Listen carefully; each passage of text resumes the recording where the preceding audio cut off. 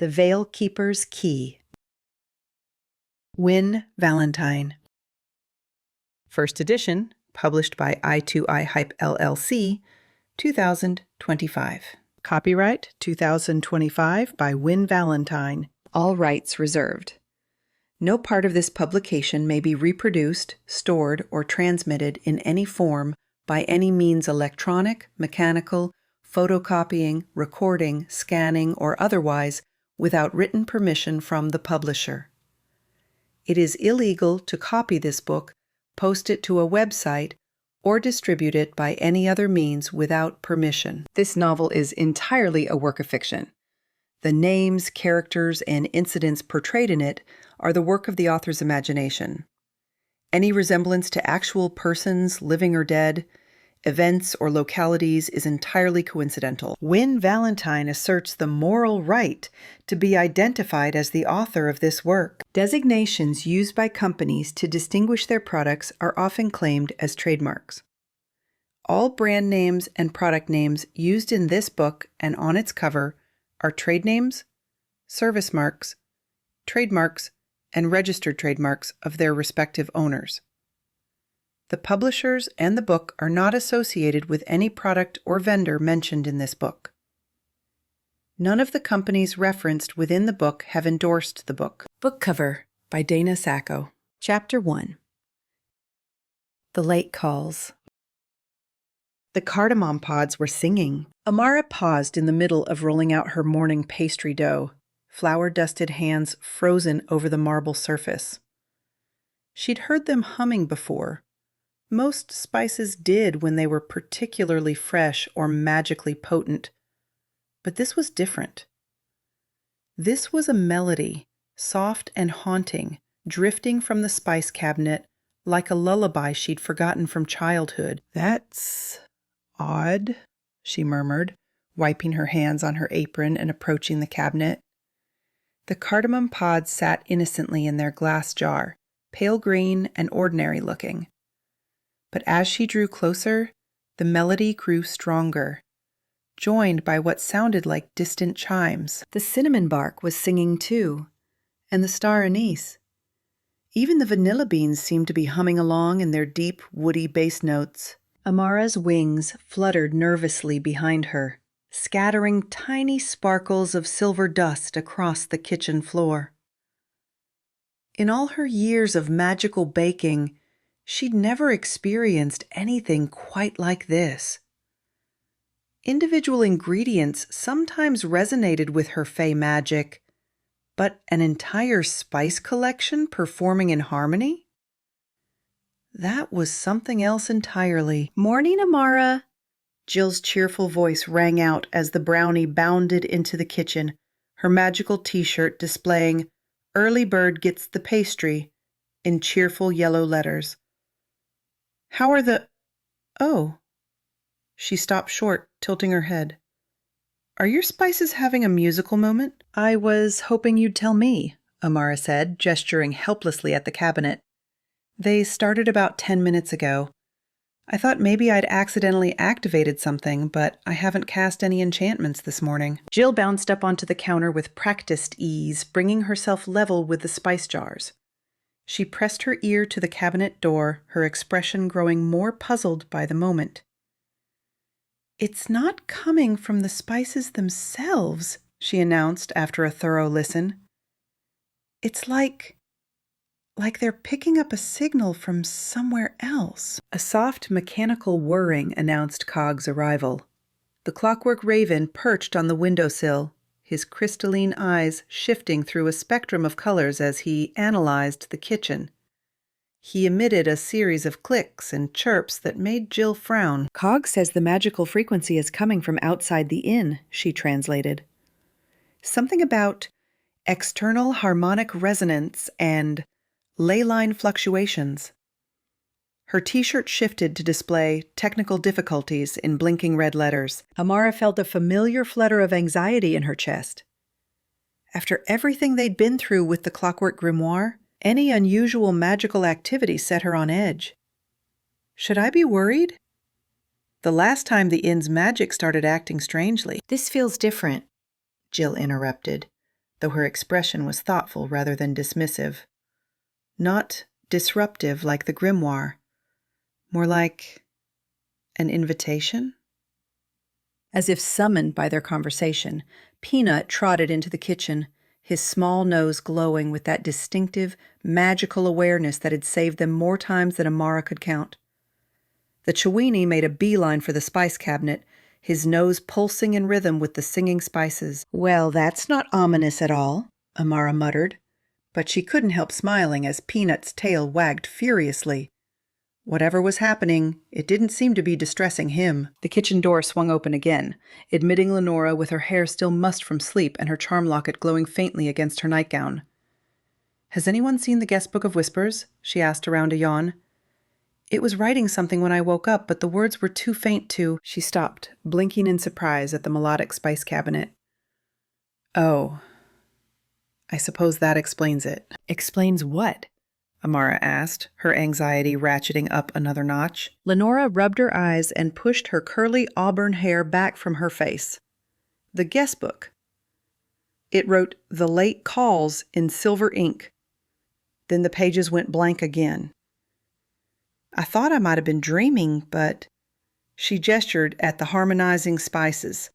"Apparently not." A heavy silence fell over the kitchen, broken only by the gentle melody drifting from the spice cabinet. The lake calls. It could only mean one thing.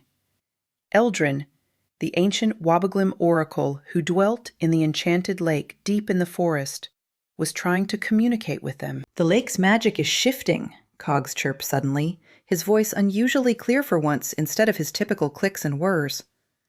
All four women turned to stare at him in surprise.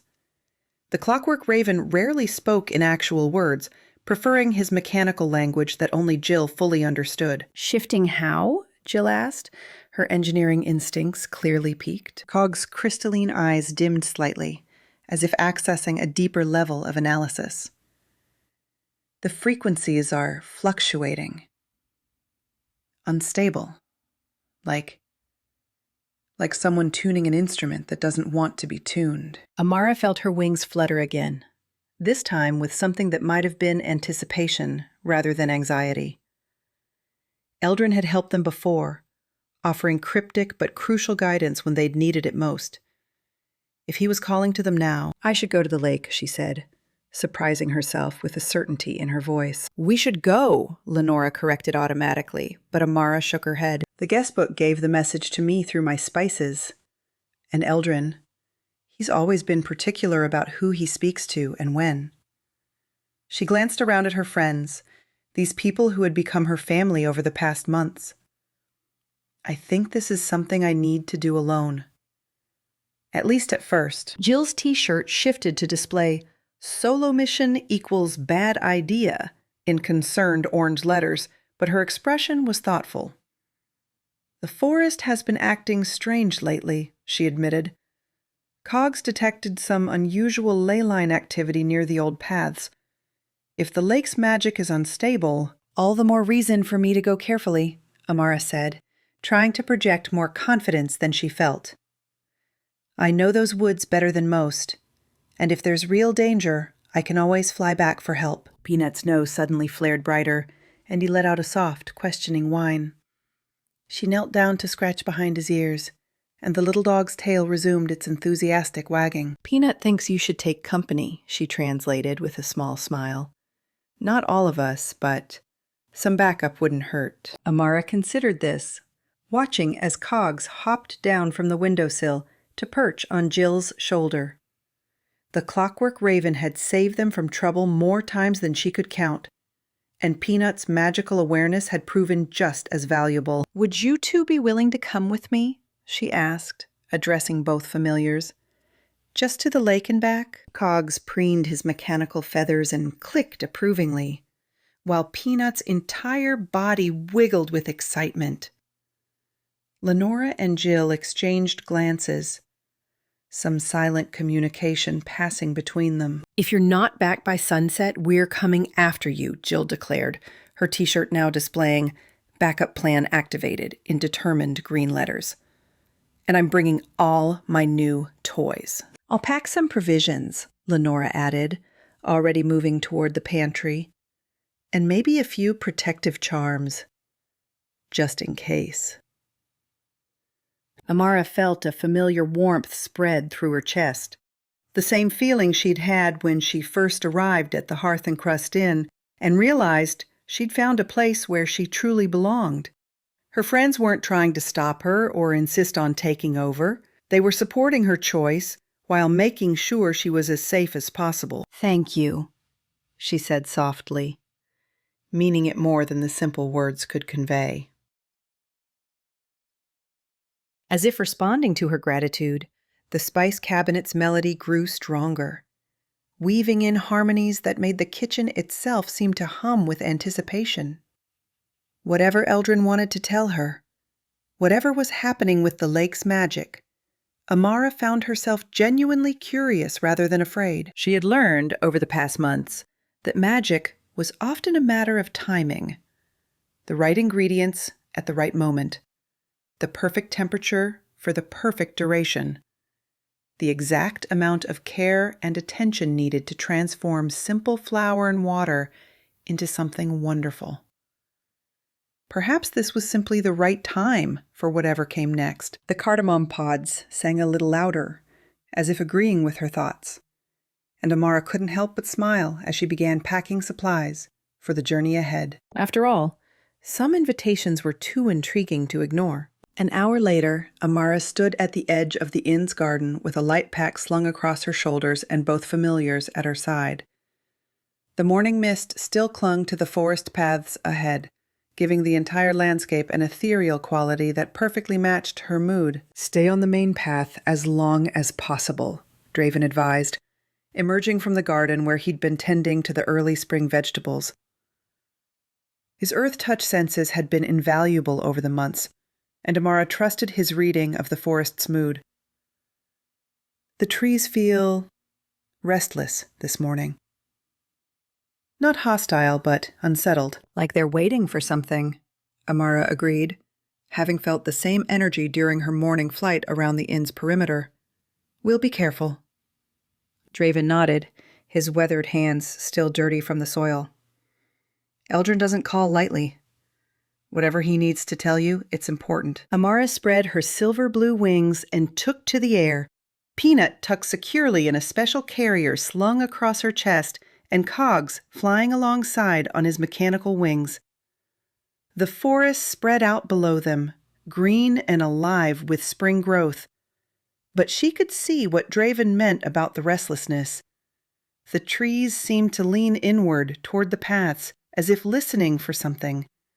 And the morning breeze carried an odd harmonic quality that made her wings tingle. The lake was calling, and Amara was finally ready to answer. Whatever waited for her there, she would face it with curiosity rather than fear, surrounded by loyal friends and supported by the family she'd found at the Hearth Crust Inn. After everything they'd been through together, she was beginning to understand that sometimes the most important journeys were the ones you chose to take, rather than the ones forced upon you. The spices in her pack hummed softly as she flew, adding their own small harmony to the forest's restless song. Chapter 2. What the Key Remembers. The enchanted lake stretched before Amara like a mirror made of liquid moonlight, its surface so still it barely seemed real. Even from her perch on Cog's back, the clockwork raven having insisted on carrying her the final distance when the forest paths grew too tangled, she could feel the weight of ancient magic pressing against her skin like warm honey. "Well, this feels different," she murmured, sliding down from between the raven's mechanical wings. Peanut wiggled in his carrier, nose glowing so brightly it cast prismatic rainbows across the moss-covered stones at the lake's edge. The usual whispers that gave the surrounding woods their name had fallen silent. Even the wind seemed to hold its breath. The only sound was the soft, mechanical whirring of Cog's gears as he settled beside her, head tilted in that way that meant he was analyzing something beyond normal perception. "Eldrin?" she called softly, her voice barely disturbing the crystalline air. The spices sang your calling. I'm here. For a long moment, nothing happened. Then the lake's surface began to ripple, slow concentric circles spreading outward from the center. The water itself seemed to thicken, taking on an opalescent quality that made Amara's Fey heritage sing in recognition. This was old magic. Older than the inn, older than Willowmire, older perhaps than the Veilborn themselves. Eldrin rose from the depths like a dream taking shape. The Wobbeglim's broad, flat form moved with impossible grace through water that should have been too shallow to contain him. His moss-like patterns glowed with soft bioluminescence, shifting from peaceful blue-green to something more urgent, a deep amber that made Amara's wings flutter nervously behind her. Amara Dewpetal. His voice carried the weight of centuries, each word rippling across the lake's surface like a stone dropped into still water. You came swiftly. Good. Time grows short for old promises. What promises? She asked, though something deep in her chest already knew this conversation would change everything. Peanut's nose pulsed in rhythm with Eldrin's patterns, creating an odd harmony of light that made the air itself seem to shimmer. His whisker-like appendages twitched with what might have been amusement or sorrow. With Eldrin, the two emotions often seemed indistinguishable. The inn has reached its turning point, little baker. The magic that flows through its foundations, the ley lines that sing beneath Willowmire, the very essence that makes your pastries dance with enchantment. All of it stems from choices made long ago. Choices that must now be concluded. Amara felt her stomach drop. Concluded how? Instead of answering directly, Eldrin dove beneath the surface. When he emerged again, he held something in his fin. An object that seemed to pull light into itself and transform it into something else entirely. As he extended it toward her, Amara saw it was a key, but not just any key. This one was wrought from what looked like crystallized starlight, its surface covered in intricate spirals that hurt to look at directly. Along its length, tiny runes flickered in and out of existence, as if the key itself couldn't decide which language it wanted to speak. The Veilkeeper's key, Eldrin said solemnly. Last of its kind. Last chance for the choice that should have been made generations ago. I don't understand. But even as she spoke, Amara found herself reaching for the key. Her fingers closed around its impossible surface, and the world exploded into visions. Doors. Hundreds of them. Thousands. Stretching across landscapes she'd never seen. Each one standing slightly ajar, spilling light and shadow and music and sorrow into spaces that couldn't quite contain them. Behind the doors, glimpses of rooms that shouldn't exist. A kitchen where bread baked itself from starlight and regret. A library where books wrote themselves in tears. A hearth that burned with flames of pure memory. And threading through it all, a song. The same melody her spices had been humming, but older, sadder, carrying the weight of goodbyes that had never been spoken. Amara gasped, nearly dropping the key as the vision faded.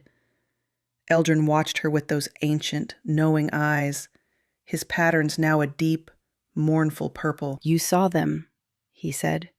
It wasn't a question. The doors that were never meant to stay open. The places that were preserved when they should have been allowed to rest.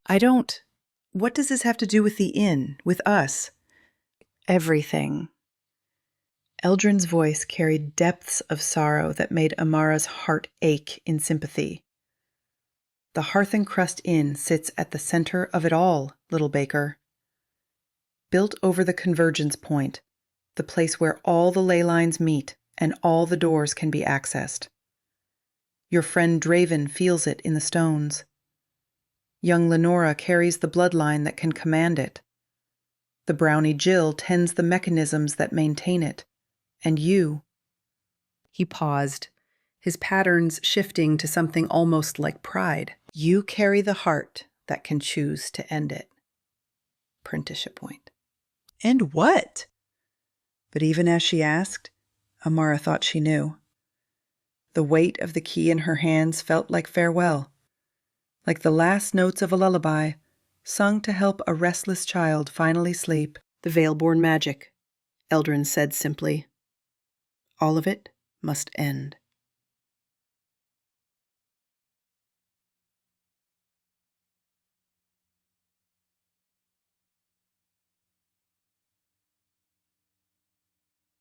The words hung in the air like a death sentence. Amara felt Cogs shift beside her, his mechanical eyes whirring as they focused on the key. Peanut whimpered softly, pressing closer to her side. But if we end it, she whispered, what happens to the inn? To her magic? To... She gestured helplessly, trying to encompass everything the Veilborn legacy had given them. Some doors, dear one, were never meant to be opened. And some. Eldrin's patterns flickered sadly. Some were only meant to be opened once, so they could finally be closed. The lake's surface began to ripple again, and new images formed in its depths. Amara saw the inn, but not as she knew it. She saw it younger, rawer, its foundations being laid over a wound in the world that bled light and possibility. She saw the Veilborn architects weeping as they built their final sanctuary, knowing they were creating something beautiful and terrible and necessary. She saw Alaric Brightflame, the inn's first keeper, placing protective wards not to keep danger out, but to keep something precious and painful in. She saw generations of guardians tending to magic that grew more complex, more desperate, more hungry with each passing year. And she saw the choice that had been building for centuries, the decision that each keeper had passed to the next because it was too hard, too final, too much like murder to make alone. The key doesn't unlock doors, she said, understanding flooding through her like cold water. It seals them. Permanently. Yes. Eldrin's simple acknowledgement carried the weight of mountains. One final opening to allow proper closing. One last gathering of all the scattered pieces so they can finally be released to whatever comes after. Amara looked down at the key, its crystalline surface warm against her palms. Around them, the forest held its breath, waiting for her answer. Even Cogs had gone completely still, only the soft glow of his eyes showing he was still alert. What happens to us? To the people we've become because of this magic? You remain yourselves, Eldrin said gently. Love does not require magic to sustain it. Home does not need ancient power to be real. The bonds you have forged, the family you have chosen, these things exist independent of ley lines and Veilborn artifacts. But the inn itself will remain what it has always truly been, a place where weary souls find rest. The magic that flows through its hearth is only a reflection of the magic you create through your choosing to care for one another. Amara closed her eyes, feeling the weight of decision settling on her shoulders like a cloak woven from starlight and sorrow. When she opened them again, Eldrin was watching her with something that might have been hope. How long do I have to decide? The doors are already opening, he said softly. The key's awakening has begun the process. You have until the last of them stands wide. 3 days, perhaps 4. After that, the choice will be made for you, and not kindly. The visions came again, briefer this time, but more urgent. She saw shadows spilling from doorways that couldn't quite hold them, saw the ley lines beneath Willowmire beginning to strain under the weight of magic that had been held too long in places it didn't belong. She saw Mordain's shade cloak, his corrupted form moving through spaces between spaces, gathering power from the chaos that was building. And she saw something else. A hunger, ancient and patient, that had been waiting for exactly this moment to finally break free. "Take the key," Eldrin urged. "Return to your family. The doors will call to you when they're ready to be opened. Trust in the bonds you've built, and remember, ending something is not the same as destroying it. Sometimes it's the kindest gift you can give." Amara tucked the key into her pack, feeling its weight settle against her ribs like a second heartbeat. Around them, the lake began to still again, Eldrin's patterns fading to the peaceful blue-green of deep rest. "Eldrin?" she called as he began to sink back into the depths. "Thank you for trusting me with this."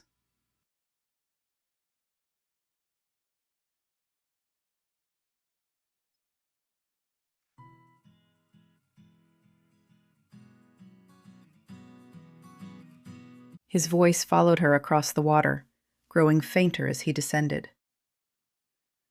"Trust is all any of us have ever had, little baker. Trust and the hope that when the time comes, we will choose love over fear." The lake went silent, its surface returning to mirror bright stillness.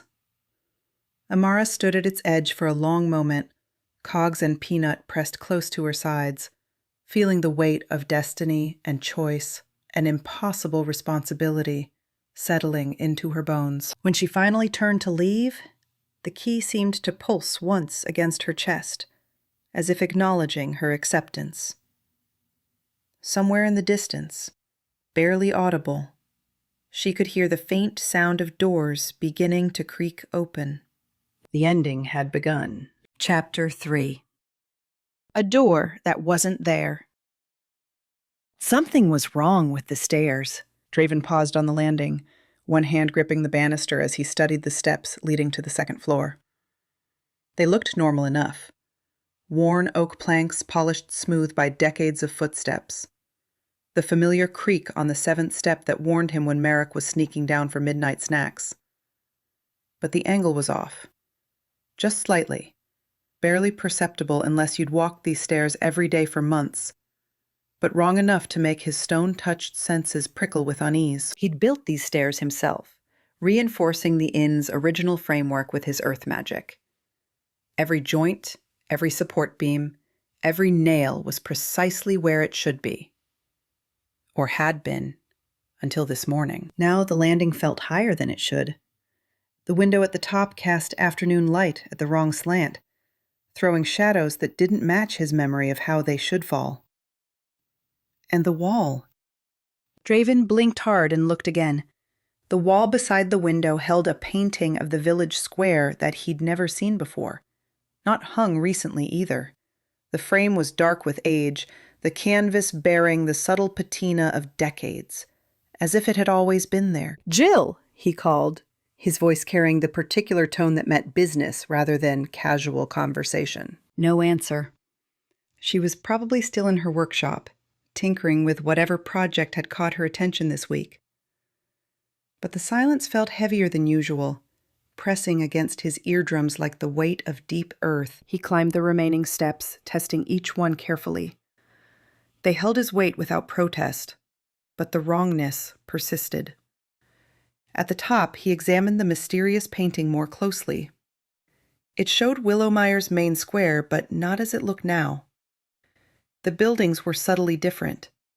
Older, perhaps, or maybe showing a version of the village that had never quite come to pass. A soft thump from somewhere above made him freeze. The inn only had 2 floors, with the attic space serving as storage. But that sound had come from directly overhead, from a room that shouldn't exist. Draven's hand moved instinctively to the stone bracers on his forearms, feeling their familiar weight. The Earthshaper's magic hummed just beneath his skin, ready to respond to his will. But something told him this wasn't a threat he could solve by reshaping stone and timber. Another thump, followed by what sounded distinctly like Merrick's voice, muttering something creative about bloody impossible spaces. The attic access was a simple pull-down ladder at the end of the hallway. Draven had been up there countless times, checking for winter damage or retrieving seasonal decorations. It was a cramped space, filled with dust and forgotten furniture, nothing more. Today, when he pulled the ladder down, warm air flowed from above instead of the usual musty chill. And light, not the gray illumination that filtered through the attic's single grimy window, but the golden glow of an active hearth. "Merrick," he called up the ladder. "What are you doing up there? Draven?" The pixie's voice carried relief and frustration in equal measure. "Thank the winds you're here. I'm stuck in a cupboard, and I swear this wasn't here yesterday." Draven climbed the ladder, his broad shoulders barely fitting through the opening. What he found at the top made him stop short. The attic had tripled in size. Where there should have been rough wooden beams and stacked boxes, he found himself in what looked like a well-appointed kitchen storage room. Copper pots hung from ceiling hooks that gleamed in the light of a cheerfully crackling fireplace. Shelves lined the walls, filled with ceramic jars, wooden spoons, and an assortment of baking implements that looked both antique and pristine. And in the far corner, wedged into an open cupboard like a cork in a bottle, was Merrick. "Don't ask me how I got in here," the pixie said before Draven could speak. "I was chasing a dust bunny that looked suspiciously like it was made of actual magic, and next thing I knew I was surrounded by—" He gestured helplessly at the contents of the cupboard. "These." Draven approached carefully, his boots silent on floorboards that definitely hadn't existed that morning. The cupboard was filled with baking molds, dozens of them, crafted from materials he didn't recognize. Some looked like ordinary tin. Others seemed to be made from crystallized honey or woven moonlight. Each one was shaped differently. Stars, spirals, intricate knots that hurt to look at directly. "Can you get out?" he asked, extending a hand. "That's the problem." Merrick tried to back out of the cupboard and immediately bounced off what appeared to be empty air. "Something's keeping me in here." Not trapped exactly, more like held? Draven studied the space around the pixie. To his enhanced senses, the air itself felt thicker there, as if reality had developed a case of magical indigestion. He reached out carefully, his fingers encountering resistance about 6 inches from the cupboard's opening. It's a preservation field, he realized. Like the ones in the Veilborn archives, but older. Much older. "Preservation of what?" Merrick demanded, though he'd stopped struggling against the invisible barrier. Before Draven could answer, a new voice spoke from behind them. "The tools of the first baker," it said, warm and melodious as fresh honey. "The implements used to craft the original hearth bond that anchors this place." They turned to find a woman standing by the fireplace, or rather, the translucent echo of a woman. She wore an apron over a simple brown dress, her hair pinned back in a style that suggested considerable age. But it was her smile that marked her as something other than human. It held the same mischievous warmth that Draven had seen in Amara's expression, the particular joy that came from creating something wonderful with your own hands. "Who are you?" Draven asked, though something in his stone-deep memory was already whispering the answer. "Tala Goldenheart," she said, inclining her head in a gesture that somehow managed to be both respectful and slightly impish. "First baker of the Hearth Crust Inn, keeper of the binding recipes, and currently very dead." She paused, considering. "Though I seem to be having a remarkably coherent conversation for someone who's been gone 300 years. The preservation field around Merrick shimmered and dissolved. The pixie tumbled out of the cupboard in a flutter of lavender wings, immediately bouncing to his feet and pointing an accusing finger at the ghostly baker. You're the one who's been moving my collection around." Tala's eyebrows rose with genuine surprise. "Your collection? My shiny things!" "Someone's been rearranging them, and I knew it wasn't Jill because she always leaves tool marks." Merrick crossed his arms, managing to look both indignant and curious. Also, there have been extra pastries in the kitchen. Really good ones.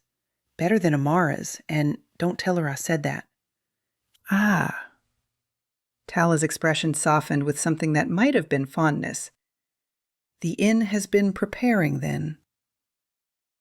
I wondered why I was becoming so solid. Draven felt a chill that had nothing to do with temperature. Preparing for what? Instead of answering directly, Tala moved to one of the shelves and selected a simple wooden spoon. As her fingers closed around it, the implement became solid, losing its ghostly translucence. For the choice that should have been made long ago, the decision that each keeper has passed along because it seemed too cruel to make alone. She turned to face them fully, and Draven saw that her eyes held depths of sorrow that made his heart ache in sympathy. The inn is dying, dear ones. Not from neglect or damage, but from the weight of magic it was never meant to carry forever. Every ley line convergence, every artifact we've stored, every spell we've woven into these foundations, all of it has been building toward this moment. What moment? Merrick demanded, though his voice had dropped to barely above a whisper. The ending, Tala said simply. The choice to let go. Before either of them could respond, the floorboards beneath their feet shuddered. Not with earthquake or structural failure, but with something deeper, as if the inn itself had sighed in recognition of words long unspoken. I have to go, Draven said suddenly, certainty flooding through him like water through stone. Amara's coming back, and there's something I need to check before she arrives. Tala nodded, as if she'd expected this. The cellar door? You know about it? I helped build it centuries ago. A final safeguard, a last resort. Her form was already beginning to fade, becoming translucent once more. Check the guest book first, dear one. It has something to tell you. The kitchen around them shimmered and began to contract, the magical space folding back into the ordinary attic Draven remembered. Within moments, they stood in a cramped space filled with dust and boxes, the only light coming from the grimy window. Merrick looked around in bewilderment. Did that actually happen? Draven studied the pixie carefully. Clutched in Merrick's small hands was one of the crystalline baking molds from Tala's cupboard, its surface gleaming with inner light. Yeah, he said grimly. It happened. They climbed down from the attic in silence, Draven's mind racing as he tried to process what they'd witnessed. A ghost from the inn's founding days, speaking of endings and choices, and doors that weren't meant to stay closed. The building itself changing around them, rooms appearing where none had existed before, and underneath it all, a certainty that felt like bedrock. Something fundamental was shifting, and the life they'd built here was about to change forever. In the main hall, the guest book of whispers lay open on its pedestal, fresh silver ink gleaming wetly on the page. Draven read the words aloud, his voice carrying clearly in the suddenly expectant air. The fifth hearth remembers what the first forgot. What does that mean? Merrick asked, perching on the banister with the crystalline mold still clutched protectively to his chest. Draven didn't answer immediately. Instead, he found himself drawn toward the cellar stairs, his stone sense detecting something that made his bracers grow warm against his skin. A presence, old and patient and final, waiting just beyond the edge of perception. The cellar looked exactly as it always had, stone walls lined with shells of preserves and wine, the familiar smell of earth and aged wood. But at the far end, where the wall should have been solid stone, stood a door. It was simple enough. Dark wood bound with iron, the kind of door that might lead to a storage room or workshop. But it radiated a sense of completion that made Draven's earth magic recoil instinctively. This wasn't a door that led somewhere. It was a door that ended something. That wasn't there yesterday, Merrick said unnecessarily, his voice small in the sudden silence. No, Draven agreed. It wasn't. He approached the door carefully, every instinct screaming at him not to touch the handle. The closer he got, the stronger the sensation became. Not danger exactly, but finality. Ending. The kind of closure that could never be undone. His hand stopped inches from the iron handle. Whatever lay beyond this door, whatever choice it represented, it wasn't something he should face alone. Not when it felt this important, this irreversible. We wait, he decided, stepping back. When Amara returns, when the others are here, then we decide together. The moment he spoke the words, something pulsed through the air, not sound, but sensation, like the echo of a heartbeat in deep stone. And for just an instant, Draven saw another door, this one flickering into existence at the top of the cellar stairs before vanishing again. The inn was showing him something. A warning, perhaps, or a promise. Seal one door, and others would appear. Open this path, and every path would change. Merrick's wings buzzed nervously. Draven? What's happening? The beginning of the end, he said quietly, still staring at the place where the second door had briefly appeared. Or maybe the end of the beginning. Above them, the inn settled into its foundations, with a sound like a long-held breath finally being released. And in the distance, carried on a wind that smelled of spices and possibility, Draven heard the sound of wings returning home. Chapter 4. Blueprints in the Dust. The lock was wrong. Jill crouched in front of the cellar door, her multi-tool wrench shifting through configurations as she examined the iron mechanism. She'd seen plenty of locks in her time. Simple latches, complex puzzles, even a few that required specific magical frequencies to open. This one looked ordinary enough. Just old-fashioned ironwork with a keyhole sized for a large key. But her brownie instincts were screaming that everything about it was backwards. It's not meant to keep people out, she muttered, running her fingers along the doorframe. It's meant to keep something in. Coggs perched on her shoulder, his mechanical eyes whirring as they analyzed the lock's construction. He clicked softly, a sound she'd learned meant puzzlement mixed with concern. Yeah, I know, she said. The tumblers are reversed. Who builds a lock that opens from the wrong side? Merrick fluttered nervously near the ceiling, the crystalline baking mold from Tala's cupboard still clutched in his tiny hands. Maybe we shouldn't be poking at mysterious doors that appeared overnight. Just a thought. Where's your sense of adventure? Jill asked, though she had to admit the pixie had a point. The door radiated something that made her workshop instincts twitch.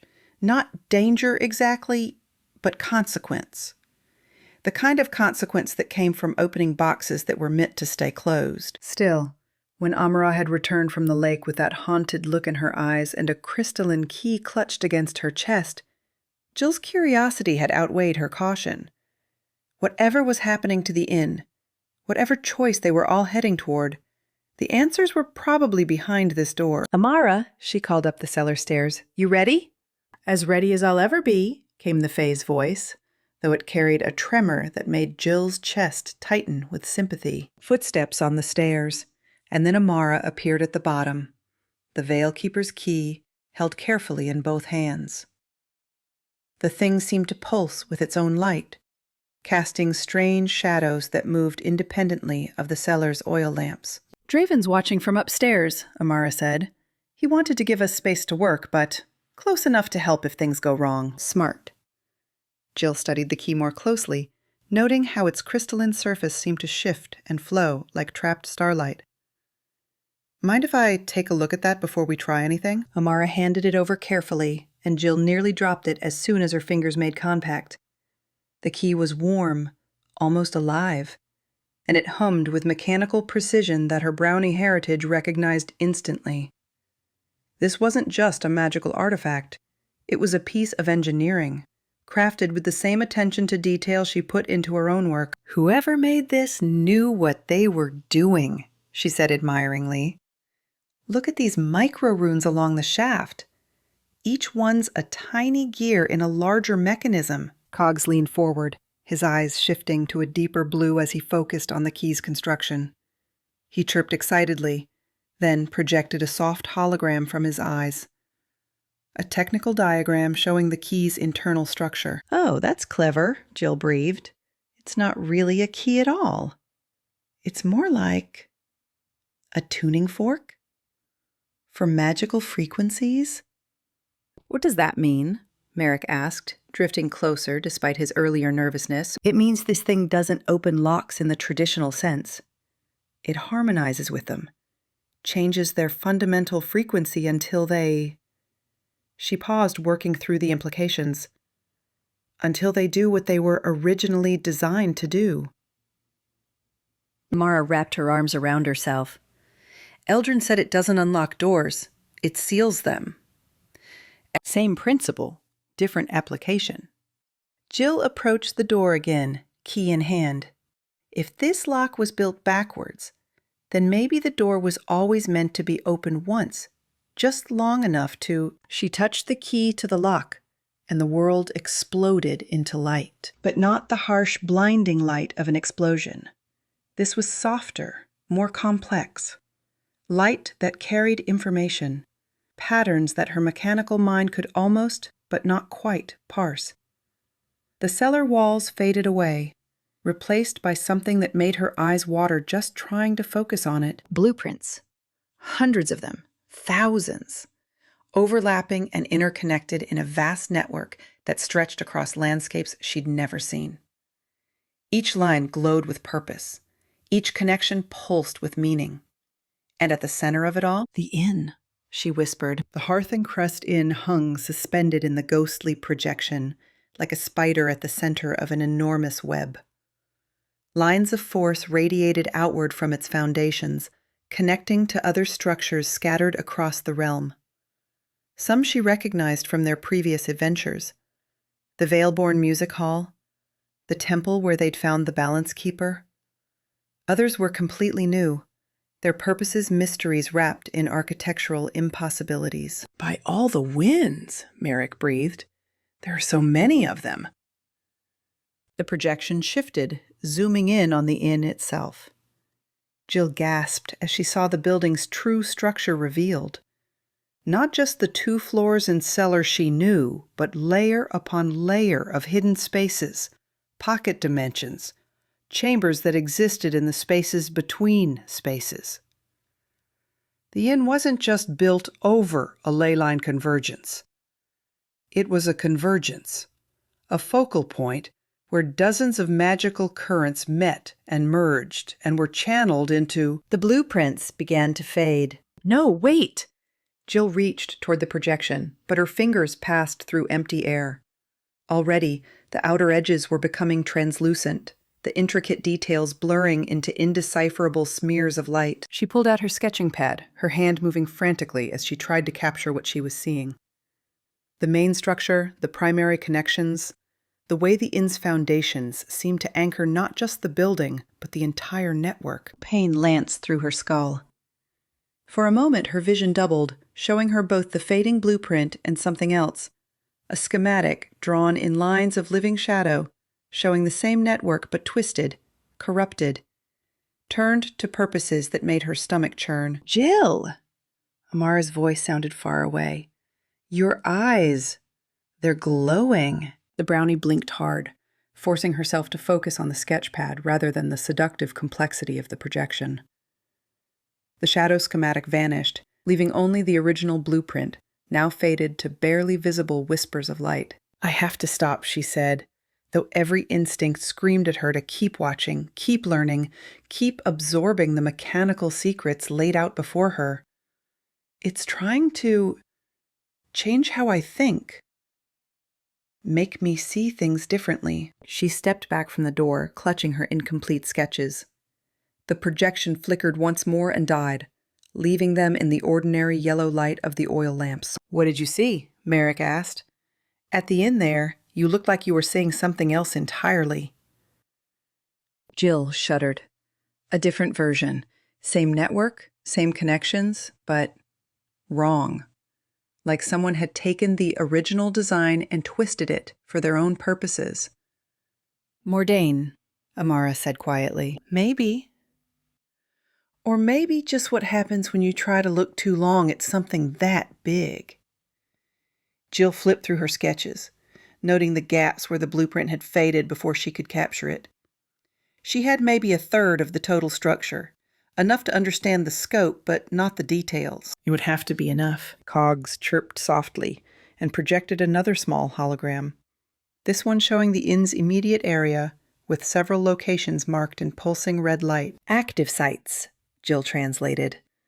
Places where the network is still functioning. She counted them quickly. 5, including the inn itself. And if the pattern holds... She flipped to a fresh page and began sketching rapidly, extrapolating from the fragments she'd captured. If each active site was roughly equidistant from its neighbors, and if the network followed the geometric principles she'd observed, then the locations should form a dash. A pentagram, she finished. 5 points of power, with the inn at the center. From somewhere above them came a sound that made all 3 of them freeze. A low, mechanical humming that seemed to emanate from the inn's very bones. The clockwork grimoire, Amara whispered. It's responding to something. The humming grew louder, more complex, as if the ancient tome was trying to communicate in its mechanical language. Jill felt her bracers warm against her wrists, her own tools resonating with whatever the grimoire was detecting. It knows, she said, understanding flooding through her. The grimoire recognizes what we just saw. It's part of the network, too. Part of what network? Draven's voice carried down the stairs, tense with concern. The whole thing, Jill called back, gathering her sketches and tools. Everything we've been dealing with.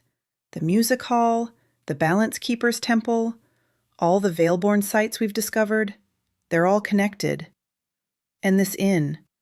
She looked around the cellar, seeing it with new eyes.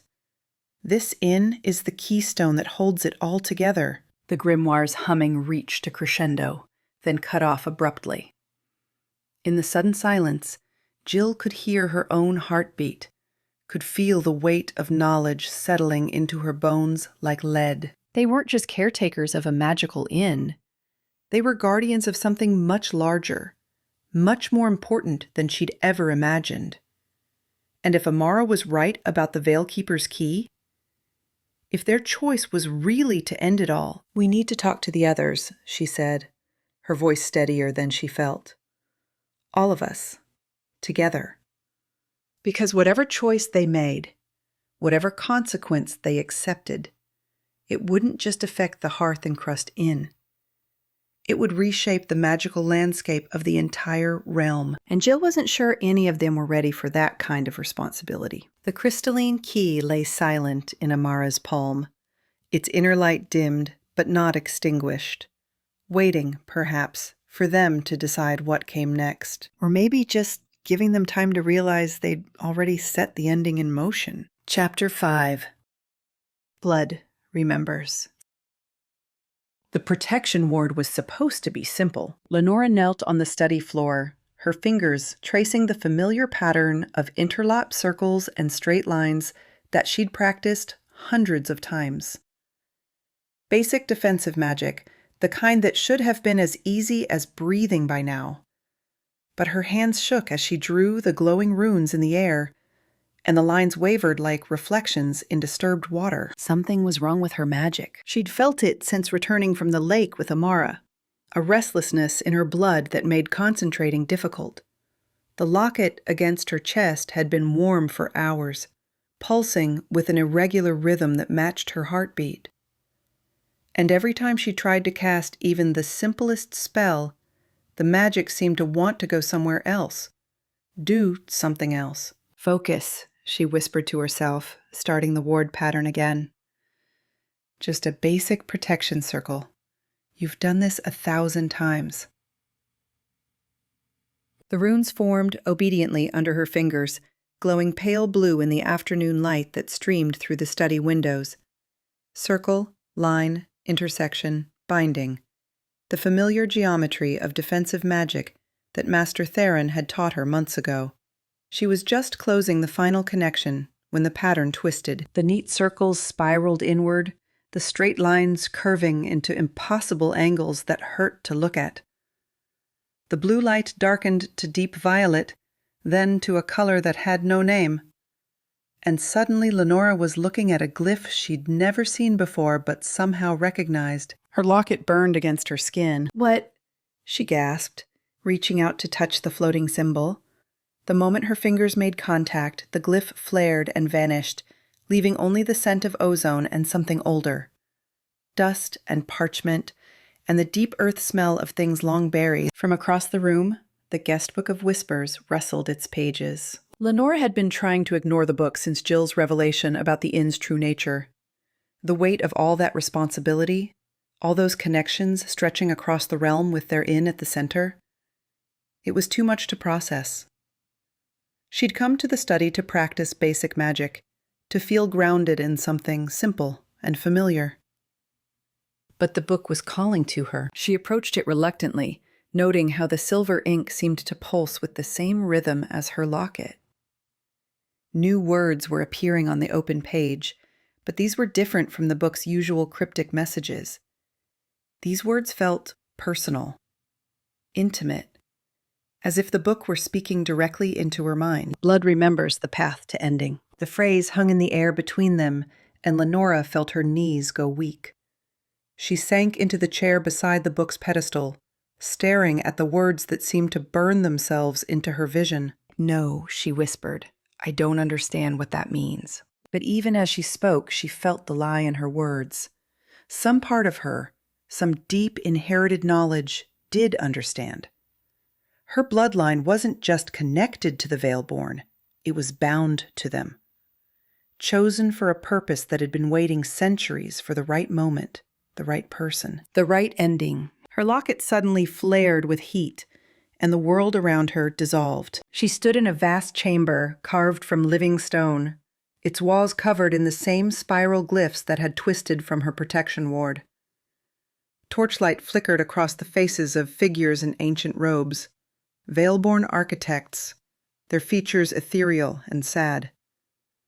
At the center of the chamber, a woman knelt before an altar made of crystallized starlight. The woman's face was her own, but older, marked by years and sorrow and determination.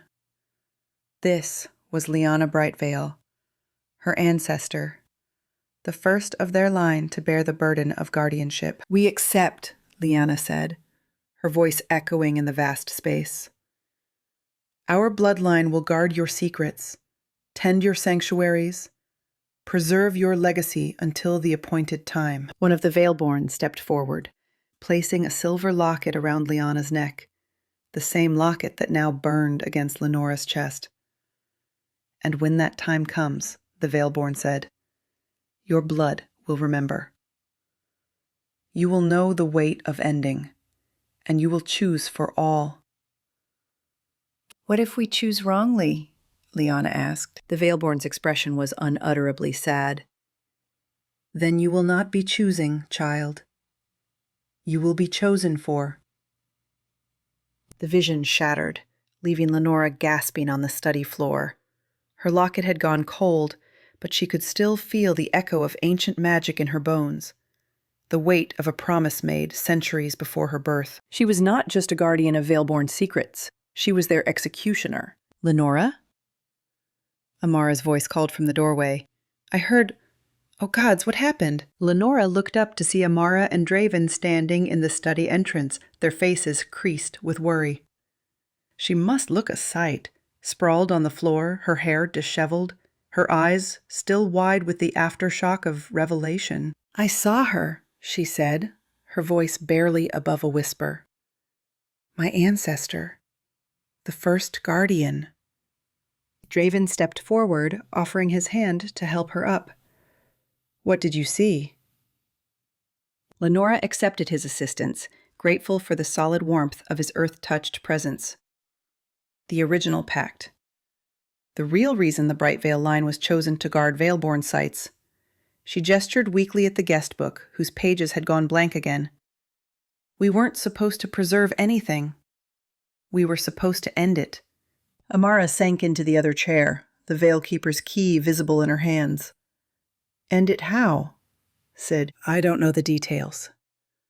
But the Bloodline carries some kind of authority. When the time comes, when the choice has to be made, it has to be made by someone of Brightveil blood. Lenora touched her locket, feeling its weight differently now. This isn't just a family heirloom. It's a key of its own. A permission slip written in genetics and starlight. Draven's expression was grim, and the time is now. V interds, the time is now, she confirmed. Amara has the Veilkeeper's key. You have the inn's foundation stones. Jill has the mechanical knowledge. But the final choice, the authorization to actually end centuries of Veilborn magic, that has to come from me. Silence filled the study. Outside the windows, the afternoon was peaceful. Ordinary birds singing in ordinary trees. But inside the study, the air itself seemed to thrum with the approaching end of an age. Are you okay with this? Amara asked gently. It's not fair that the burden falls on you. Lenora considered the question seriously. Could she really be the one to end all of this? Centuries of magic, gone because of her choice? I'm terrified, she admitted. But I think I've been preparing for this my whole life without knowing it. Every ward I've learned, every Veilborn sight we've discovered, every time my locket has guided us. It's all been leading to this moment. She stood up, testing her balance. The vision had left her shaky but not broken. If anything, the knowledge of her true purpose felt like a weight being lifted. No more wondering about her heritage. No more feeling like she was stumbling blindly through magical mysteries. She had a role to play, and she was going to play it. We need to open the doors, she said, her voice stronger now. All of them. Amara's key, Jill's blueprints, Draven's foundation stones, and my bloodline authority.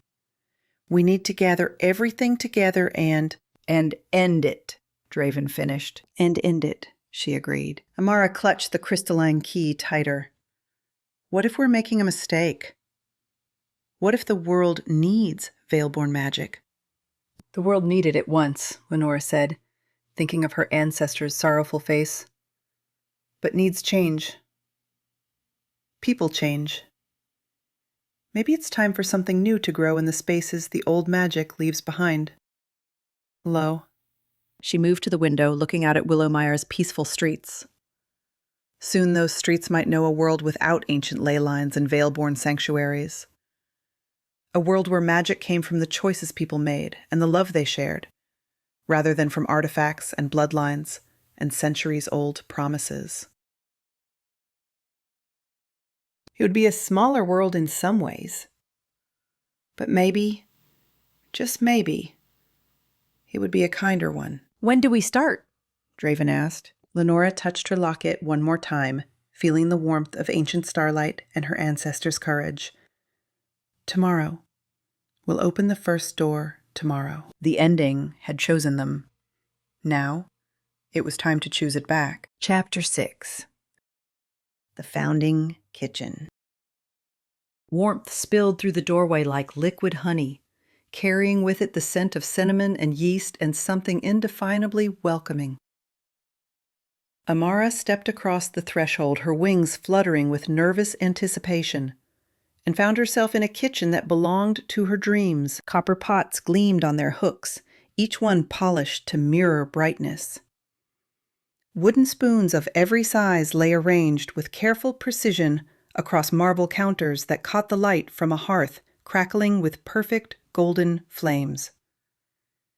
The air itself seemed to shimmer with possibility, thick with the kind of magic that turns simple ingredients into moments of pure joy. And standing by the great oak table in the center of it all, flour dusting her apron and a smile lighting her face, was someone Amara had never met but recognized instantly. "Welcome, dear one," the woman said, her voice carrying the same musical quality that Amara heard in her own speech when her Fae heritage was strongest. "I've been waiting such a long time to finally meet you." She was tall and graceful, with silver-streaked hair pinned back in a style that spoke of both practicality and elegance. Her hands moved with the unconscious precision of someone who had spent centuries perfecting her craft. But it was her eyes that made Amara's breath catch. They held depths of kindness that seemed familiar, like looking into a mirror that reflected not appearance, but essence. "You're—" Amara began, then stopped, not quite knowing how to finish. "Tala Goldenheart," the woman said, inclining her head in a gesture that managed to be both respectful and warmly welcoming. "First baker of the Hearth and Crust Inn, keeper of the original recipes, and, if I'm not mistaken—" She stepped closer, studying Amara's face with gentle intensity. "Your great-grandmother's great-grandmother, on your mother's side." The words hit Amara like a physical blow. She staggered backward, her wings instinctively spreading for balance, and stared at this woman who couldn't possibly be real, but felt more solid than anything else in her life. "That's impossible," she whispered. "You died centuries ago. Great-grandmother told stories, but they were just—" "Stories?" Tala's laugh was like wind chimes in a summer breeze. "Oh, my dear child, the best stories are always true, even when they seem impossible. Especially then." She moved to the hearth, where a kettle hung over the flames, and began preparing tea with movements so familiar they made Amara's heart ache. She'd seen her own grandmother make tea the same way, with the same careful attention to temperature and timing. "How?"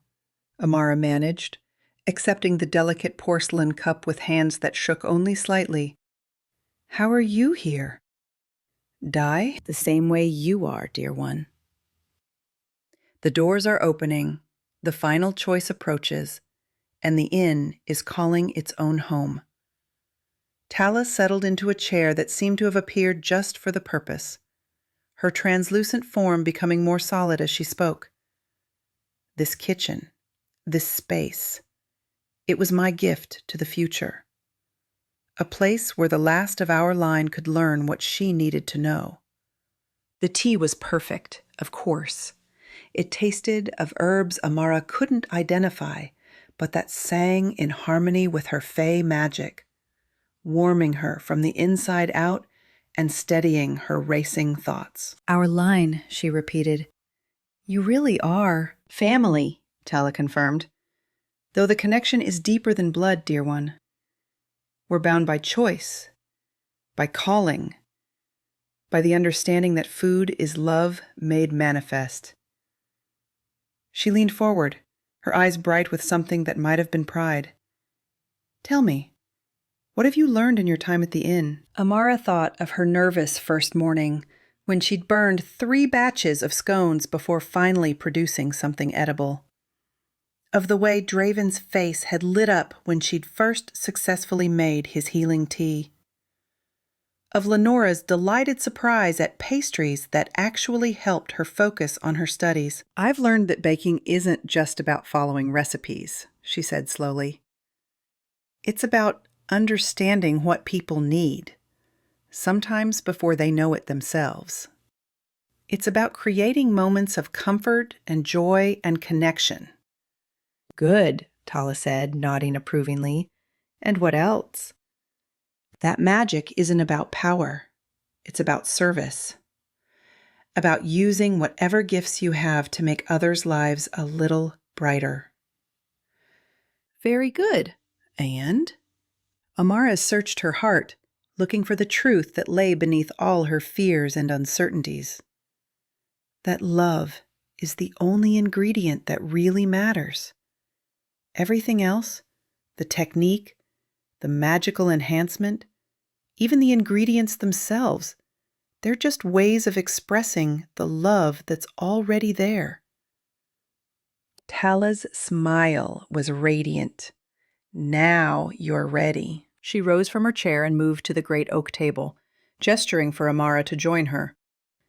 As Amara approached, ingredients began appearing on the marble surface. But these weren't the familiar components of any earthly kitchen. A bowl of what looked like flour, but flour that caught the light and threw it back in soft golden sparkles. A pitcher of liquid that might have been cream, but cream that seemed to move with its own gentle current. Salt that gleamed like tiny diamonds, each crystal perfect and impossibly beautiful. The bread of completion, Tella said, her voice taking on a ceremonial quality. The first part of the final ritual. Each ingredient represents something that must be freely given. She touched the sparkling flower with one finger, and it pulsed with warm light.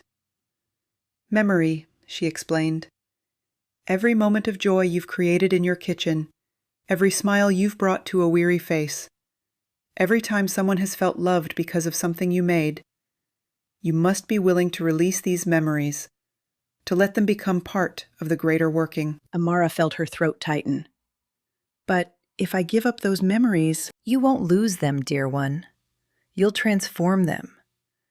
Instead of holding them close, you'll pour them out like water onto dry ground, letting them nourish whatever grows next. Tala moved to the pitcher, and the liquid within began to glow with soft moonlight radiance. Gratitude, she continued, every blessing you've received, every kindness shown to you, every moment when you felt truly welcomed and wanted.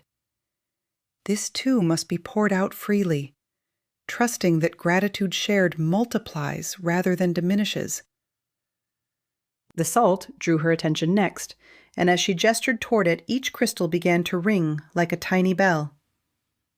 And this, she said, her voice growing softer, is the hardest ingredient of all.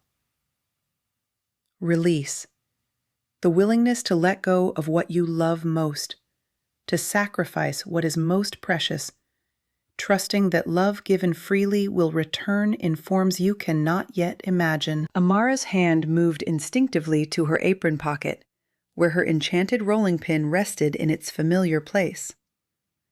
Roly, the first gift she'd received at the inn, the tool that had helped her understand her own magic, the physical symbol of her belonging in this strange and wonderful place. No, she breathed, her wings folding tight against her back.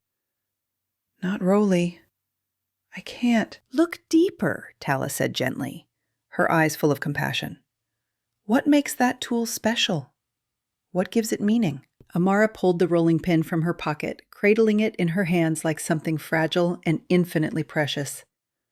The wood was warm from her body heat, smooth from countless hours of use, and as she held it, she could feel the accumulated magic of every recipe she'd made with it. But as she looked more closely, truly examined the source of that magic, understanding began to dawn. The enchantment isn't in the wood, she realized, her voice barely above a whisper. It's in the love I put into every use. The care I took with every meal. The joy I felt in feeding people who had become my family. The fact that And will that love disappear if you release the physical object? No. The word came out stronger than she'd expected. No, it will always be part of me. Part of how I approach every meal, every recipe, every person I have the privilege to feed. She looked up at Tala, seeing understanding and approval in her ancestor's face. The magic was never in the tool. It was in the choosing to care. Exactly. Tala's form was beginning to fade slightly around the edges, becoming more translucent. And that choosing, that love, is something no one can take from you. Something that doesn't diminish when shared, but grows stronger. With hands that no longer trembled, Amara placed Raleigh in the center of the table. The rolling pin seemed to pulse once with warm light, then dissolved into motes of golden radiance that swirled around the waiting ingredients. Now we bake, Tala said, and suddenly her hands were solid again, real enough to touch Amara's as they began to work. They mixed the sparkling flour with careful reverence, each fold of the dough releasing memories into the air like visible light.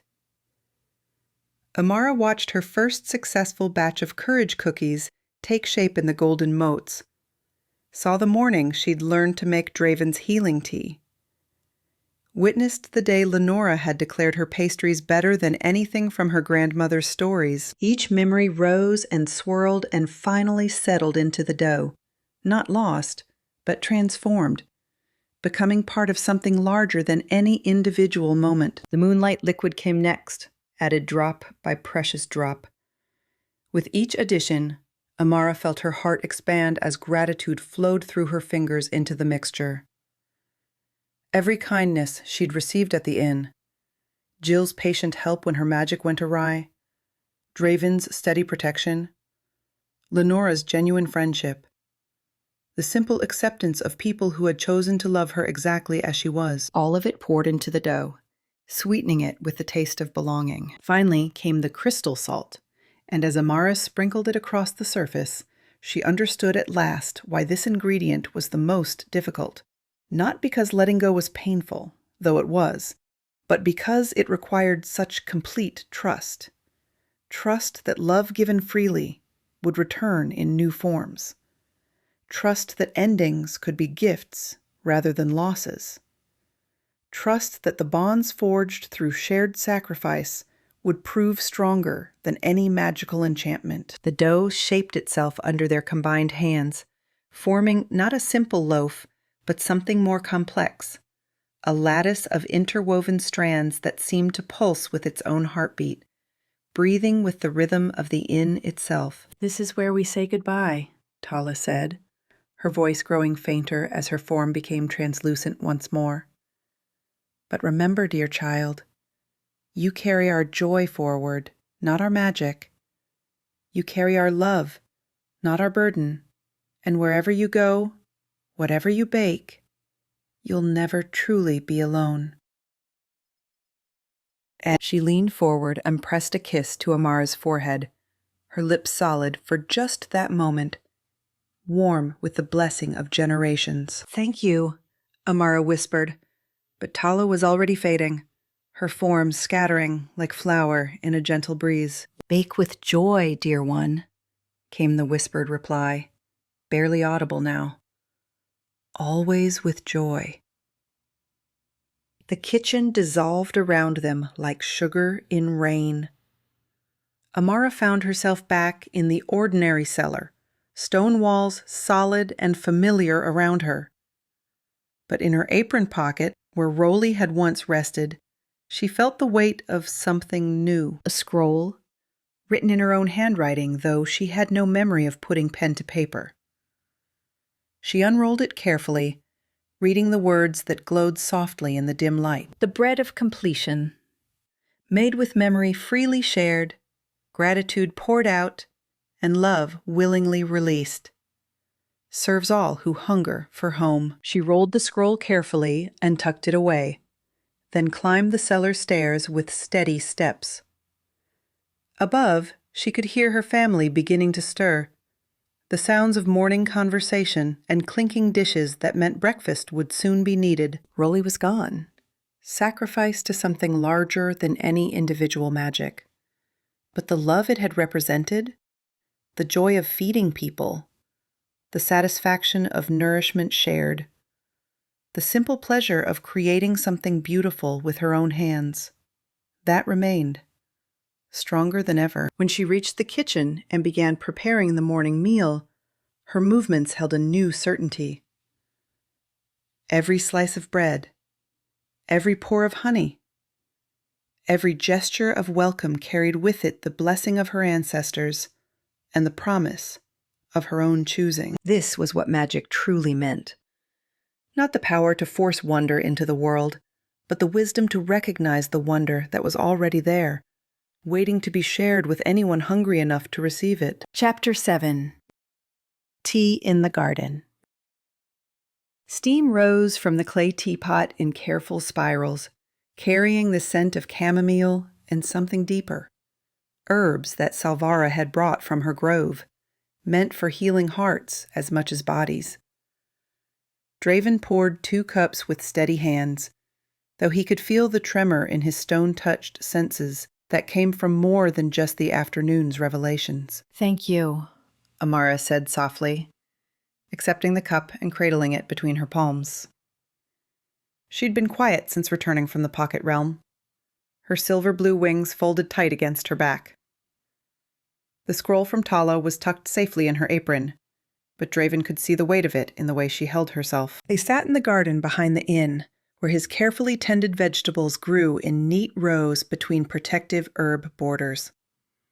The late afternoon sun slanted through the leaves of the old oak that sheltered his workspace, casting moving shadows across the ground. Everything looked exactly as it had that morning, but something fundamental had shifted. "How are you holding up?" he asked. Amara took a sip of tea before answering. "I keep thinking about what she said, about freeing the magic to become something new." She gestured at the garden around them. "Will any of this still work when the ley lines are gone? Your earth magic, my fae gifts, Jill's mechanical intuition?" Draven considered the question while watching the protective wards he'd woven into the garden's borders. They pulsed gently in the fading light, responding to both their presence and their conversation. Since he'd first learned to shape stone, those wards had drawn their strength from the ancient currents that flowed beneath Willowmire. "I don't know," he admitted. "The inn's magic, the ley line connections. They've been part of me for so long, I'm not sure where they end and I begin." "Are you scared?" The question hung in the air between them. Draven set down his teacup and looked at his hands, weathered from years of mercenary work, scarred from old battles, but also gentle enough to coax seedlings from soil and comfort friends in need. "Terrified," he said. "What if I'm only the person I am because of the magic flowing through this place? What if, when we seal the doors, I go back to being..." He struggled for the words. "What if I lose myself?" Amara shifted on the garden bench, turning to face him fully. "Do you remember the first day you arrived here?" "Of course. You told me once that you felt the inn calling to you long before you understood what it was, before you knew about ley lines or Veilborn magic or any of it." She reached out and touched his arm, her fingers warm through his shirt sleeve. "The inn didn't choose you because you could channel earth magic. It chose you because of who you already were. A broken-down mercenary looking for redemption. Someone who wanted to protect things instead of destroying them. You saw this place needed care, so you stayed." Her voice grew stronger, more certain. "The magic didn't make you kind, Draven. It didn't make you patient, or protective, or brave. Those things were already there." The wards around the garden pulsed brighter, as if responding to her words. Draven felt something deep in the earth beneath them. Not the ley line energy he'd grown accustomed to, but something older and more fundamental. The slow, steady heartbeat of stone and soil, roots and growing things. "You really believe that?" he asked. "I know it." Amara smiled, and for the first time since returning from the Pocket Realm, some of the tension left her shoulders. "Besides, look around. This garden didn't grow itself. The inn's foundation stones didn't arrange themselves into perfect, protective patterns just because magic told them to. You did that. With your hands and your heart, and your choice to care."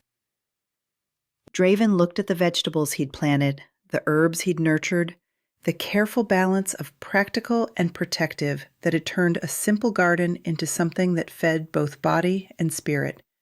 Every plant had been chosen with thought, every ward crafted with intention. "When the magic is gone," he said slowly, "the inn will still need someone to tend it. The garden will still need care. People will still come looking for sanctuary, and you'll still be here to provide it." A breeze stirred the oak leaves overhead, rustling through the herb borders with a sound like whispered approval. The protective wards pulsed once more, but this time Draven felt something new in their rhythm. Not just the ancient power that had sustained them, but acceptance. Even grief, perhaps, mixed with something that felt remarkably like pride. The inn knows, he realized.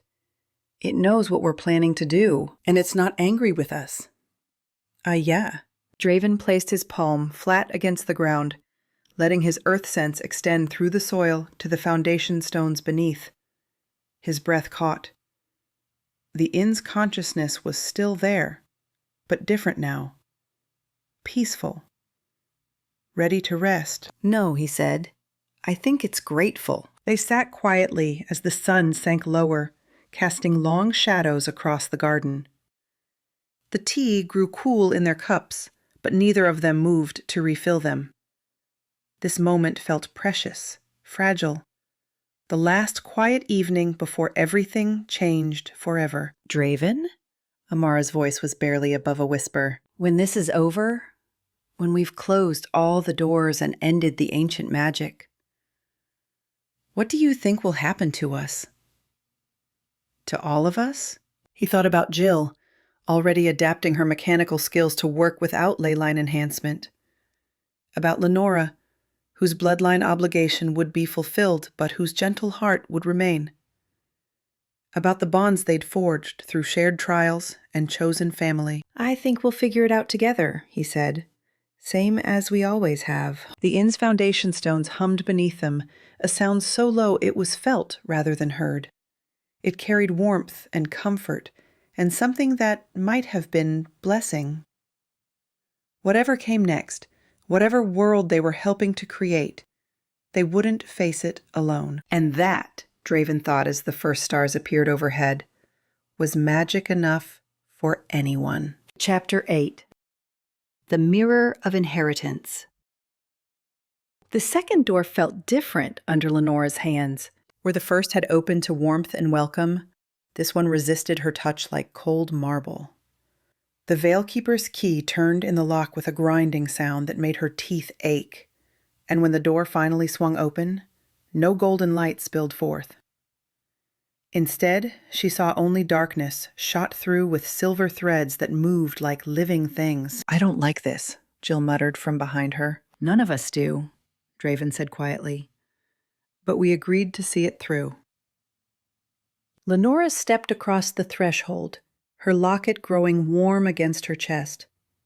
The moment her feet touched the floor beyond, the world exploded into mirrors. They surrounded her on every surface, not glass, but something that looked like crystallized moonlight. Each reflection showed her face, but wrong, subtly distorted, as if she were looking at herself through water that refused to hold still. Lenora! Amara's voice sounded distant, muffled. Are you all right? She turned, but her friends were gone. The doorway had vanished. She stood alone in a chamber made entirely of mirrors, each one showing a different version of herself. In one, she saw herself as she'd been this morning, uncertain, frightened, burdened by the weight of her bloodline's responsibility. In another, she appeared older, confident, her locket blazing with power as she commanded ancient magics. But it was the third mirror that made her breath catch. This version of herself wore robes of deep blue, embroidered with silver runes that seemed to move across the fabric. Her eyes held depths of knowledge that spoke of centuries, and her hands crackled with energy that made the air itself bend around her fingers. Beautiful, isn't it? The mirror Lenora said, her voice echoing strangely in the crystalline space.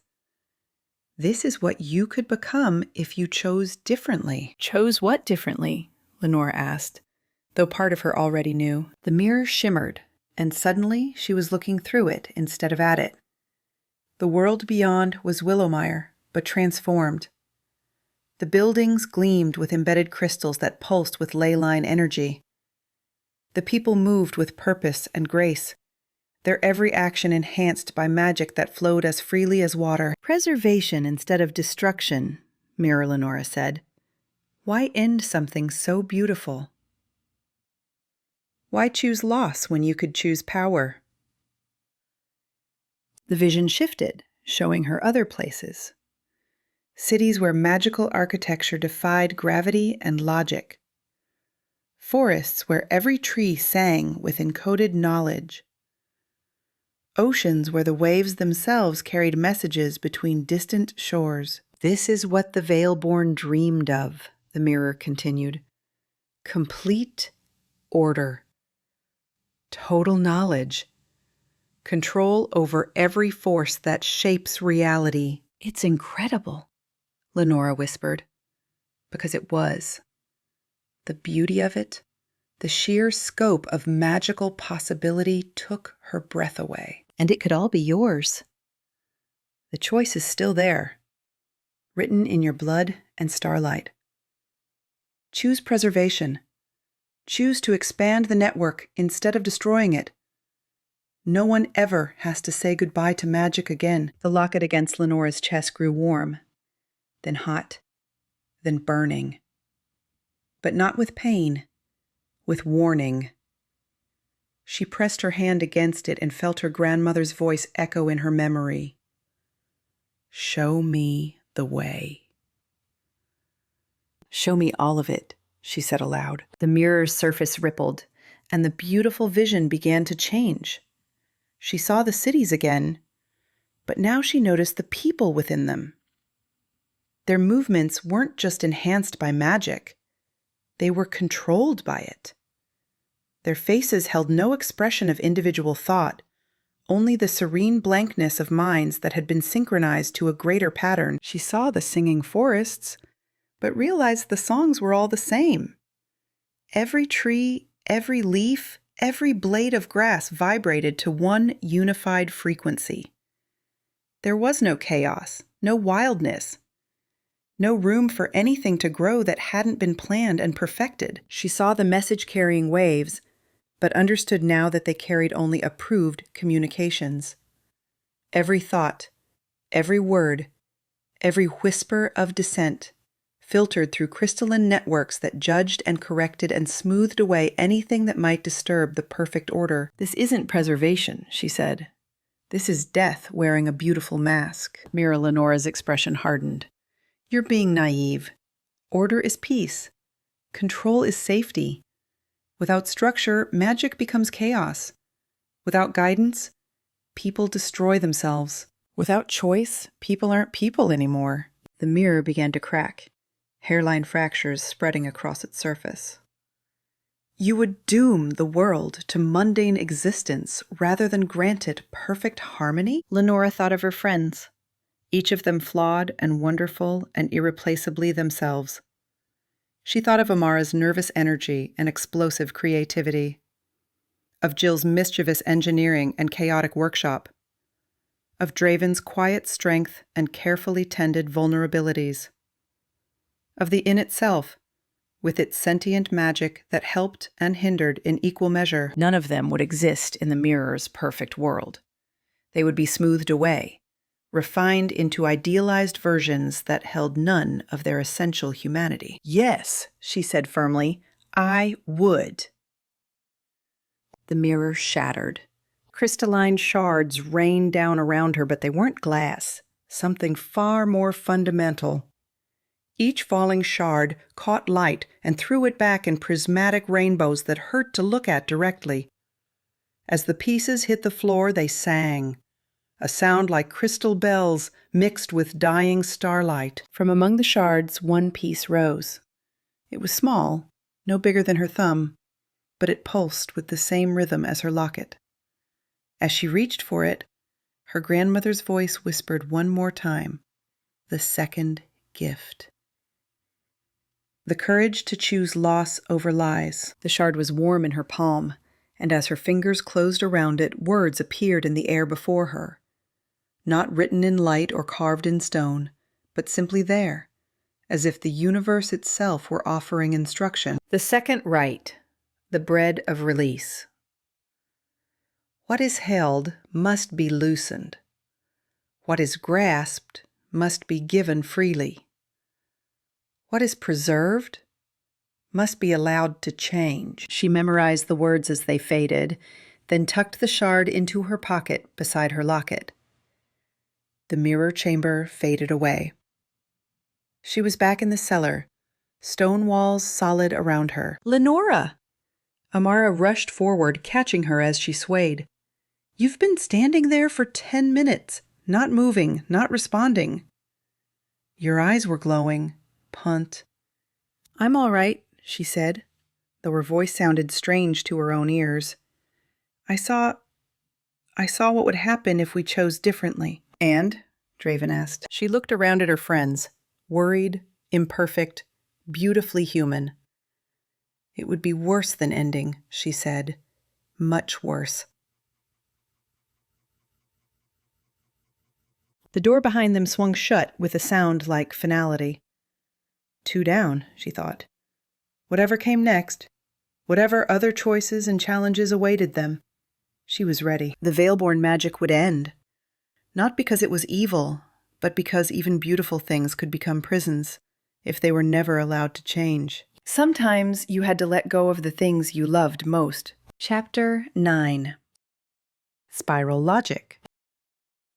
18 steps. Always 18 steps. Jill counted them again as she and Merrick climbed the narrow stairwell that had appeared overnight between the first and second floors.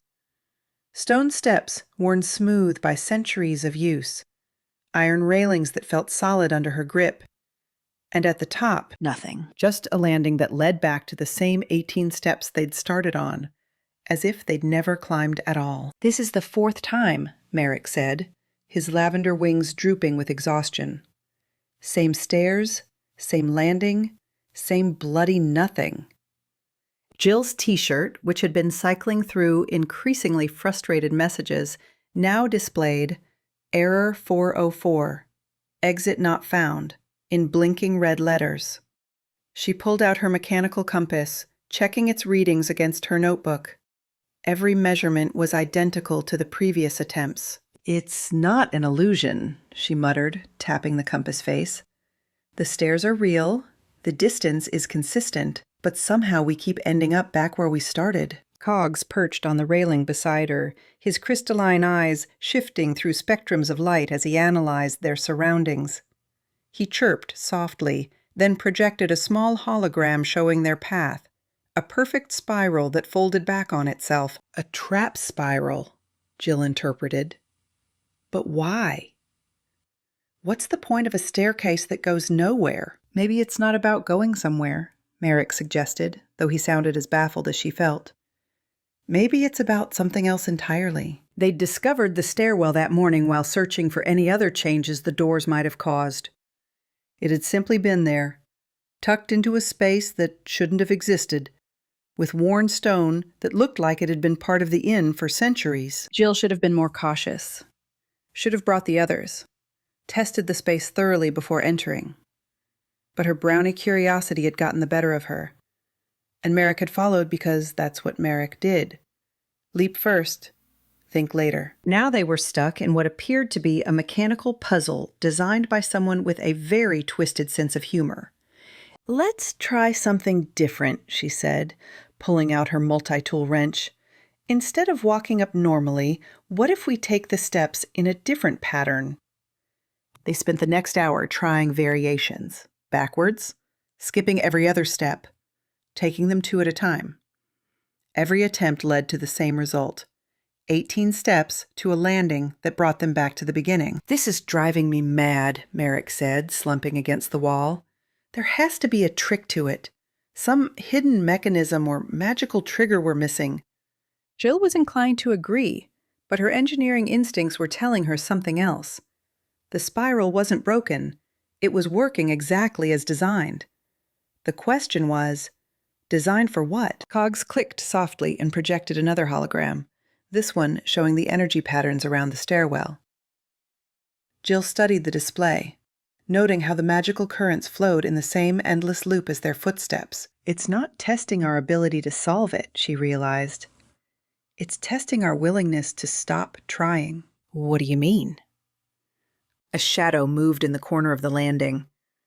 Devil Cat materialized smoothly, his obsidian fur drinking the lamplight and his yellow eyes gleaming with something that might have been amusement. Finally, the creature said, his voice carrying that familiar, sardonic edge.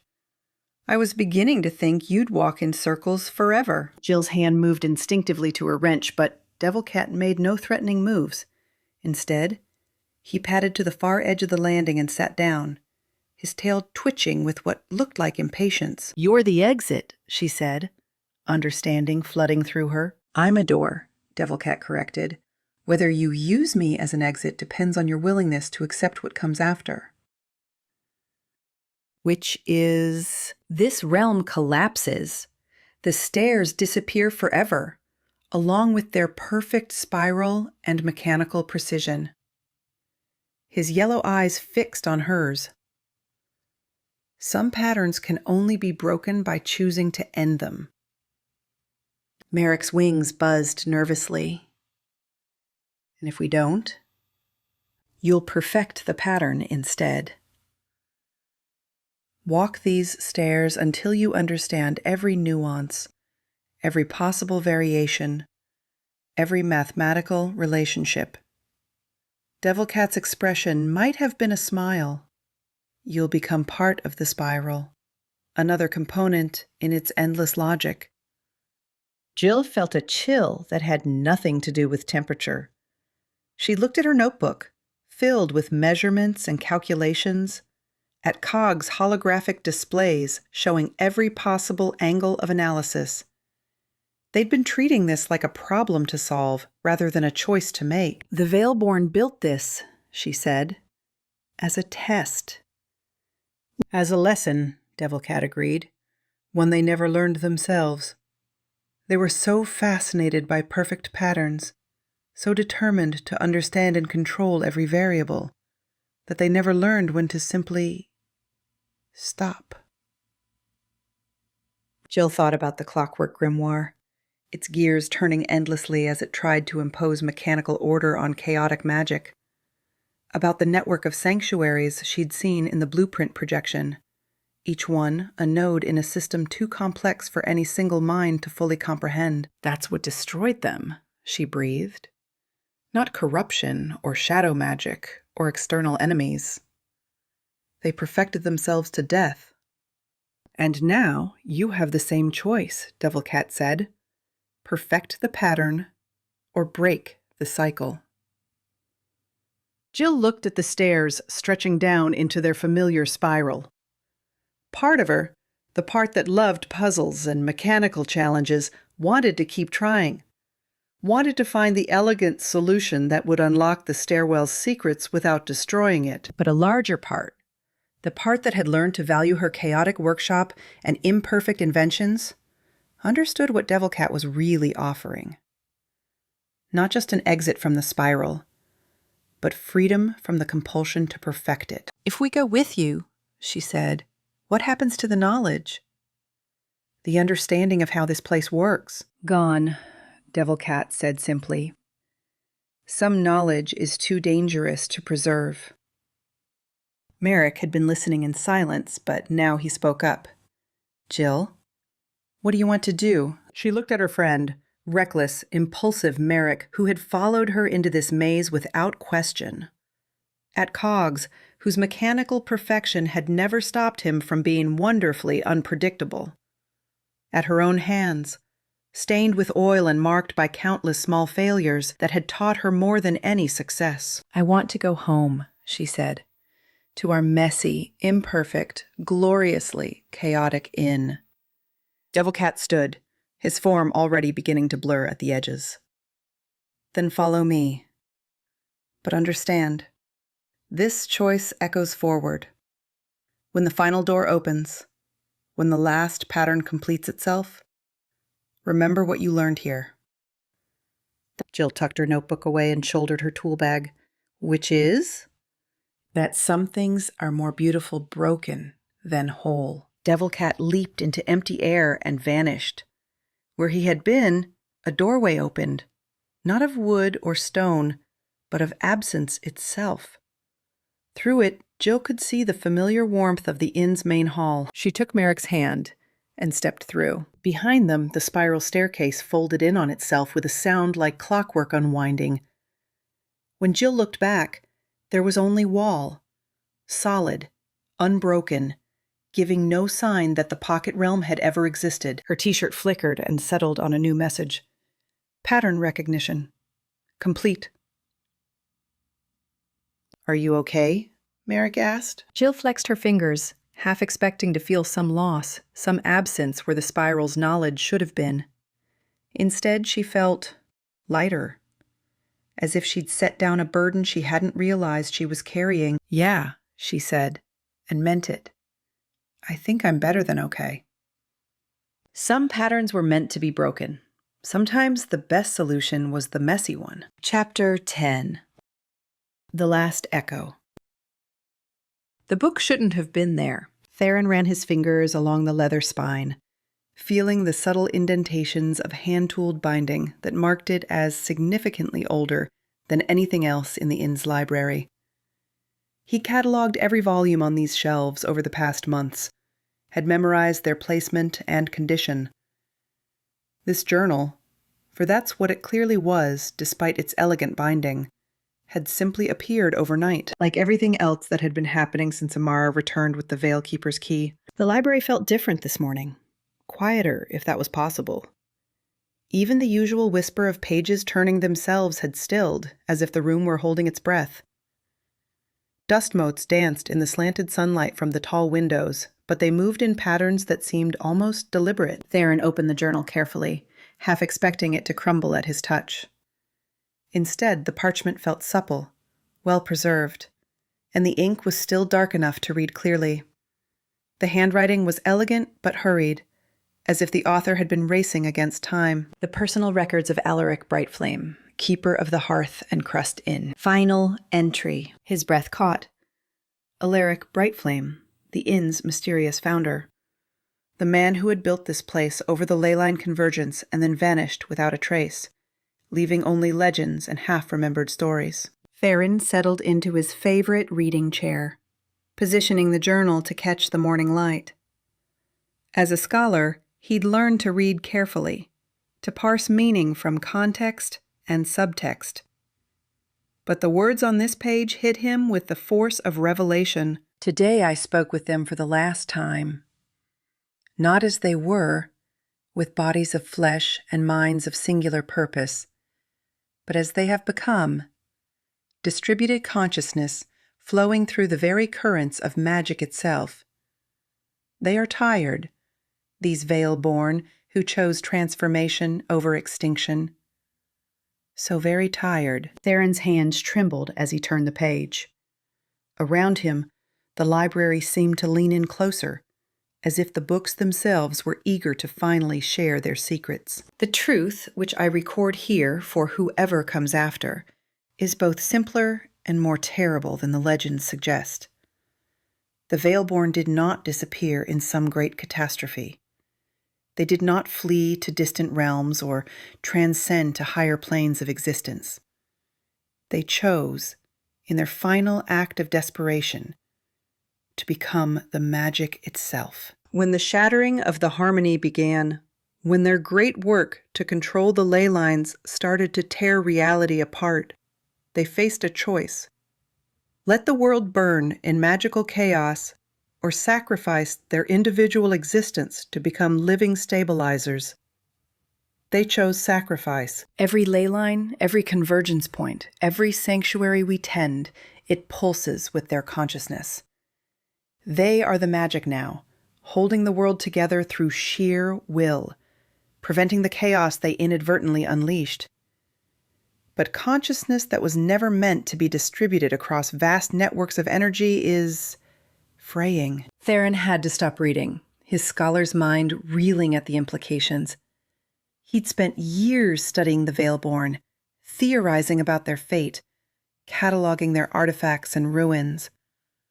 To learn that they weren't truly gone, that every spell he'd ever cast had been drawing on their living essence, He forced himself to continue. They speak to me sometimes, in the deep places where the ley lines converge. Not in words, but in feelings, images, fragments of memory that bleed through when the barriers grow thin. They are in pain.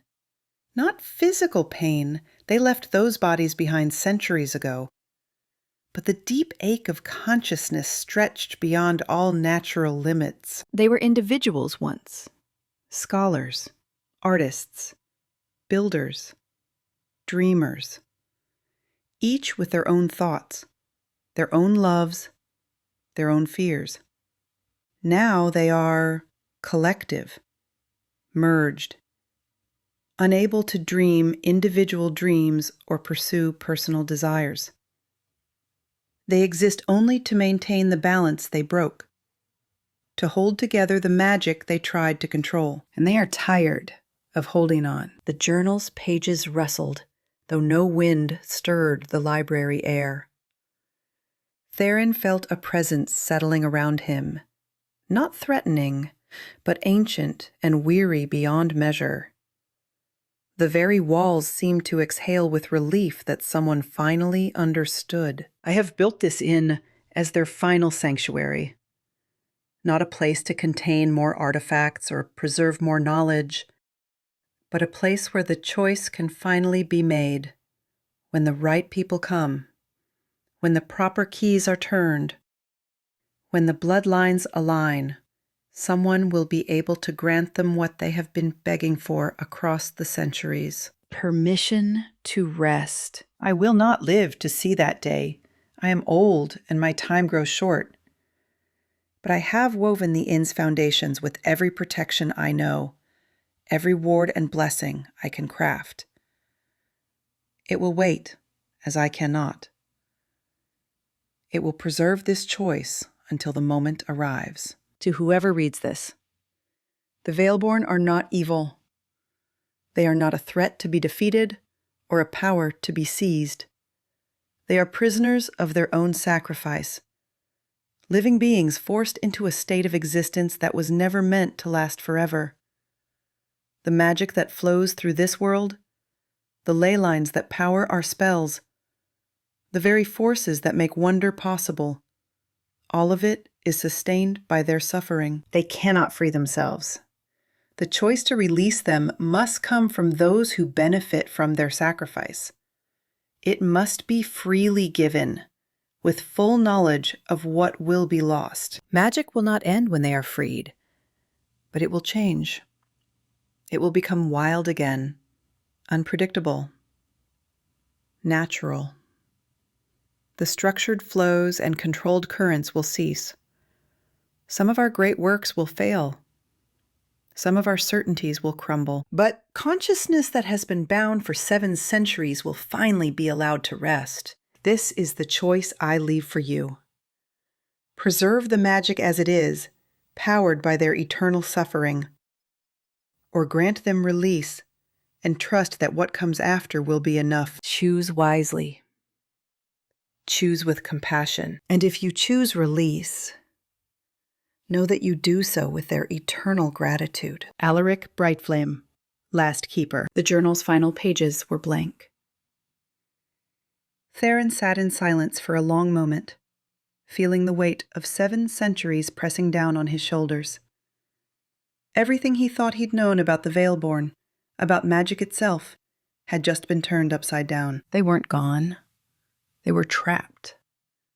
Every spell, every enchantment, every magical convenience that made life easier, all of it powered by the distributed consciousness of beings who had sacrificed their individual existence to save the world from their own mistakes. And they wanted to die. No, not die. They wanted to be allowed to complete the dying process they'd started centuries ago. They wanted to rest. Footsteps echoed in the hallway. Theron closed the journal carefully, his mind already working through the implications of what he'd learned. This knowledge changed everything. Not just their understanding of the Veilborn, but the very nature of the choice they were facing. Theron? Lenora's voice carried into the library. Are you in there? We need to talk about what happened yesterday. Come in, he called, his voice hoarser than he'd expected. All of you. I think there's something you need to hear. The others came into the library. Lenora, Amara still holding the key, Draven brushing dirt from his hands, Jill with cogs on her shoulder. Theron felt the inn itself listening, waiting. Ready, after 7 centuries, to have its deepest secret finally shared. The choice they were making wasn't about ending magic. It was about ending suffering. And for the first time since this all began, Theron felt certain they were doing the right thing, even if it meant losing so much knowledge forever. Chapter 11. Cider and Secrets. Steam curled up from the earthenware mugs carrying the sweet scent of apples and cinnamon into the library's quiet air. Lenora wrapped her fingers around the warm ceramic, grateful for something to hold on to as she stared at the ritual scrolls spread across the reading table. "I've been over these 3 times, Jill said, her voice barely above a whisper. The brownie sat cross-legged on the chair beside her, Alaric's journal open in her lap. Her t-shirt displayed Midnight Research Club in soft blue letters. The patterns are there, but they're incomplete. The fire crackled in the library's small hearth, casting dancing shadows across the parchment. Lenora traced the edge of Tala's scroll with one finger, feeling the faint, magical resonance that still clung to it. The bread of completion. The bread of release. Both recipes were precise, detailed, beautiful in their complexity. But something was missing. There should be a 3rd scroll, she said. 3 parts to the ritual, 3 doors opened. But Tala only gave Amara the first 2. Maybe the 3rd one's different? Jill suggested. She took a sip of cider, then made a face. Still too hot. Maybe it's not something that can be written down. Lenora considered this. The Veilborn had been methodical in everything else, their architecture, their artifacts, their careful preservation of knowledge. Why would they leave the most important part of their final ritual incomplete? "What did you think this place would be like?" she asked suddenly. "When you first came here, what did you imagine?" Jill's t-shirt flickered, cycling through several messages before settling on Nostalgic Node activated. She leaned back in her chair, her brown eyes distant. Honestly, I thought it would be a job. Keep the mechanisms running, fix whatever broke, maybe learn a few new tricks. She gestured around the library. I didn't expect all this. The magic, the family, the feeling like I actually belong somewhere.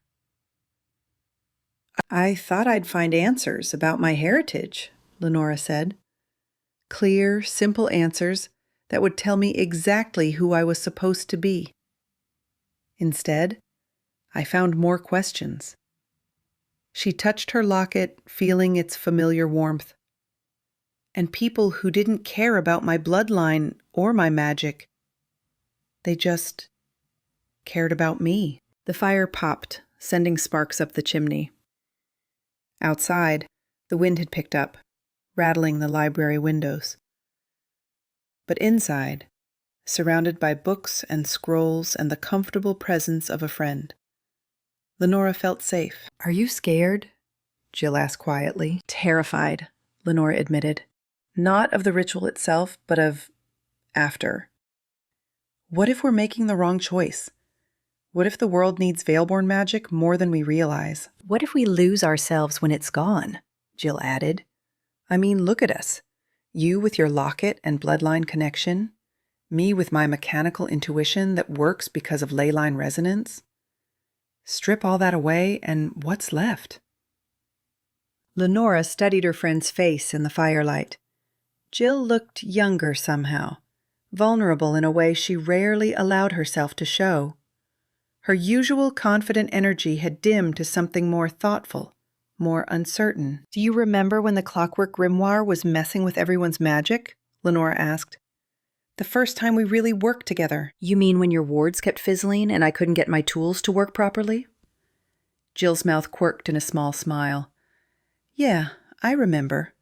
We were both disasters. But we figured it out. Not because of our magic or our special abilities, but because we talked to each other. Because we listened and adapted and didn't give up. Lenora set down her mug and reached across the table to touch Jill's hand. That's what's left, Jill. The part of us that chooses to keep trying. Jill squeezed her fingers. Sometimes I think the magic just amplifies who we already are. Makes us more ourselves, not different people. Then maybe losing it won't change us as much as we think. G. They sipped their cider quietly, watching the fire burn down to glowing coals. The ritual scrolls lay between them, beautiful but incomplete, waiting for something that couldn't be written in ancient script or preserved in magical parchment. What if that's the point? Lenora said suddenly. What if the third part of the ritual isn't supposed to be preserved? What if it has to be created? By us, in the moment, based on our own choice to let go? Jill's eyes widened. A ritual that can't be completed without genuine intention. Without actually meaning it. Her t-shirt shifted to display light bulb moment with a tiny glowing icon. That's brilliant. And terrifying. The Veilborn couldn't write down the final step because it's not about following instructions. It's about making a choice that comes from the heart. Lenora looked down at the scrolls with new understanding. They gave us the structure, the framework. But the ending has to be ours. The locket against her chest grew warm, then warmer until it almost burned. Lenora gasped and pulled it out from beneath her shirt, watching as new symbols appeared on its surface. Not the familiar spirals of her bloodline, but something else. Simple shapes that seemed to shift and change as she watched, like letters in an alphabet she almost, but not quite, understood. It's responding to our decision, she breathed. The locket, the inn, maybe even the Veilborn themselves. They're approving. Jill leaned forward, studying the new glyphs. It's not Veilborn script. At least, not any version I've seen. It looks almost like our own language, our own symbols. Lenora touched the locket gently, feeling the warmth spread through her fingers. They're not telling us how to end their magic. They're trusting us to find our own way. The fire settled lower in the hearth, but the library didn't grow cold. If anything, the air felt warmer, more welcoming, as if the inn itself were embracing their understanding. The books on the shelves seemed to lean inward slightly, and somewhere in the distance, Lenora could swear she heard the faint sound of approval. Not words, but something deeper. Recognition. We should probably get some sleep, Jill said, though she made no move to gather up the scrolls. Tomorrow's going to be the beginning of the end, Lenora finished. Or the end of the beginning. Either way, we'll face it together. Jill's t-shirt displayed, "Teamwork makes the dream work," in cheerful green letters. All of us. Lenora carefully rolled up the ritual scrolls, her movements reverent but no longer fearful. They had the framework now, and more importantly, they had the understanding that the final choice couldn't be dictated by ancient wisdom or preserved knowledge. It had to come from them, from their love for each other, their willingness to sacrifice, their trust that what came after would be enough. The locket's new symbols pulsed once more, then settled into a steady, gentle glow, waiting, perhaps, for the moment when understanding would become action, when they would choose to let go. Chapter 12. The Lattice Crust.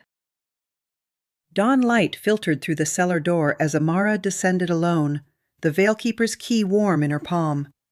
She'd left the others sleeping upstairs, knowing this final visit to the founding kitchen was something she needed to face by herself. The key turned easily in the lock, and golden warmth spilled out to meet her.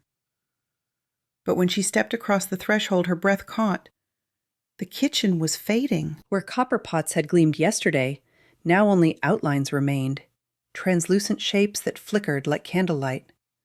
The massive hearth still crackled with flames, but they danced with colors that seemed to be losing their names. And standing by the marble counter, barely more solid than morning mist, was Tala. "You came," her great-grandmother said, her voice carrying the sound of wind through distant trees. "I wasn't sure there would be enough of me left." Amara's wings fluttered as she moved deeper into the dissolving space. "How long do we have?" Kala. "Long enough." Tala gestured to the counter where ingredients waited, but these weren't the familiar staples of any earthly kitchen. A bowl of what looked like crushed starlight. A jar of liquid that might have been distilled moonbeams.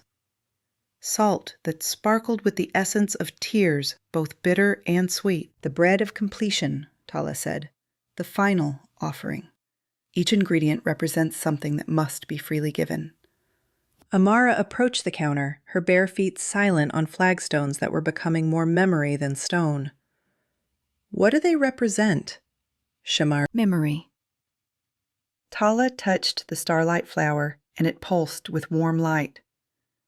"Every moment of joy you've created in your kitchen, every smile you've brought to a weary face, you must let them go.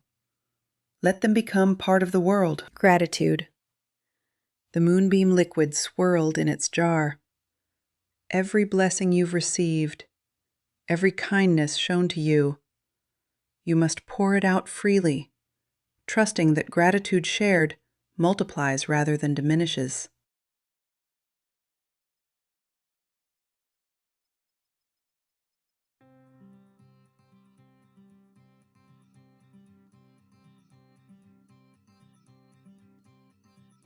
And release. She indicated the crystalline salt. The hardest ingredient of all. The willingness to let go of what you love most. Amara's hand moved instinctively to her apron pocket, where Roly, her enchanted rolling pin, rested in its familiar place. The first gift she'd ever received at the inn, the tool that had made her feel like she truly belonged somewhere. "No," she whispered. Tala's expression was infinitely gentle. "The bread cannot be completed without true sacrifice, dear one. Without the offering of something precious." "But Raleigh's been with me from the beginning. It's how I learned to trust my magic. How I found my place here." Amara pulled the rolling pin from her pocket, filling its warm wood pulse with accumulated enchantments. "If I give this up, what if I forget? What if I can't bake the same way?" "Look closer," Tala said softly. Amara stared at the rolling pin in her hands, and slowly understanding dawned. The wood wasn't magical. Not really. The enchantments weren't in the tool itself, but in the love she'd poured into every use, the care she'd taken with every meal, the joy she'd felt in feeding the people who had become her family. The magic was never in the pin, she realized. It was in me. Tot. "And it always will be," Tala confirmed. "The tools change, the ingredients vary, but the heart that chooses to nourish others, that remains constant." Amara looked around the fading kitchen, at this space that had taught her so much about heritage and sacrifice and the price of endings. Then she placed Raleigh gently in the center of the counter. "I give it freely," she said, her voice steady despite the tears on her cheeks. "With gratitude for all it taught me, and trust that what comes next will be enough." The rolling pin dissolved into motes of golden light that swirled around the kitchen before settling into the waiting ingredients. The starlight flower began to glow more brightly. The moonbeam liquid sang with a sound like distant bells. The salt of release sparkled with rainbow fire. "Now we bake," Tala said, and her form solidified just enough for her hands to join Amara's as they began to work. They mixed the glowing flour with careful precision, each fold of the dough releasing memories into the air. Amara's first successful batch of courage cookies. The morning she'd learned to make Draven's healing tea. the day Lenora had declared her pastries better than anything from her grandmother's stories. They added the moonbeam liquid drop by drop, and Amara felt her heart expand with each one.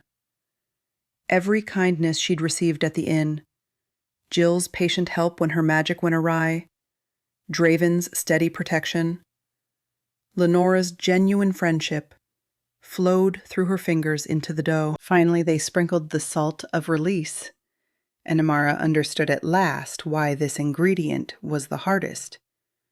Not because letting go hurt, but because it required such complete trust that love given freely would return in new forms, that endings could be gifts rather than losses. The dough shaped itself under their hands, forming not a simple loaf, but something more complex, a lattice of interwoven strands that seemed to pulse with its own heartbeat. As they worked, Tala grew more transparent, her form beginning to scatter like smoke in wind. "This is where we say goodbye," she said, her voice barely a whisper now. "But remember, child, you carry our joy forward, not our magic. You carry our love, not our burden. And wherever you go, whatever you bake, you'll never truly be alone." The bread finished shaping itself and dissolved into pure light that flowed back into Amara, settling into her bones, her blood, her heart. She felt complete in a way she'd never experienced before, not because she possessed something, but because she understood what it meant to truly give. Tala smiled one last time, her hand briefly solid enough to touch Amara's cheek. "Bake with joy, dear one. Always with joy." The kitchen faded around them like a dream at dawn. Amara found herself back in the ordinary cellar, but her apron pocket held something new.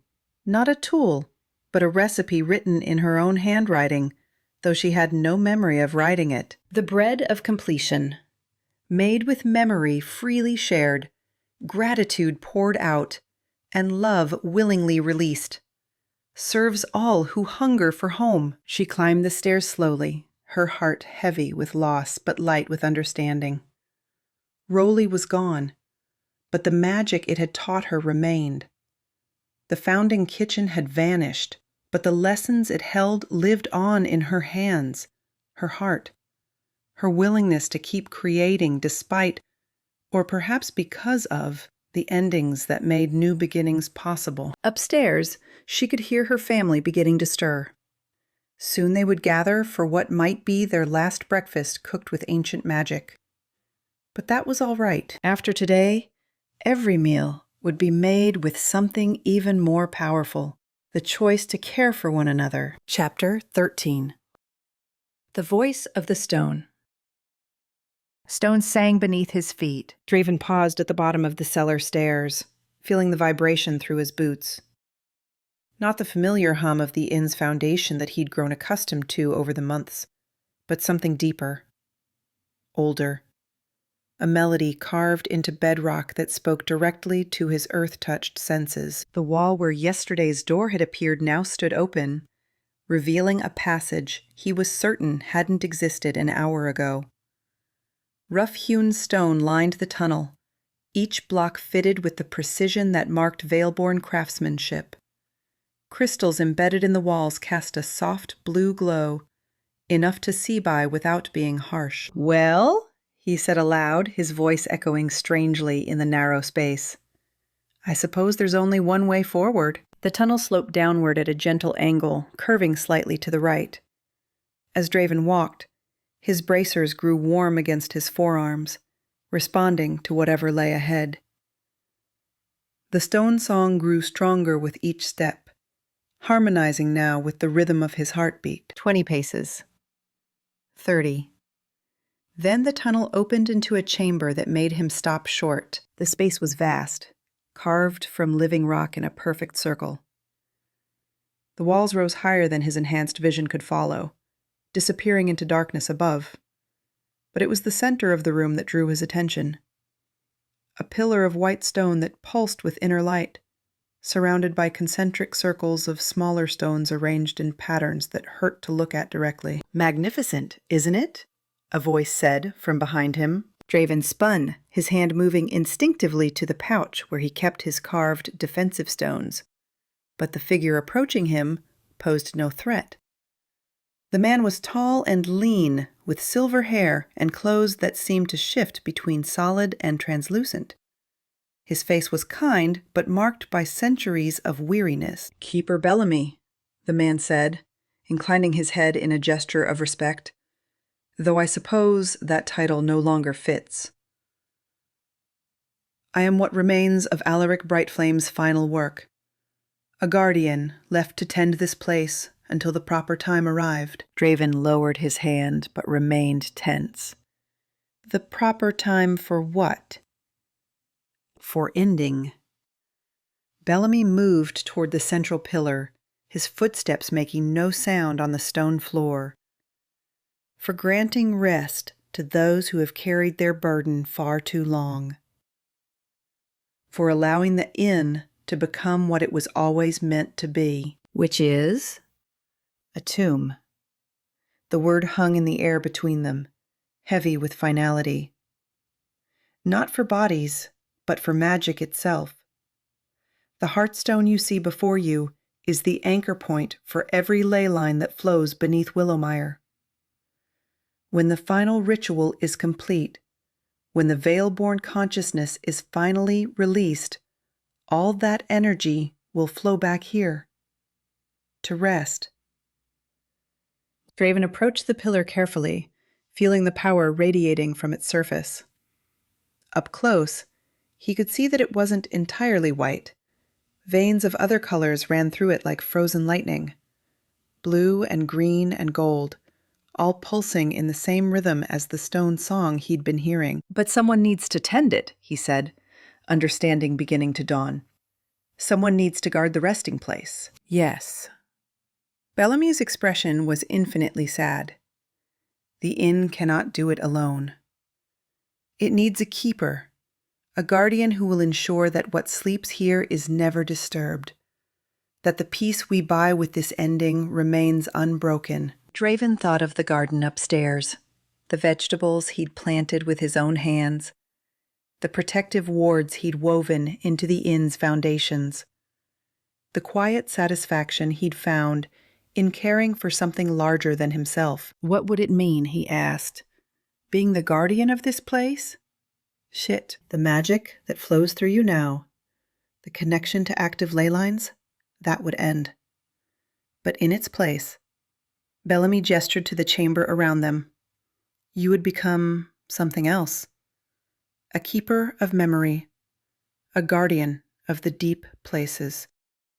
The final line of defense against those who would wake what should remain asleep. And the others, my friends, would live their lives in the world above while you tended the world below. You would not be cut off from them, but you would be changed. As I was changed when I accepted this burden. Draven looked at Bellamy's translucent form, noting the way the man's edges seemed to blur and shift. How long have you been here? 300 years, give or take a decade. Bellamy's smile was rueful. Time moves differently when you're between life and duty. But I have seen the inn grow. Seen it welcome travelers and offer sanctuary. Seen it become the heart of something beautiful. And now it's time for it to become something else. Yes, a resting place. A memorial. A promise that some sacrifices will not be forgotten. The heartstone pulsed brighter, and for a moment Draven could swear he heard voices in its light. Not words, but feelings. Gratitude, weariness, hope for an ending that would finally bring peace. If I accept, he said slowly, what happens to you? I am released to whatever comes after duty. Bellamy's form was already growing fainter. I have been waiting so long to see what lies beyond this chamber, to discover if there are gardens in the place where guardians go to rest." Draven thought of his life above, the morning routine of tending the inn's grounds, the quiet satisfaction of preparing tea for friends, the simple pleasure of watching things grow under his care. All of that would change, but perhaps it wouldn't be lost, merely transformed. The others, do they know? They suspect. Amara feels it in her baking, the need for someone to anchor what comes next. Lenora carries the authority to command the ending, but someone must be willing to tend the aftermath. Bellamy extended a translucent hand toward the Hearthstone. "Will you accept this guardianship, Draven? Will you help the weary find their rest?" Draven looked at the pillar one more time, feeling the song that emanated from its core. It wasn't a sad song, he realized. It was peaceful. The kind of melody that helped children sleep, that promised safety and protection through the dark hours. He placed his palm against the Hearthstone's surface. The world changed. Power flowed up his arm, not the sharp-edged energy of active magic, but something deeper and more stable. He felt his connection to the ley lines shift, transforming from a tool he could wield into something more fundamental. A sense of responsibility that settled into his bones like bedrock. "Thank you," a voice whispered, speaking directly into his mind. Not Bellamy's voice, but something older. The inn itself, finally able to speak plainly. "Thank you for helping us learn to rest." Warmth filled the chamber around him, not heat, but something deeper. The stones in the walls hummed with contentment. The Hearthstone's pulse slowed to a steady, peaceful rhythm, and Draven understood that he was no longer just the inn's guardian. He was its keeper, its priest, its final promise that the ending they were choosing would be honored. Bellamy was barely visible now, his form scattering like smoke in a gentle wind. "The garden will still need tending," he said, his voice fading. "But now, you'll be tending something larger. Something that will bloom in ways the world above cannot see." "I understand," Draven said, and meant it. He stood alone in the chamber, his hand still pressed against the Hearthstone, feeling the weight of centuries settling onto his shoulders. It should have been crushing, but instead, it felt like coming home. Above him, the inn waited for its final transformation. Below him, the stones hummed quietly, waiting for the magic that would soon find rest. And in between, Draven stood guard, ready to help his friends choose the ending that would set everything free. Chapter 14. Nixie's Delivery. Mud splattered across the pantry floor with a wet slap, followed immediately by a string of curses that would have made a sailor blush. A portal the size of a dinner plate snapped shut just as a small, green-skinned figure tumbled through it, landing in an undignified heap among scattered turnips. Stupid shadowy git with his stupid secret messages and his stupid, oh, blast it all to the soggy depths. Nixie, the Shadow Moss courier, pushed herself upright, leaving muddy handprints on everything she touched. Moss clung to her wild hair, and her delivery pouch leaked swamp water onto the clean flagstones. "Nixie!" Amara's voice carried from the kitchen doorway, equal parts concern and exasperation. "What are you doing in my pantry?" "Delivering doom and gloom, obviously," Nixie snapped, wringing out her soggy sleeve. "Can't a courier crash land in peace anymore?" The nerve of some people. Expecting explanations just because someone's making a perfectly reasonable entrance through their vegetables. She pulled a scroll from her pouch, or rather, what had once been a scroll. The parchment was now soggy, blackened around the edges, and pulsing with an unpleasant purple light that made the air smell like burnt copper. "This thing's been giving me headaches for 3 days," she said, holding it at arm's length. "Keeps whispering things, rude things. Also something about pastry magic being corrupted by sentiment, which is rich coming from Mr. Shadow and Angst himself. Wait. Slow down. Draven appeared behind Amara, his earth sense clearly picking up on whatever malevolent energy the scroll was radiating. Where did you get that? Intercepted it, didn't I? That's what couriers do. We intercept things. Well, technically we're supposed to deliver them, but when they're addressed to the unnamed servants of final decay, you make executive decisions. Nixie waggled the scroll and it hissed like an angry cat. Besides, Shadow Boy was careless.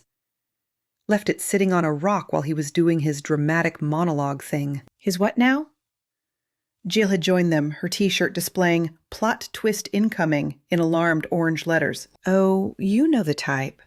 Standing on cliff tops, gesturing at storms, declaring his eternal this and that while thunder crashes dramatically overhead.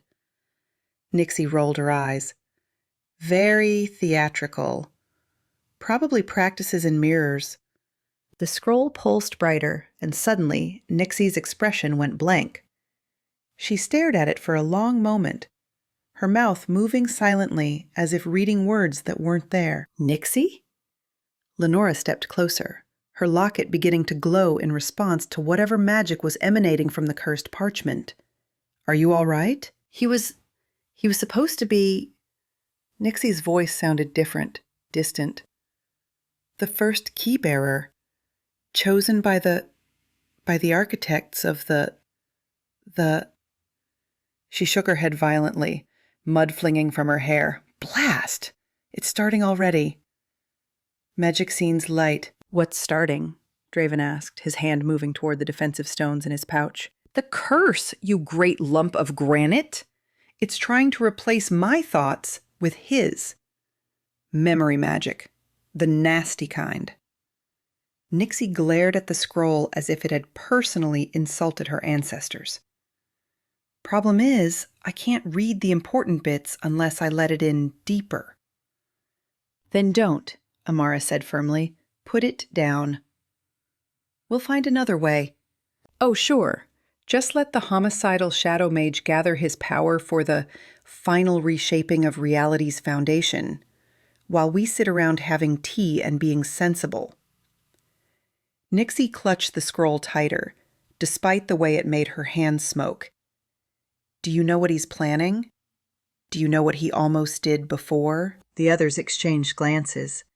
They knew some of Mordain's history, but Nixie was implying something more. Tell us, Lenora said quietly. Can't. Not properly.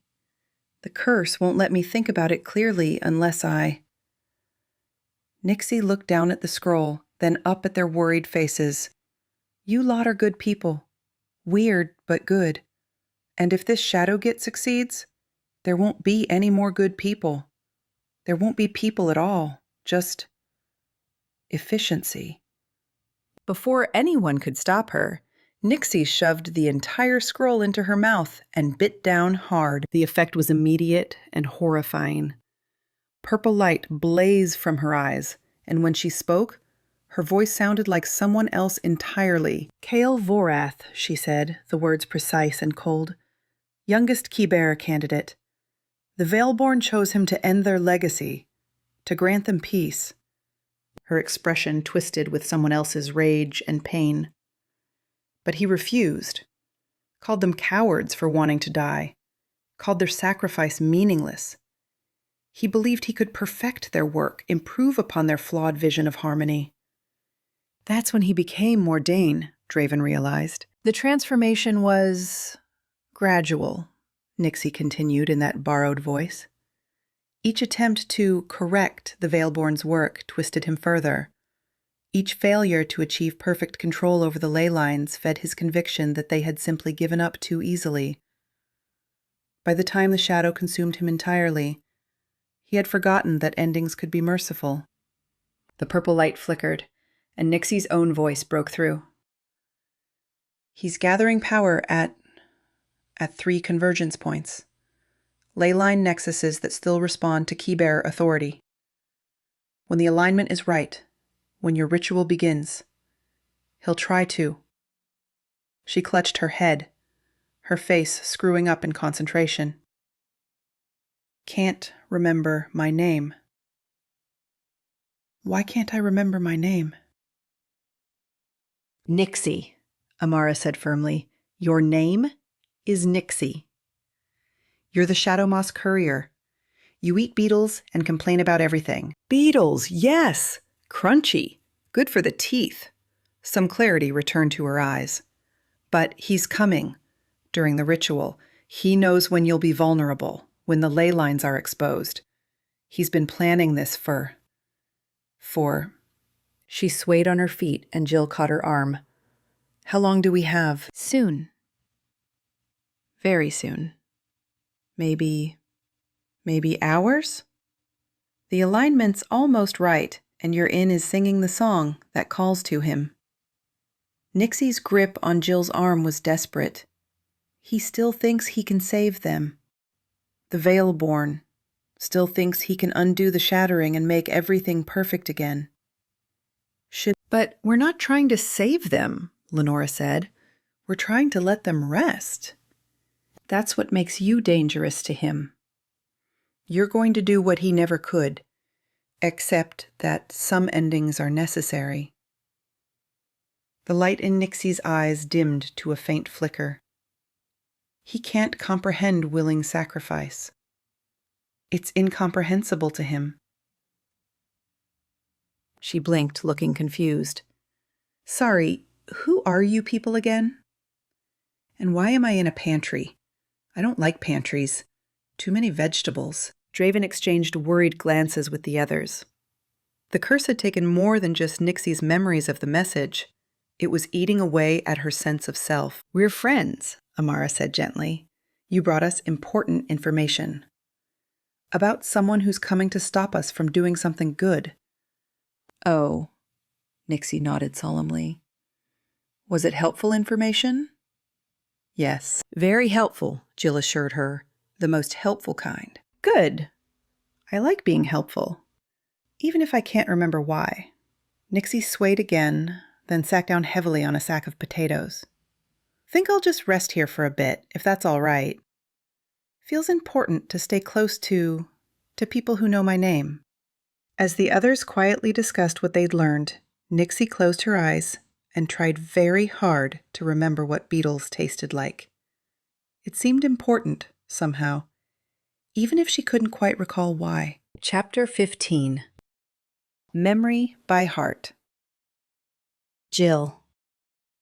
Ink ran like tears across the parchment. Jill hunched over her workshop table, frantically sketching the final ritual patterns as the ancient scrolls began to dissolve around her.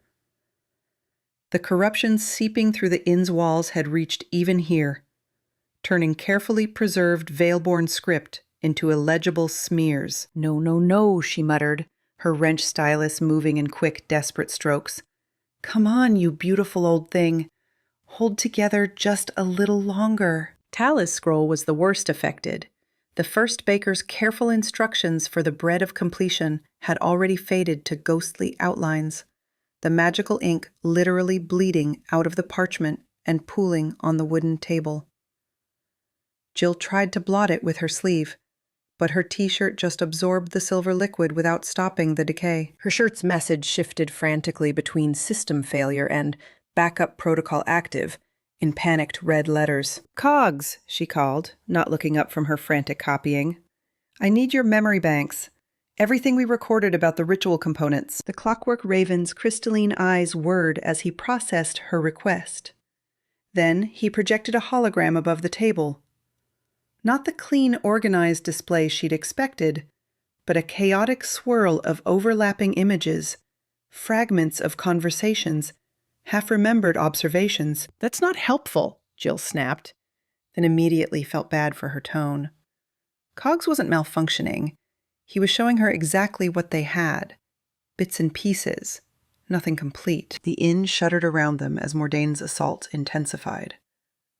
Through her workshop's small window, she could see shadows writhing against the protective wards Draven had reinforced earlier. They pressed inward like living smoke, testing every barrier, every seal. Jill? Lenora's voice carried down from the main floor, tight with controlled fear. "How much longer do you need?" She looked down at her sketches. Incomplete diagrams scattered across 3 notebooks, ritual components mapped but not connected, measurements that didn't quite add up.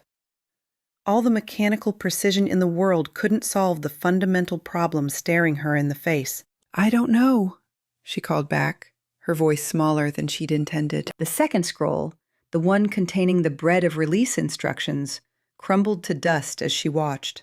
Centuries of preserved knowledge gone in seconds. She tried to brush the dust into a pile, as if she could somehow reassemble it, but it slipped through her fingers like sand. Cogs clicked anxiously and hopped closer, his metal talons tapping against the table.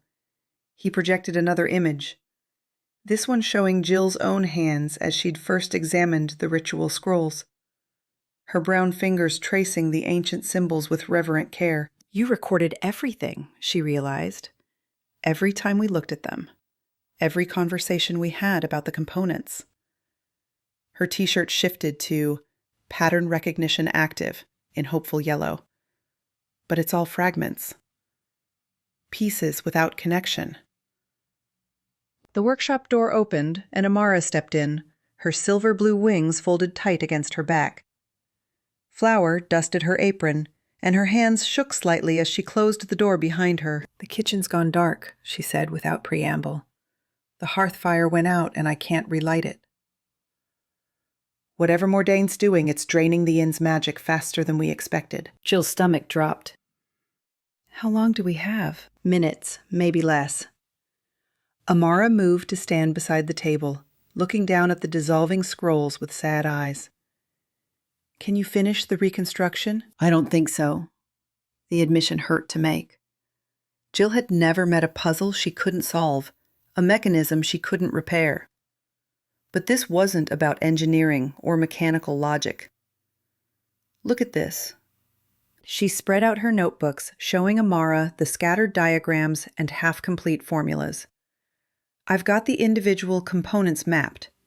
The starlight flower, the moonbeam liquid, the salt of release. I understand the mechanical process of each ritual step. But there's something missing.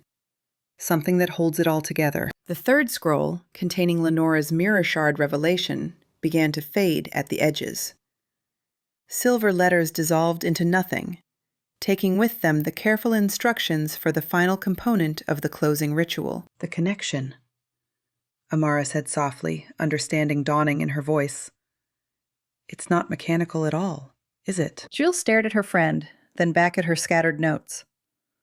All this time she'd been trying to solve the ritual like it was a clockwork device.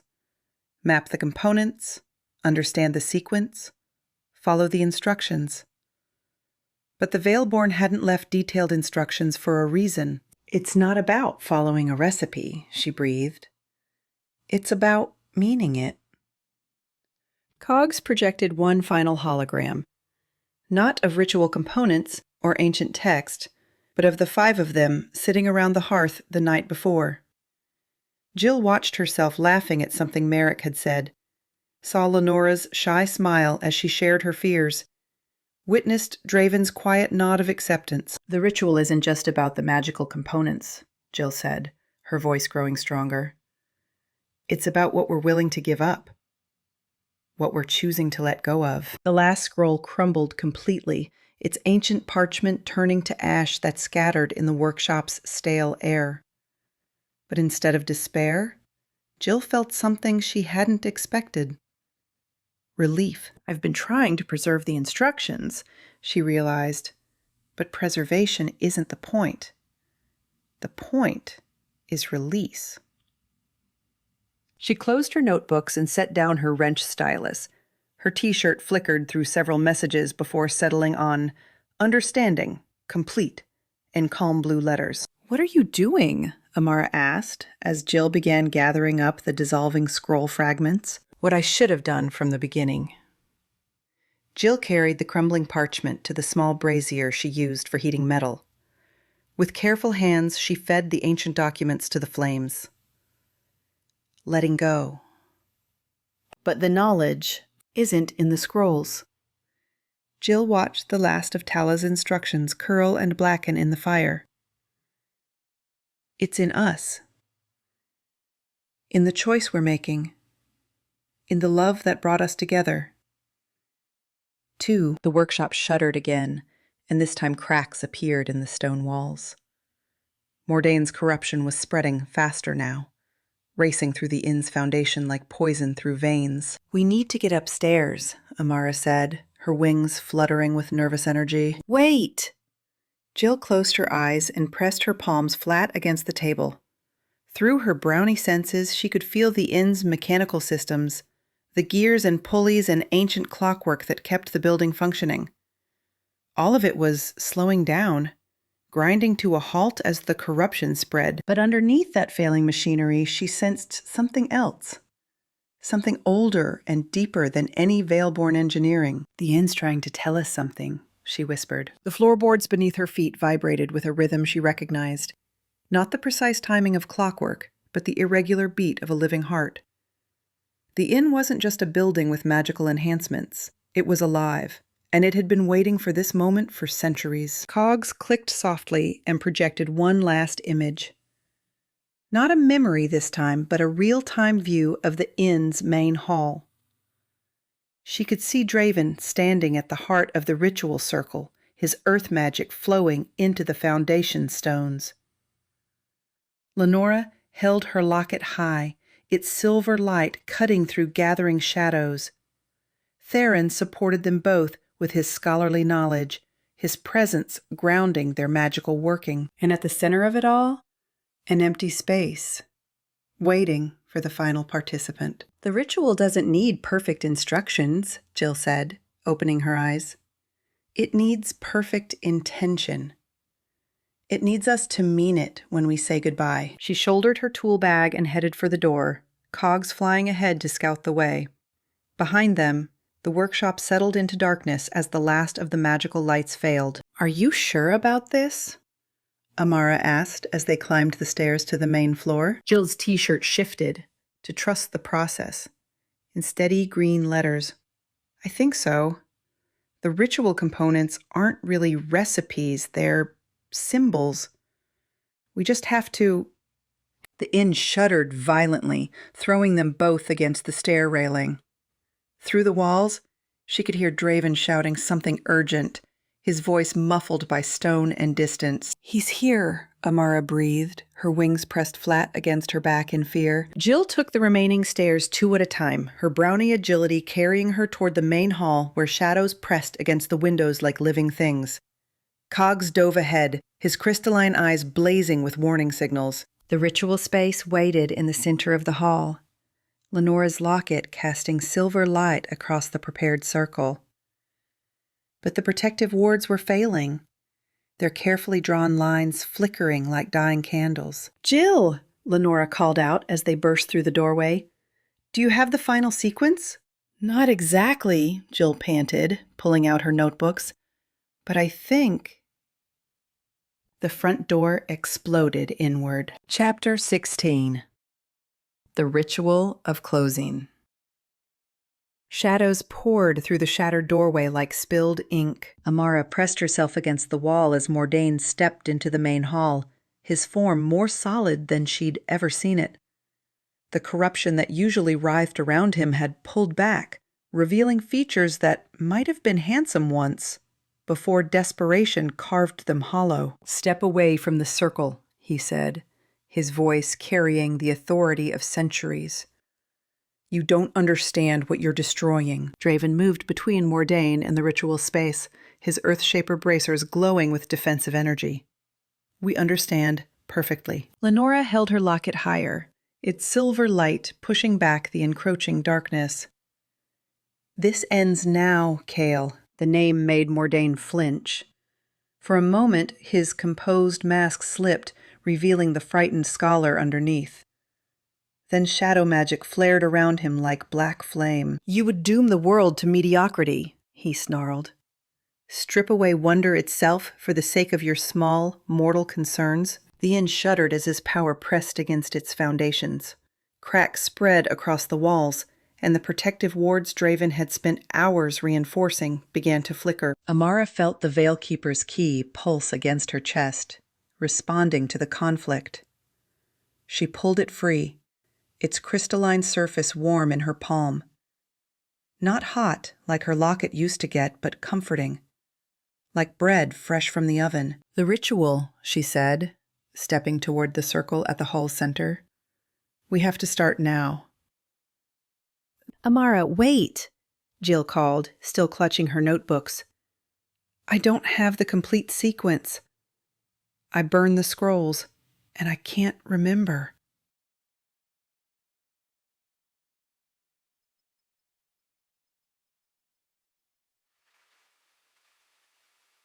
"You don't need to remember," Amara said, understanding flooding through her as the key's warmth spread up her arm. "That's the point." My vision point. She stepped into the circle's center, feeling the inn's ancient magic respond to her presence. The floorboards hummed beneath her feet, and the air itself seemed to thicken with possibility. "The ritual isn't about following instructions," she continued, her voice growing stronger. "It's about choosing to let go." Mordain raised his hands, shadow tendrils lashing toward the circle. But Draven's stone barriers rose to meet them, and Lenora's locket blazed brighter, creating a sanctuary of silver light around the ritual space. "Join me," Amara said, looking at each of her friends in turn. "All of you. This isn't something I can do alone." Theron moved first, stepping into the circle with Alaric's journal tucked under his arm. "I offer the knowledge I've gathered," he said formally. "All the secrets and stories, the joy of discovery and the weight of learning. I release them freely." The air above the circle shimmered, and suddenly Amara could see what he meant. Not just the physical book, but all the understanding it represented. Every late night spent researching, every moment of breakthrough, every connection made between past and present. It rose from him like golden mist, beautiful and bittersweet. Lenora stepped forward next, her locket's chain pooling in her cupped palms. "I offer my heritage," she said, her voice steady despite the tears on her cheeks. "The bloodline duty I carried, the burden and the honor. I release it with gratitude for what it taught me." Her offering rose as silver light, complex patterns that spoke of generations of guardians, of choices made in love and fear and hope. Amara felt the weight of centuries in that light, and the relief of finally setting it down. Jill bounced into the circle with characteristic energy, cogs perched on her shoulder. "I offer my understanding," she declared. "Every mechanism I've built, every puzzle I've solved, every moment I thought I could fix anything if I just tried hard enough. I release it, and I trust that some things are more beautiful broken." Her offering sparked and danced, full of gears and calculations and the pure joy of creation. But threaded through it was something deeper. The wisdom of knowing when to stop, when to let chaos back into order. Draven joined them last, his heavy footsteps steady on the ritual floor. "I offer my protection," he said simply. "The walls I've built and the barriers I've raised. The need to shield everyone from harm. I release it, trusting that love is stronger than any fortress." His offering was solid as bedrock, but warm as summer earth. All the care he'd poured into keeping them safe, transformed into something they could carry forward without his constant vigilance. Amara looked at the 4 offerings swirling above them, each one beautiful and unique, each one freely given.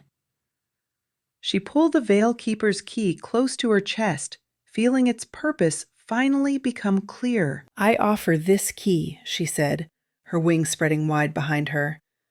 "Not as a tool to lock or unlock, but as a symbol. I release the need to preserve what was, and I choose to trust what will be." The key dissolved in her hands like sugar in water, its crystalline structure becoming pure light that joined the other offerings above. And suddenly the circle wasn't just filled with what they were giving up, but with what they were choosing instead. She could see it in the swirling energies. Not loss, but transformation. Not endings, but beginnings. The magic they were releasing wasn't disappearing. It was returning to the world in new forms, ready to grow wild and free and wonderful. No! Mordain's scream shattered the moment. His shadow magic lashed out, trying to tear apart what they'd built. You don't understand.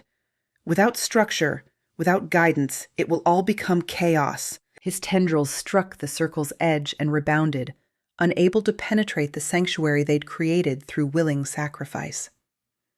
But Amara could feel his desperation, his terror at the thought of letting beautiful things end. Chaos isn't the enemy, she said, her voice carrying clearly through the hall.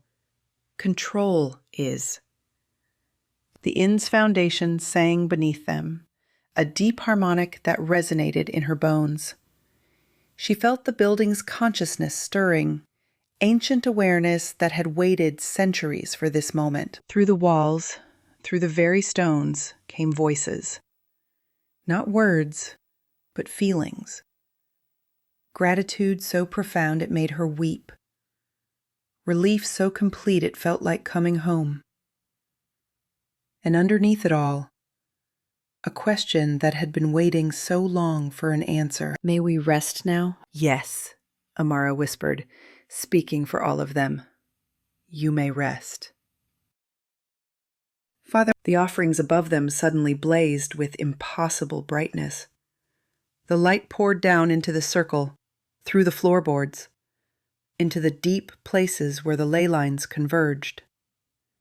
She felt it spreading outward like ripples in a pond, carrying their choice to every corner of the magical network. The Veilborn consciousness that had held the world together for 7 centuries felt that light and understood. Their sacrifice was complete. Their burden could finally be set down. Across the realm, ley lines that had flowed in perfect order for generations suddenly remembered how to be wild.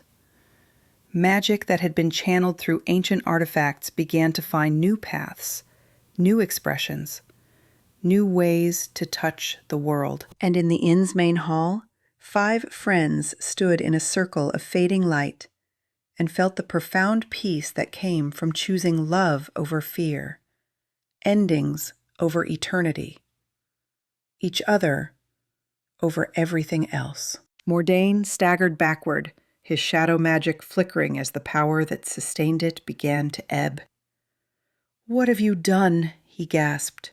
What have you done? What should have been done centuries ago, Lenora said gently. We let them go. The shadow mage's form began to waver, becoming translucent. I can hear them, he whispered, his voice fading. There. His words dissolved with the rest of him, leaving only empty air where he'd stood. The circle's light dimmed, but didn't disappear entirely. Instead, it sank into the floorboards, making the wood glow with soft warmth.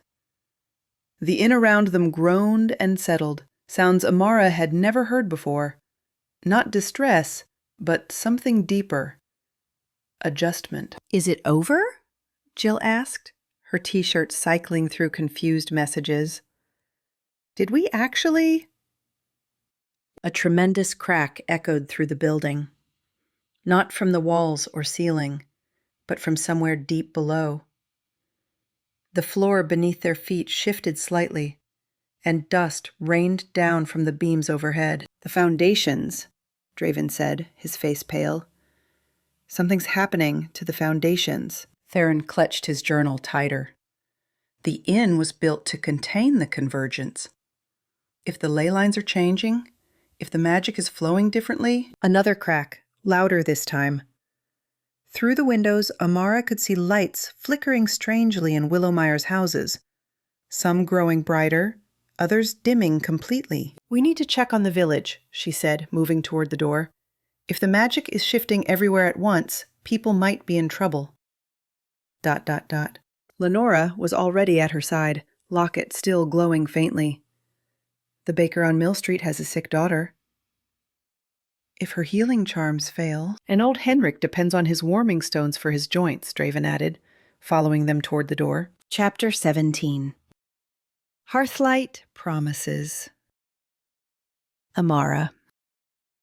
The pastries glowed softly in the firelight, each one pulsing with a different kind of warmth. Amara arranged them carefully on the silver tray, her wings fluttering with nervous energy as she checked each creation one more time. The joy crescents shimmered with golden light that seemed to dance across their flaky surfaces. The courage cookies stood firm and steady, their edges dusted with a spice that tasted like sunshine after storms. The hope muffins rose tall and proud, their tops split to reveal centers that sparkled like captured stars. And at the center of the tray, a single pastry she'd never attempted before. An acceptance tart, its surface smooth as still water, reflecting the firelight with perfect clarity. These aren't just comfort food, she murmured to herself, lifting the tray. They're promises. The common room felt different tonight. The familiar space seemed to hold its breath, waiting. Shadows gathered in corners that had never seemed dark before, and the hearth fire burned with unusual steadiness, as if it too understood the weight of this final evening together. Draven sat in his usual chair, though something about his posture suggested he was already changing, already becoming the guardian he'd agreed to be. His hands rested on the worn armrests with a stillness that spoke of deep roots and unchanging purpose. Lenora curled up on the window seat, her locket catching the firelight as she turned it over and over in her fingers. The silver gleamed with new symbols that shifted too quickly to read, but Amara could feel their meaning. Endings and beginnings, sorrow and relief, all tangled together like threads in an unfinished tapestry. Jill had claimed the rug in front of the hearth, her legs crossed and Cogs perched on her knee. The clockwork raven's crystalline eyes reflected the flames in prismatic patterns, and every few moments his head would tilt, as if he were listening to sounds none of them could hear. Jill's t-shirt read, "Last Call for Magic," in letters that seemed to flicker between silver and gold. Theron occupied the reading chair near the bookshelf, Alaric's journal open in his lap. He wasn't reading, hadn't turned a page in the past hour, but his fingers traced the edges of the leather binding like a prayer. "I brought something for tonight," Amara said, stepping into the circle of firelight. "Something to help us remember." She set the tray on the low table and watched their faces as they took in the glowing pastries. She could feel the gentle magic radiating from each pastry, not just sweetness, but warmth that would reach deeper than hunger. "Amara," Lenora breathed. "They're beautiful." "They're also the last ones I'll ever make like this," she admitted, settling into the remaining chair. "After tomorrow, my magic will be different. Smaller, maybe, but mine." Draven reached for one of the courage cookies, holding it up to catch the light. "What did you put in them, Chapter Pot?" "Nothing you haven't given me already."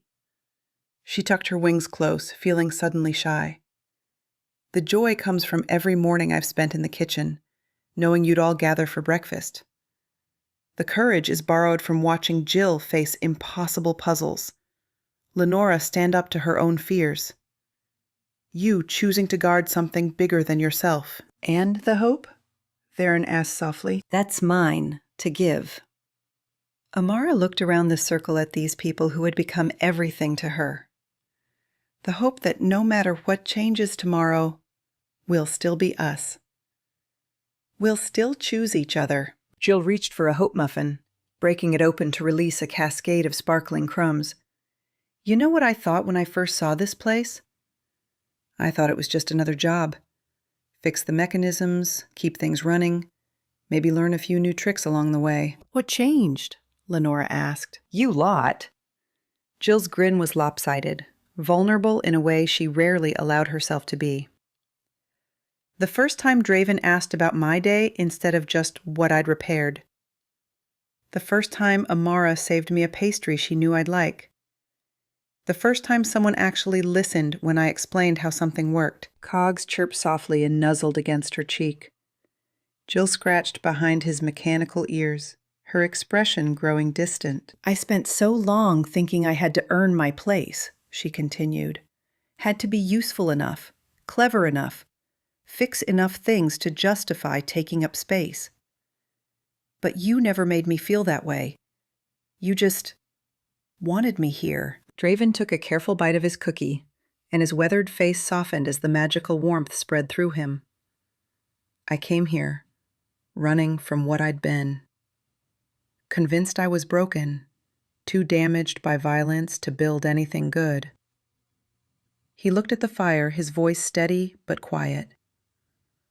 This place taught me that broken things can still shelter others. That sometimes the best guardians are the ones who know what it means to need protection. The fire crackled, sending sparks up the chimney. Outside, wind rattled the windows, but here, in the circle of their shared warmth, the approaching storm felt distant. Lenora selected one of the joy crescents, holding it like a prayer. I spent my whole life feeling like I was supposed to be someone else. Someone more important, more magical, more worthy of my bloodline. She took a small bite, and golden light danced across her features. But you never wanted me to be anyone but myself. Even when my magic failed, even when I made mistakes, you still believed I belonged. You do belong, Amara said fiercely. Magic or no magic, bloodline or no bloodline. You belong because you choose to care about others more than yourself. Theron finally closed the journal and reached for an acceptance tart. The smooth surface rippled at his touch, showing brief reflections of things that weren't quite there, glimpses of other possibilities, other choices they might have made. I've spent years studying the past, he said, cataloging what was lost, preserving what remained, trying to hold on to things that were already gone. He met each of their eyes in turn. But sitting here with you, I realize the most important knowledge isn't written in books. It's lived in moments like this. The pastry seemed to dissolve on his tongue, and his shoulders relaxed, as if he'd set down a burden he'd carried too long. Whatever happens tomorrow, he continued, whatever we lose or gain, this matters. This connection we've built, this family we've chosen, it's worth more than any ancient magic. The fire suddenly flickered, its steady orange flames shifting to an unsettling blue for just a moment. Everyone tensed, magical senses prickling with the approach of something cold and familiar. But the flames returned to normal almost immediately, and the moment passed. Whatever shadow had brushed against their sanctuary, it hadn't been strong enough to break through their circle of light and love. He's out there, Draven said quietly. It wasn't a question. He's afraid, Lenora corrected, surprising them all. Can you feel it? Underneath all that anger and corruption, he's terrified. Of endings, of loss, of admitting that sometimes letting go is the kindest choice. Amara felt a pang of sympathy for their enemy, this scholar who had chosen power over peace, control over compassion. He never learned what we have. Which is?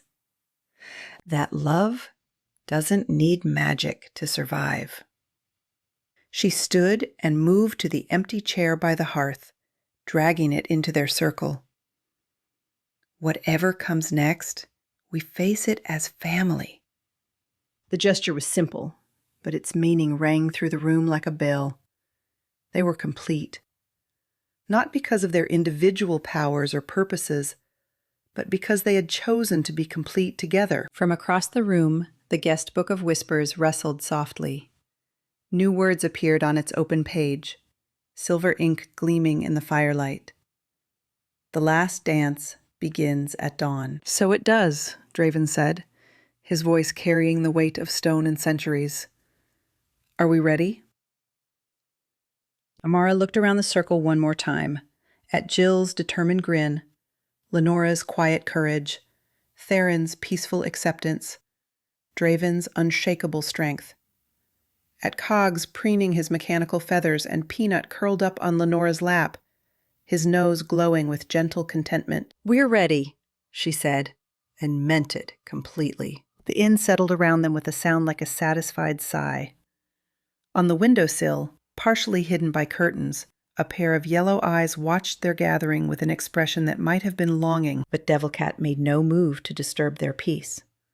Some boundaries, it seemed, even corruption, recognized as sacred. The fire burned steadily through the night, keeping watch over a family that had chosen love over power, endings over eternity, and each other over everything else that mattered less.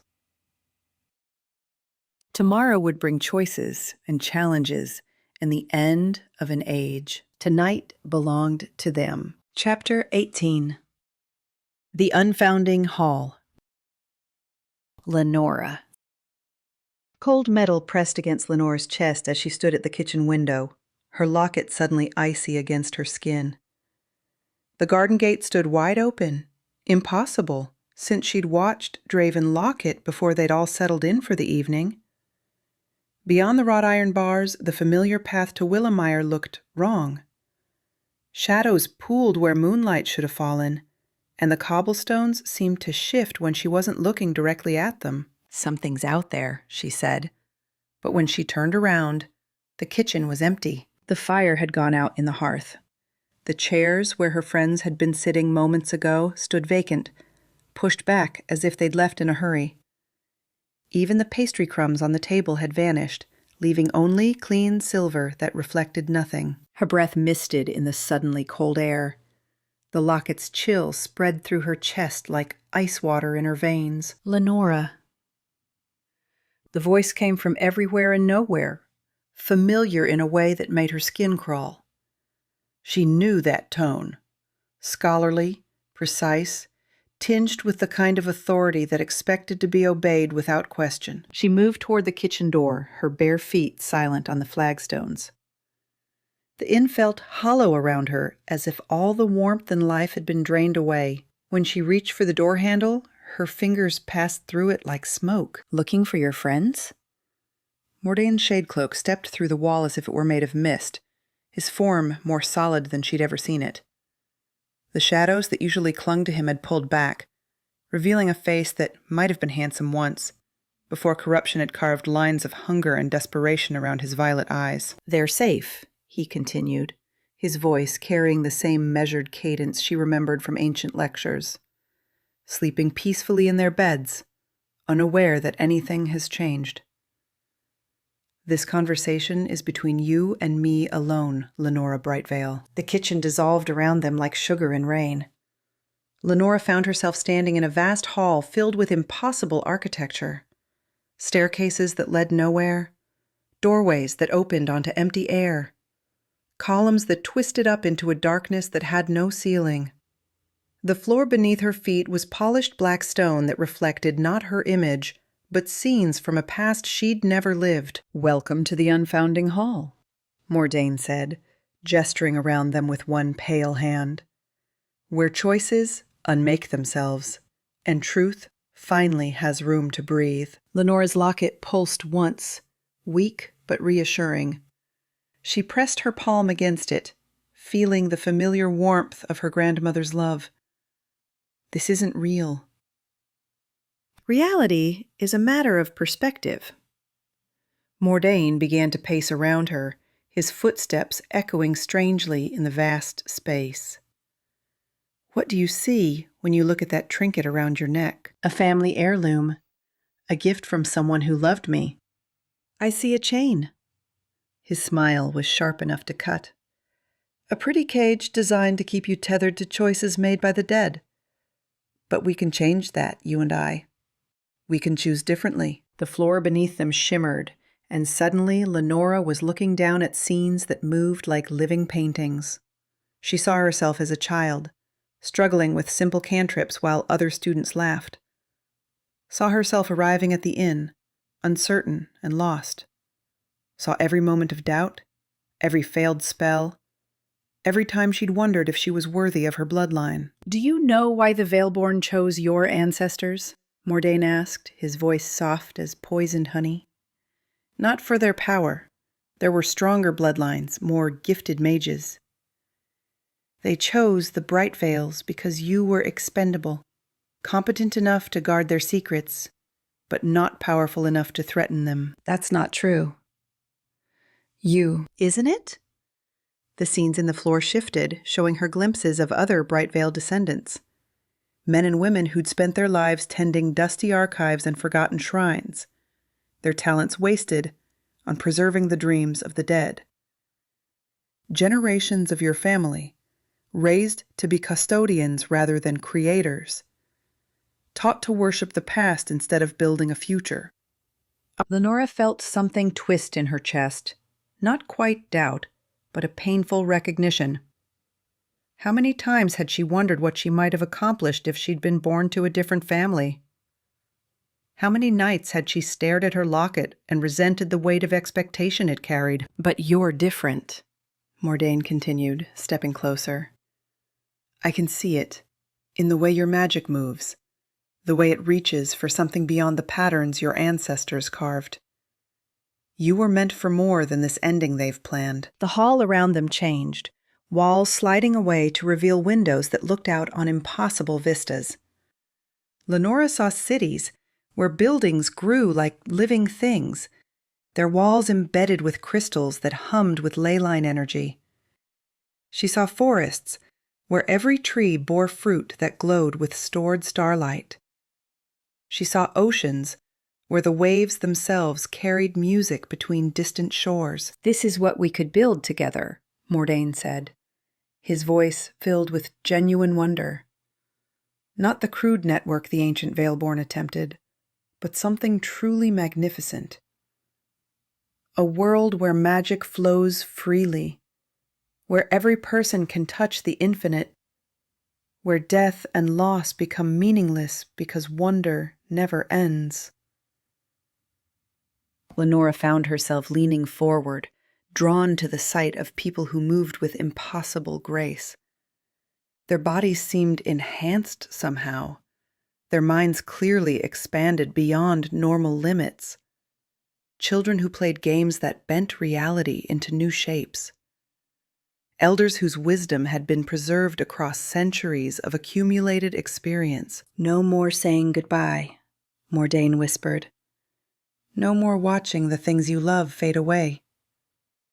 Your friends would be with you forever, their bonds strengthened by magic that makes mere mortal affection seem pale by comparison. Lenora's locket burned against her skin, but the pain felt distant. What would it cost? Nothing you haven't already lost. Mordain gestured to the windows, and the scenes shifted to show other worlds. Gray places where people moved through colorless lives, their eyes dull with the weight of ordinary existence. This is what your choice will bring. A world drained of wonder, where magic becomes nothing more than children's stories, where your friends grow old and die while you watch, helpless to save them. She saw Amara's wings losing their shimmer, becoming mere decoration. Saw Jill's tools falling silent, her mechanical intuition fading to mundane engineering.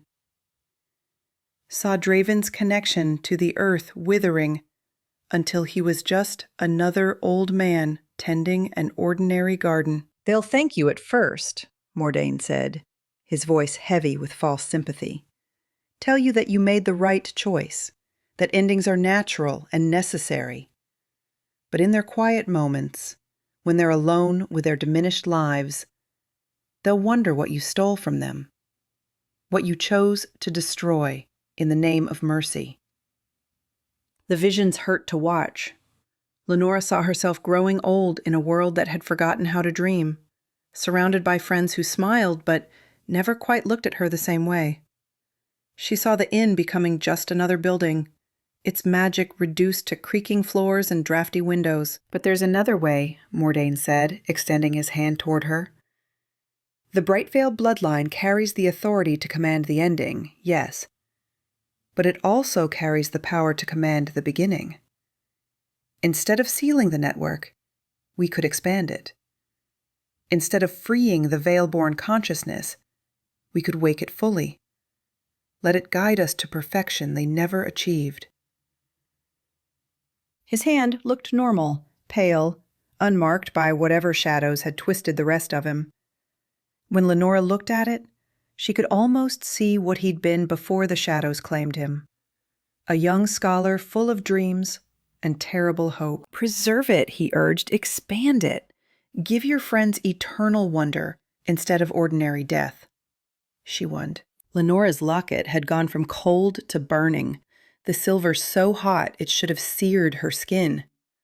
But instead of pain, she felt clarity, as if the heat were burning away illusions rather than flesh. "Show me the truth," she said quietly. Mordain's expression flickered. "I am showing you the truth.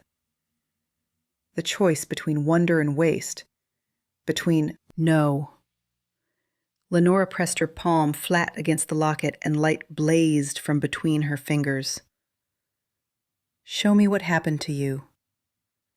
Show me what you were really chosen for." The hall around them cracked like broken glass. Through the fissures, she saw another place, a simple study lined with books, where a young man with violet eyes sat reading by candlelight. He looked up as the vision solidified, and Lenora saw recognition dawn in his face. "They came to me on a night like this," the young Kael Vorath said, his voice free of corruption.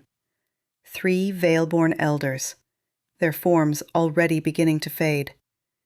They spoke of endings and mercy, of consciousness stretched beyond all natural limits. The scene shifted, showing the conversation that followed. Lenora watched a younger, uncorrupted Mordain listen to the same truths she'd learned, that the Veilborn had become the magic itself, that they were tired beyond measure, that they needed someone to grant them permission to rest. "They were in pain," young Kael whispered, tears streaming down his face. "Such terrible pain, and I couldn't bear it. I thought I could save them. Thought I could find a way to give them peace without ending their legacy." "But endings aren't always about pain," Lenora said, understanding flooding through her. "Sometimes they're about love." The vision of young Kael looked at her across the centuries, his expression heartbroken. "I was too young to understand. Too afraid of loss to see that some things must be let go. By the time I learned, it was too late. The magic I used to try to save them had already begun to change me." Around them, the unfounding hall shuddered and cracked. Mordain's corrupted form stepped back, his composed expression finally showing strain. "You don't understand," he said, his voice losing its scholarly precision. "I've seen what comes after. I've watched civilizations rise and fall while the Veilborn suffered. I won't be responsible for ending something so beautiful." "It's not beautiful anymore," Lenora said gently. "It's a prison. And you're not preserving wonder. You're hoarding it." She thought of her friends sitting around the fire, sharing their stories and fears and hopes. Of Amara's nervous laughter when her baking went wrong. Of Jill's triumphant grin when she solved an impossible puzzle. Of the inn itself, with its cranky, sentient magic and warm, imperfect welcome. "Wonder doesn't come from magic," she said, her locket blazing brighter. "It comes from connection. From choosing to care about each other even when it hurts. From finding meaning in small moments instead of grand gestures." The hall around them began to collapse, its impossible architecture folding in on itself. Mordain reached for her with desperate hands, but his form was already becoming translucent. "Please," he whispered, "don't let it all be for nothing. Don't let their sacrifice be meaningless." "Their sacrifice is only meaningless if we keep them from resting," Lenora replied. "Let them go, Kael. Let yourself go." Light exploded from her locket, and the unfounding hall shattered completely. Lenora found herself back in the inn's kitchen, her friends rushing in from all directions with worried expressions and hastily grabbed weapons. Lenora! Amara reached her first, wings fluttering with anxiety. You've been standing there for 5 minutes, not moving, not responding. Your eyes were glowing, Jill finished, her t-shirt reading Boss Battle complete in relieved green letters. Lenora touched her locket, feeling its gentle warmth return to normal. In her other hand, something new had appeared. A crystal shard that hummed with the same frequency as her heartbeat. The final component, she said, holding it up for the others to see. The last piece of the ritual. Draven studied the shard with his earth-touched senses. What does it do? Lenora smiled, feeling more certain than she'd ever felt in her life. It chooses love over fear, wonder over control, endings over eternity. She looked around at her chosen family, these people who had become more precious to her than any magic. It chooses to let go. Outside, the garden gate swung closed with a sound like a sigh. Mordain's presence faded from the inn's grounds, but not in defeat, in something that might have been the beginning of peace. The final dance could begin at dawn. And for the first time since this all started, Lenora was ready. Chapter 19. The Guardian's Choice. Devil Cat. The windowsill was cold against my belly, but I'd grown used to cold things. Spent so long being made of shadow and hunger that warmth felt foreign, like wearing clothes that didn't fit right. Through the glass, I watched them prepare. The Fey Baker moving with nervous energy, her wings scattering silver dust. The Brownie Tinkerer checking her mechanical raven for the 12th time. The Orc Guardian standing steady as stone, while power hummed through the bracers on his arms. The young mage with her bloodline locket, fingers tracing its edges like a prayer. They called themselves a family.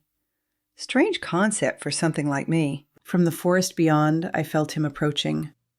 Mordain. My creator, my purpose, my... What was the word they used? Master seemed too simple. He'd made me from his own shadow-touched essence, breathed consciousness into darkness and called it companion. For so long I'd been content with that role, but watching these people, night after night, had done something to me. Changed me in ways I didn't understand. The brownie's shirt changed messages again. Final countdown in letters that pulsed like a heartbeat. She caught sight of me through the window and made a face. Still lurking around, are we? She said to the glass, though her tone held more resignation than hostility. I flicked my tail once. Let her think I was just being contrary. Truth was, I'd been wrestling with something that felt suspiciously like conscience.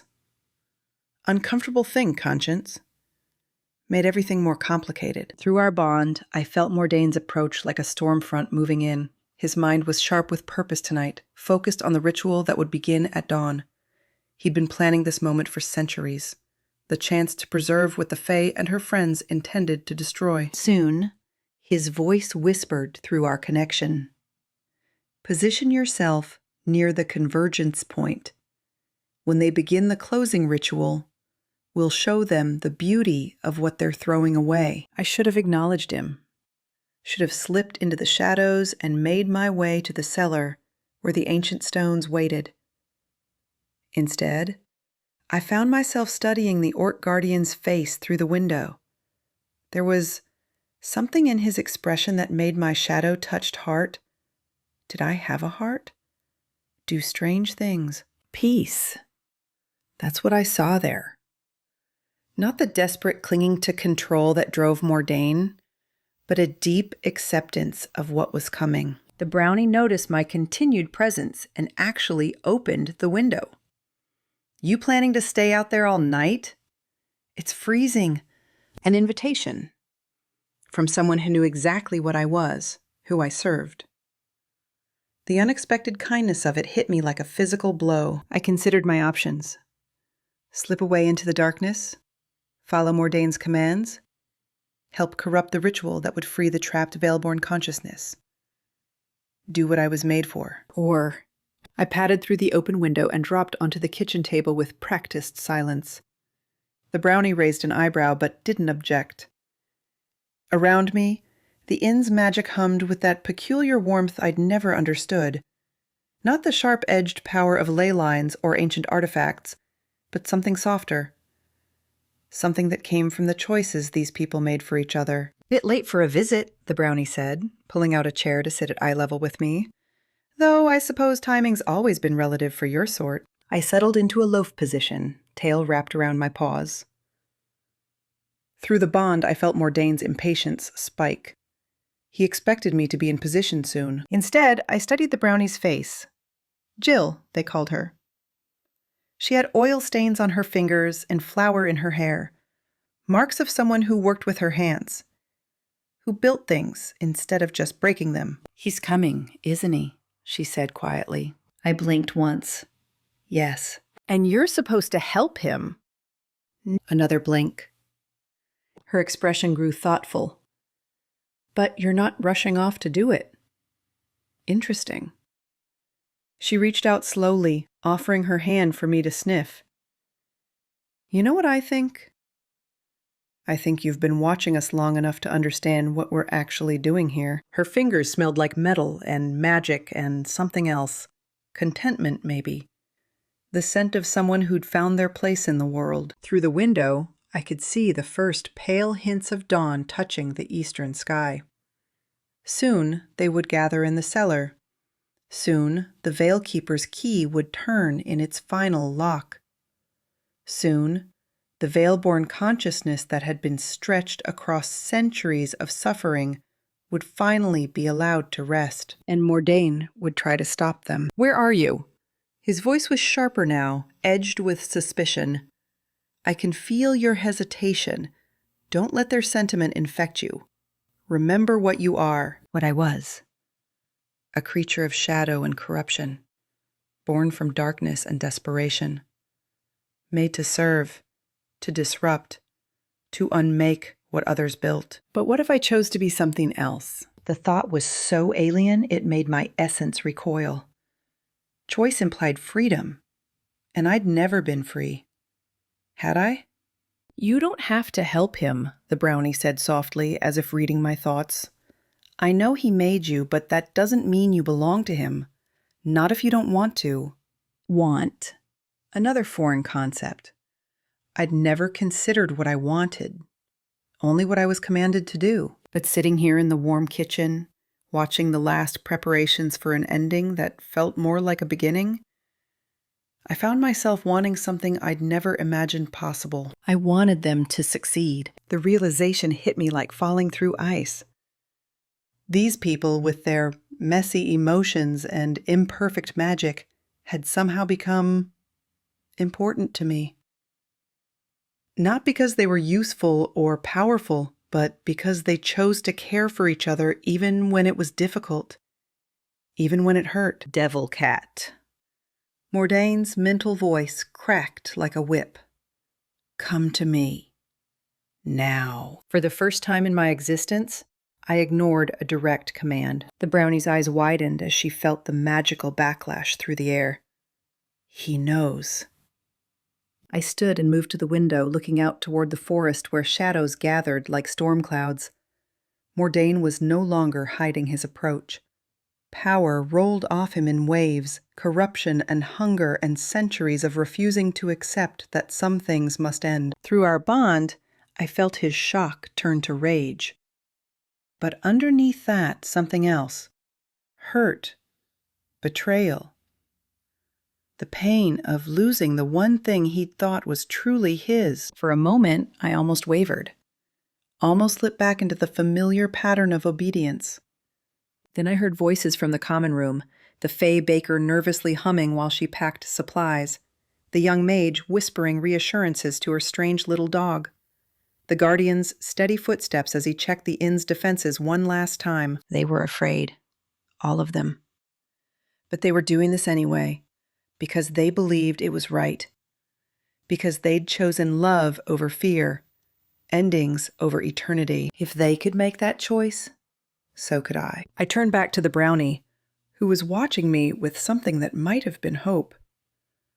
"You're really going to help us, aren't you?" she said. I padded over to her and, for the first time in my existence, chose to show affection. Rubbed against her oil-stained fingers, allowed myself to purr, a sound I'd never made before, rusty with disuse, but genuine. Her face lit up with surprised delight. "Well, I'll be.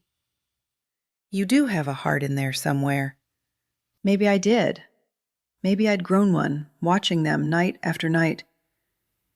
Maybe hearts were things you could choose to have, instead of things you were born with. Outside, Mordain's roar of fury shook the trees. Our bond snapped like an overstretched rope, leaving me suddenly, shockingly alone in my own mind. Free. It should have terrified me.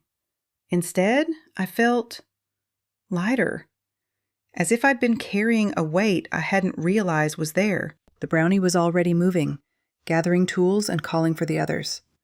"He's coming!" "Devil Cat broke free. We need to start the ritual now." They rushed in from all directions, faces grim but determined. The Guardian's eyes found me immediately, and I saw surprise flicker across his features. "You're not with him." It wasn't a question. Somehow he'd sensed the change in me. I meowed once, a small sound, but it carried weight. Number. "I'm not with him. I'm with you." The Fey Baker knelt down and offered her hand. "Then welcome to the family," she said simply. Family. The word settled into my shadow-touched essence like a missing piece, clicking into place. I'd spent so long thinking I was nothing but corruption and hunger, but maybe I'd been wrong. Maybe I was capable of more. Through the kitchen window, the dawn light grew stronger. Time was running short. I padded toward the cellar door where they were gathering, my shadow form rippling with something that felt suspiciously like determination. Whatever happened next, I wouldn't be watching from the sidelines anymore. For the first time since my creation, I had chosen a side. Chapter 20. The Sound of Silence. The inn held its breath. Draven stood in the center of the ritual circle, his hands pressed flat against the floorboards that still glowed with fading light. Beneath his palms, the wood felt different, warmer somehow, but also quieter. The constant hum of ley line energy that had vibrated through the building's bones for as long as he'd lived here was gone. "Is everyone all right?" he asked, his voice sounding strange in the new stillness. Around him, his friends were picking themselves up from where the ritual's completion had knocked them to their knees. Amara's wings fluttered as she steadied herself against Lenora's shoulder. Jill sat cross-legged on the floor, staring at her hands as if she'd never seen them before. Theron clutched Alaric's journal to his chest, his face pale but peaceful. "I think so," Lenora said, touching her locket. The silver no longer glowed with ancient light, but it caught the ordinary lamplight in a way that seemed somehow more beautiful. "The magic. It's really gone, isn't it?" Draven closed his eyes and reached out with his earth-touched senses, the way he had countless times before. Usually, he could feel the inn's foundation stones singing with accumulated power, could sense the ley lines flowing beneath Willowmire like underground rivers of starlight. Now there was nothing. Not emptiness exactly, but something he'd never experienced before. True quiet. "Yes," he said, opening his eyes. "It's gone." The words should have felt like loss. For months, his connection to the inn's magic had been as natural as breathing. The Earthshaper bracers on his forearms had hummed with responsive energy, ready to shape stone and channel protective power at his will. His ability to sense threats through the ground, to feel the approach of strangers through vibrations in the earth, all of it had vanished like morning mist. Instead, he felt lighter. "How do you feel?" Amara asked, her Fey instincts clearly picking up on his emotional state. Are you in pain? When the ley lines changed, I thought, I'm fine. He stood slowly, testing his balance without the magical augmentation he'd grown accustomed to. His body felt more solid somehow, more present. Better than fine, actually. Jill's t-shirt had gone completely blank, its magical message system finally exhausted. She poked at the plain fabric with one finger, her expression thoughtful rather than disappointed. Cogs isn't responding, she said, gesturing to where the clockwork raven sat motionless on her shoulder. His crystalline eyes had gone dark, his mechanical systems silent. Should I be worried? I don't think so, Theron said, setting Alaric's journal carefully on the reading table. Look at his posture. He's not broken. He's resting. The scholar was right. Cogs hadn't collapsed or seized up the way damaged clockwork usually did. Instead, he perched on Jill's shoulder with his head tucked beneath one wing, looking for all the world like a bird that had decided to take a nap. The ley line energy was what powered his consciousness, Draven realized. Without it, he's just sleeping. Will he wake up? Jill asked, gently stroking the raven's metal feathers. I don't know, Draven admitted. But does it matter? You built him, Jill, with your own hands and your own love. That's still there. Through the broken front door, sounds drifted in from Willowmire. Not the panicked shouts they'd feared, but something else. Laughter. Children playing in the square despite the late hour. The clatter of wheels on cobblestones as someone made their way home from the tavern. Ordinary sounds. Human sounds. The village was adapting to its new reality with the resilience that had let it survive centuries of magical upheaval. We should check on them, Lenora said, moving toward the door. Make sure everyone's safe. In a moment, Draven said, not moving from the circle. I need to understand something first. He knelt again, this time placing both hands flat on the floor and pressing his ear to the boards. When he'd first arrived at the inn, drawn by the map and Silvara's guidance, the building had felt alive in a way that went beyond mere enchantment. Every beam and stone had hummed with accumulated purpose. Now, listening with his ordinary human senses instead of earth magic, he heard something different. Not the resonant song of contained ley lines, but the smaller sounds he'd never noticed before. The settling of old timber, the whisper of air through gaps in the walls, the distant scurrying of mice in the spaces between floors. It's still alive, he said, wonder creeping into his voice. The inn. It's still alive. Of course it is, Amara said, settling beside him on the glowing floorboards. Buildings don't need magic to have personality. This place has been home to people for centuries. All that love, all that care. You think that just disappears? She was right. Draven could feel it now, without the overwhelming presence of Veilborn magic to mask it. The inn's truest nature had never been about the ley lines or ancient artifacts.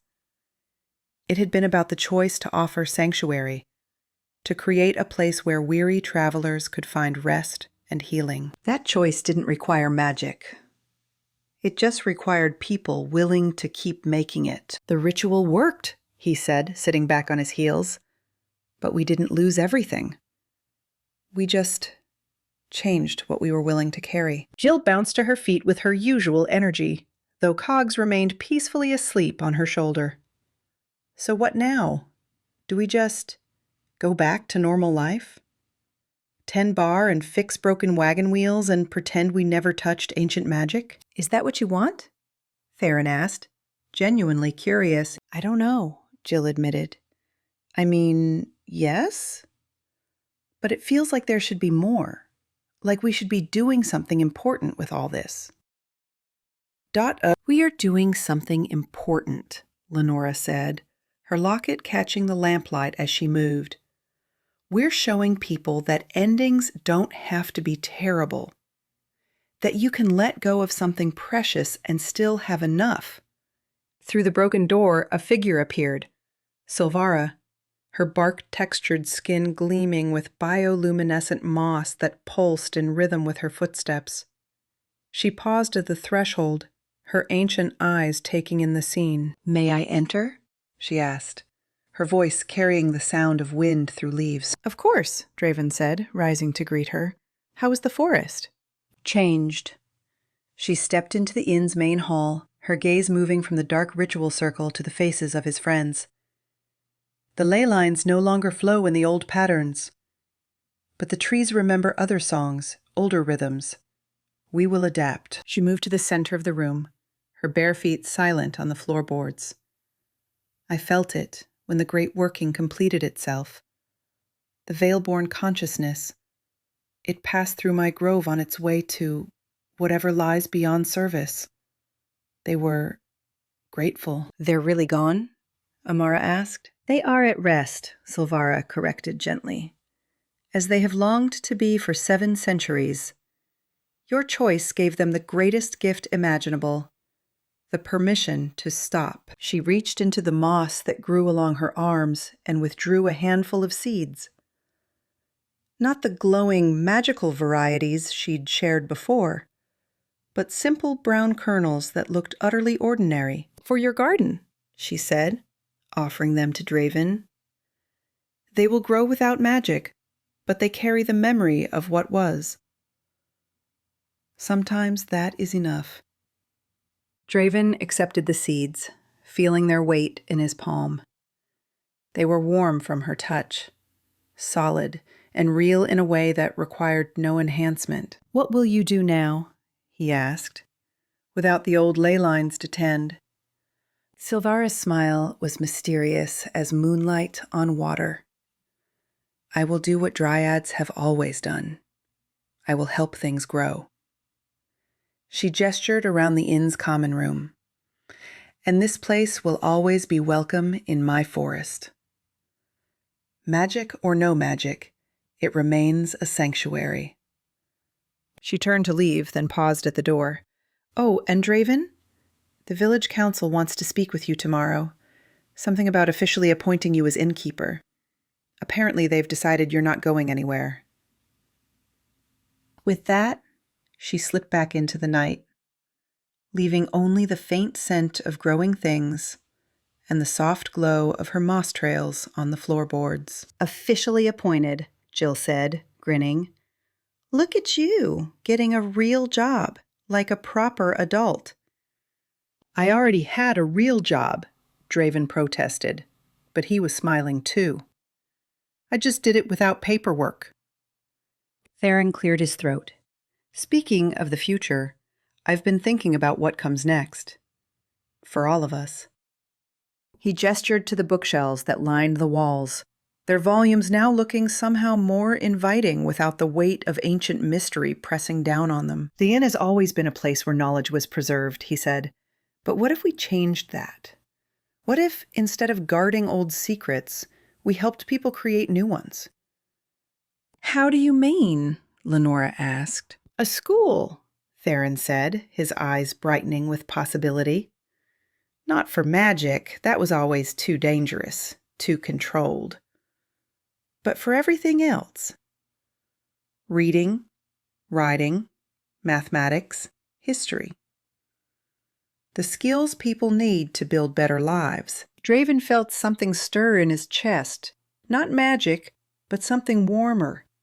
Hope, maybe.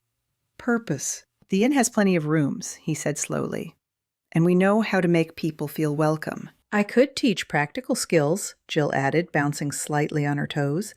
"Engineering, repair work, how to build things that last. And I bet some of the villagers have knowledge they'd be willing to share." "And I could feed everyone," Amara said, her wings fluttering with excitement.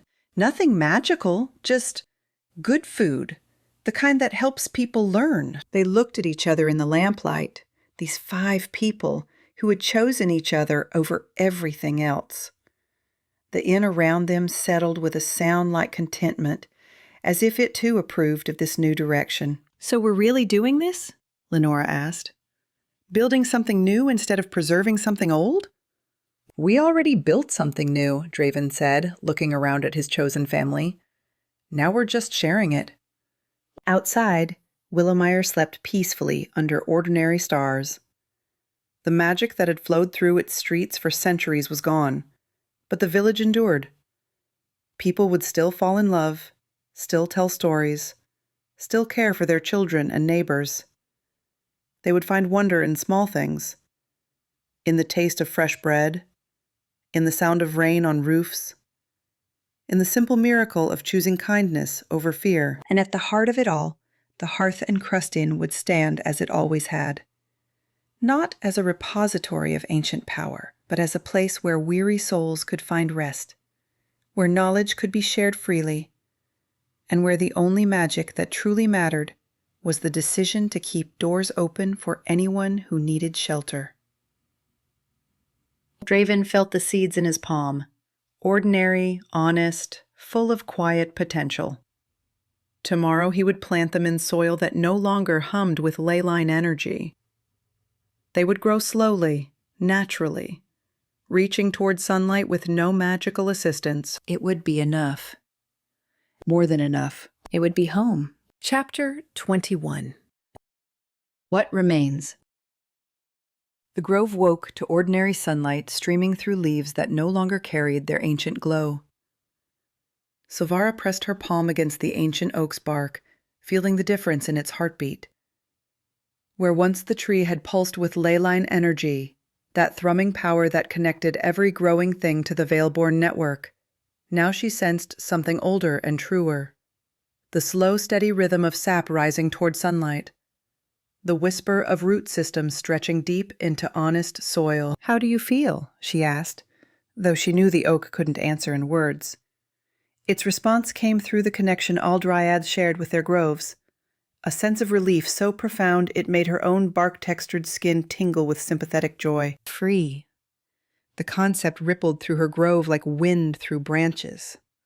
For 7 centuries, every tree, every flower, every blade of grass had been caught in patterns not of their making. Magic imposed from above, forcing natural chaos into artificial order. Now they remembered what it meant to grow wild. She moved deeper into the grove, her bare feet silent on moss that glowed with its own bioluminescence rather than borrowed power. The night-blooming jasmine had opened its flowers to morning light, something it had never done while bound to the old rhythms. Ferns unfurled in spirals that followed no mathematical formula except their own inherent beauty. "Fascinating," she murmured, kneeling beside a patch of herbs she'd tended for decades. The moonleaf had lost its silver sheen, but in its place grew something she'd never seen before. Leaves that shifted from green to blue to violet as clouds passed overhead, their color tied not to magic, but to the simple interplay of light and shadow. A rustling in the underbrush made her look up. Glimscale emerged from between the trees, the young wyvern's scales no longer pulsing with ley line energy, but catching sunlight like polished gemstones. The crystalline formations along its spine had gone dormant, but somehow the creature looked more magnificent than before. "Good morning, little guardian," she said, extending a hand. Glimscale nuzzled her palm, its rumbling purr vibrating through the grove floor. "How does freedom taste?" The wyvern's response came through the same wordless connection she shared with all creatures of the deep forest. Images flooded her mind, soaring through air that no longer carried the weight of ancient obligation. Diving into streams that ran clear and wild. Resting on stones that held no memory of anything but sun and rain. Joy. Pure, uncomplicated joy. "I know," she said, scratching behind the ridge where Glimscale's ears would be if wyverns had ears. "I feel it too." A sound reached them through the trees, hoofbeats on the forest path, accompanied by the creak of wagon wheels. Silvara straightened, her ancient senses identifying the approaching party. 2 horses, well cared for but not magical breeds. A wooden cart loaded with, she sniffed delicately, bread.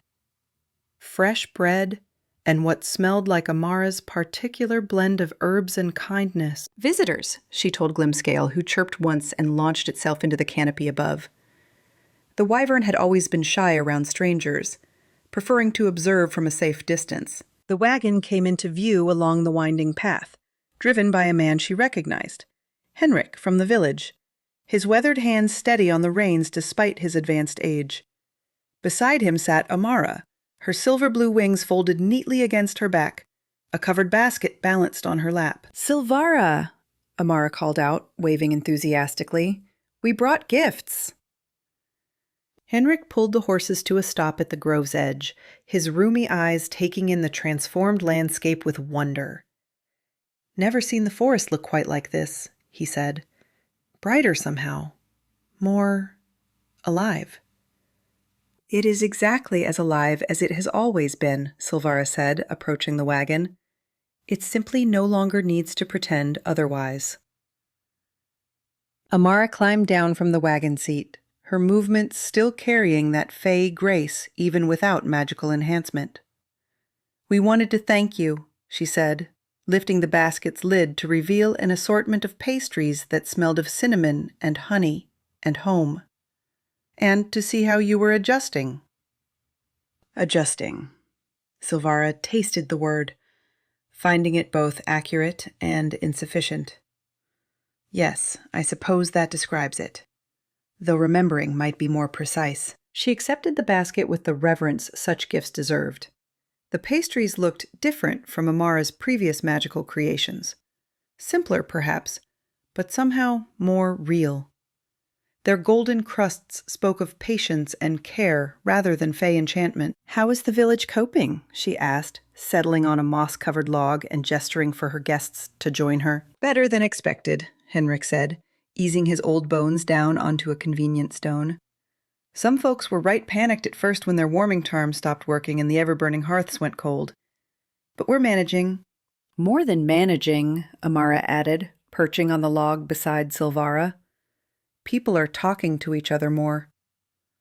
Sharing resources, checking on neighbors they hadn't spoken to in years. Yesterday, I saw 3 families working together to repair old Martha's roof, something they probably would have hired a wardwright to do magically before." Silvara nodded, unsurprised. "Community flourishes when people must rely on each other rather than on convenient magic." A flutter of wings announced Glimscale's descent. The wyvern landed gracefully on a nearby branch, its rainbow scales shimmering as it studied the newcomers with curious intelligence. "Oh," Amara breathed, her eyes lighting up. "You're beautiful. Are you the one I've heard whispers about? The guardian of the deep forest?" Glimscale preened at the compliment, extending its neck in an almost cat-like gesture of pleasure. Without the leyline magic that had once allowed instant communication between magical creatures, their interaction was limited to body language and intuition. But somehow that made it more precious. A genuine connection based on choice rather than mystical compulsion. "May I?" Amara asked, extending her hand slowly. Glimscale considered for a moment, then glided down to perch on her outstretched arm. The wyvern was lighter than it appeared, its hollow bones designed for flight rather than magical resonance. "It tickles," Amara laughed, as Glimscale investigated her sleeve with gentle curiosity. "Its scales are so smooth." "Glimscale has been exploring the changes in our forest," Silvara explained. "Yesterday it discovered a grove of singing mushrooms. Not magical singing, but the sound they make when wind passes through their caps. Simple beauty that requires no power to sustain." Henrik leaned forward, squinting at the wyvern with the intensity of someone whose eyesight wasn't what it used to be. "Heard tell these creatures were dangerous once. Guardians of the old magic, ready to incinerate anyone who threatened the ley lines." "Glimscale was never dangerous to those who meant no harm," Silvara said. "But yes, it was bound to protect the convergence points, to maintain the balance the Veilborn had imposed. Now it protects what it chooses to protect." "And what does it choose?" Amara asked, gently stroking the wyvern's neck. Glimscale's response came as a series of soft chirps and whistles. Not magic, but simple vocalization. Silvara found herself smiling as she translated the sounds through observation rather than mystical connection. "It chooses to protect the young," she said. "The seedlings and hatchlings and cubs. The things that grow rather than the things that merely endure." They sat in comfortable silence for a while, sharing Amara's pastries and watching the grove settle into its new rhythms. A family of squirrels had made their nest in the oak's highest branches, their chittering calls echoing through leaves that rustled with nothing more magical than morning breeze. "What will you do now?" Henrik asked eventually. "With the old ways ended and the forest changed." Silvara considered the question, her gaze moving from the transformed trees to the small group gathered in her grove. "What I have always done," she said finally. "I will tend what grows. I will offer shelter to those who need it. I will remember the old stories while helping write new ones." She gestured to the herbs and flowers that surrounded them. "These plants will grow differently now. Some will thrive without magical enhancement. Others may struggle or change entirely. My role is not to impose the old patterns, but to help them discover what they can become." "Sounds familiar," Amara said with a knowing smile. "That's essentially what we're doing at the inn." "Oh?" "And how goes that grand experiment?" Amara's expression grew animated as she described the changes at the Hearth and Crust. The building itself seemed more welcoming somehow, its quirks and creaks now charming rather than mystical. Draven had thrown himself into practical improvements, repairing the roof with ordinary tools, expanding the garden with non-magical seeds, learning to brew tea that soothed through taste and care rather than enchantment. "Jill started teaching some of the village children how to build and repair things," she continued. "Not magical devices, just useful things. Cartwheels, door hinges, pulleys for wells. The kids love it, and Jill's happier than I've ever seen her." "And Lenora?" Tob, "Learning to be herself instead of her bloodline." Amara's voice carried warmth and pride. "She's been working with Theron to catalog the village's oral histories. Not magical lore, but the stories people tell about their families, their trades, their hopes. They want to preserve what matters without clinging to what hurts." Silvara felt a deep satisfaction at these words. The transition from magical dependence to genuine community was never easy, but it sounded as though her friends were not just surviving, but thriving. "And you?" she asked. "How fares the baker without her fey enchantments?" Odd. Amara's laugh was bright as birdsong. "I'm learning that magic was never in my wings or my bloodline. It was in the choosing to feed people. My bread still brings comfort. My pastries still carry love. They just do it honestly now." She pulled another item from her basket, a small loaf wrapped in clean cloth. "This is for you. Made with flour from the village mill, water from the well, yeast I cultivated myself. No magic except the kind that happens when someone cares enough to knead dough at dawn." Silvara accepted the gift with reverence, feeling its weight in her hands. The bread was still warm, its crust golden brown and slightly uneven in the way that proclaimed its handmade origins.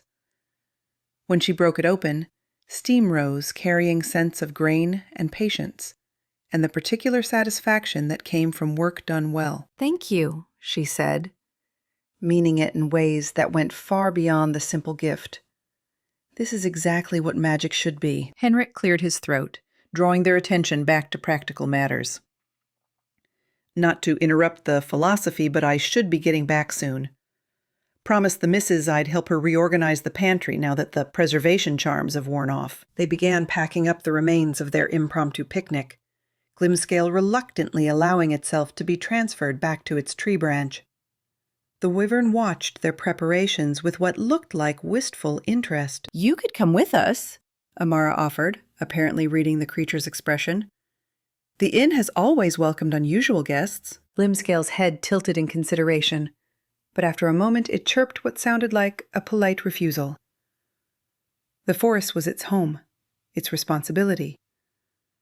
Without magic to bind it to specific duties, it had chosen those duties freely. Another time, perhaps, Silvara translated, when the grove is more settled in its new growth patterns. As Henrik guided the wagon back toward the village path, Amara turned for one last wave. "Come visit us soon," she called. "The inn isn't the same without all its friends." Silvara watched until the wagon disappeared between the trees, then turned back to survey her transformed domain. The grove pulsed with life that owed nothing to ancient enchantments, the honest magic of chlorophyll and sunlight, of roots finding water and wings finding air. Above her, Glimscale settled more comfortably on its branch and began what sounded suspiciously like a lullaby. Not a magical working designed to influence sleep or dreams, but the simple pleasure of a creature that had discovered its own voice. As Henrik guided the wagon back toward the village path, Amara turned for one last wave. "Come visit us soon," she called. "The inn isn't the same without all its friends." Silvara watched until the wagon disappeared between the trees, then turned back to survey her transformed domain. A new sound caught her attention, not the rustling of leaves or Glimscale's contented humming, but something else. Footsteps on the forest path, lighter than Henrik's wagon wheels, but more purposeful than the casual wandering of villagers. She tilted her head, listening. Multiple sets of feet, moving with the careful quiet of people trying not to disturb the forest's peace. Visitors, but not threatening ones. Her connection to the grove told her that much. "Glimscale," she called softly. The wyvern's head perked up, its rainbow scales shifting as it focused on the approaching sounds. Through the trees, she caught a glimpse of movement. Dark clothing, travel packs, the glint of metal that might be tools rather than weapons. Scholars, perhaps. Or craftspeople. People with business in the deep forest, now that the old magical boundaries had fallen. "More changes coming," she murmured, stepping toward the path to greet whatever new challenges the day would bring. Chapter 22. The New Foundation. The inn's former library had transformed into something unrecognizable, with books filling every surface of what had once been the most mysterious room.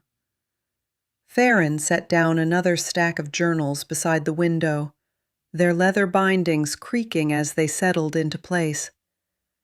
Not ancient tomes filled with veil-born secrets, but ordinary ledgers and diaries, the kind of records that people actually kept, that told the real stories of how communities grew and changed. "That's the last of them from the mill," Lenora said, brushing dust from her sleeves as she emerged from behind a makeshift bookshelf.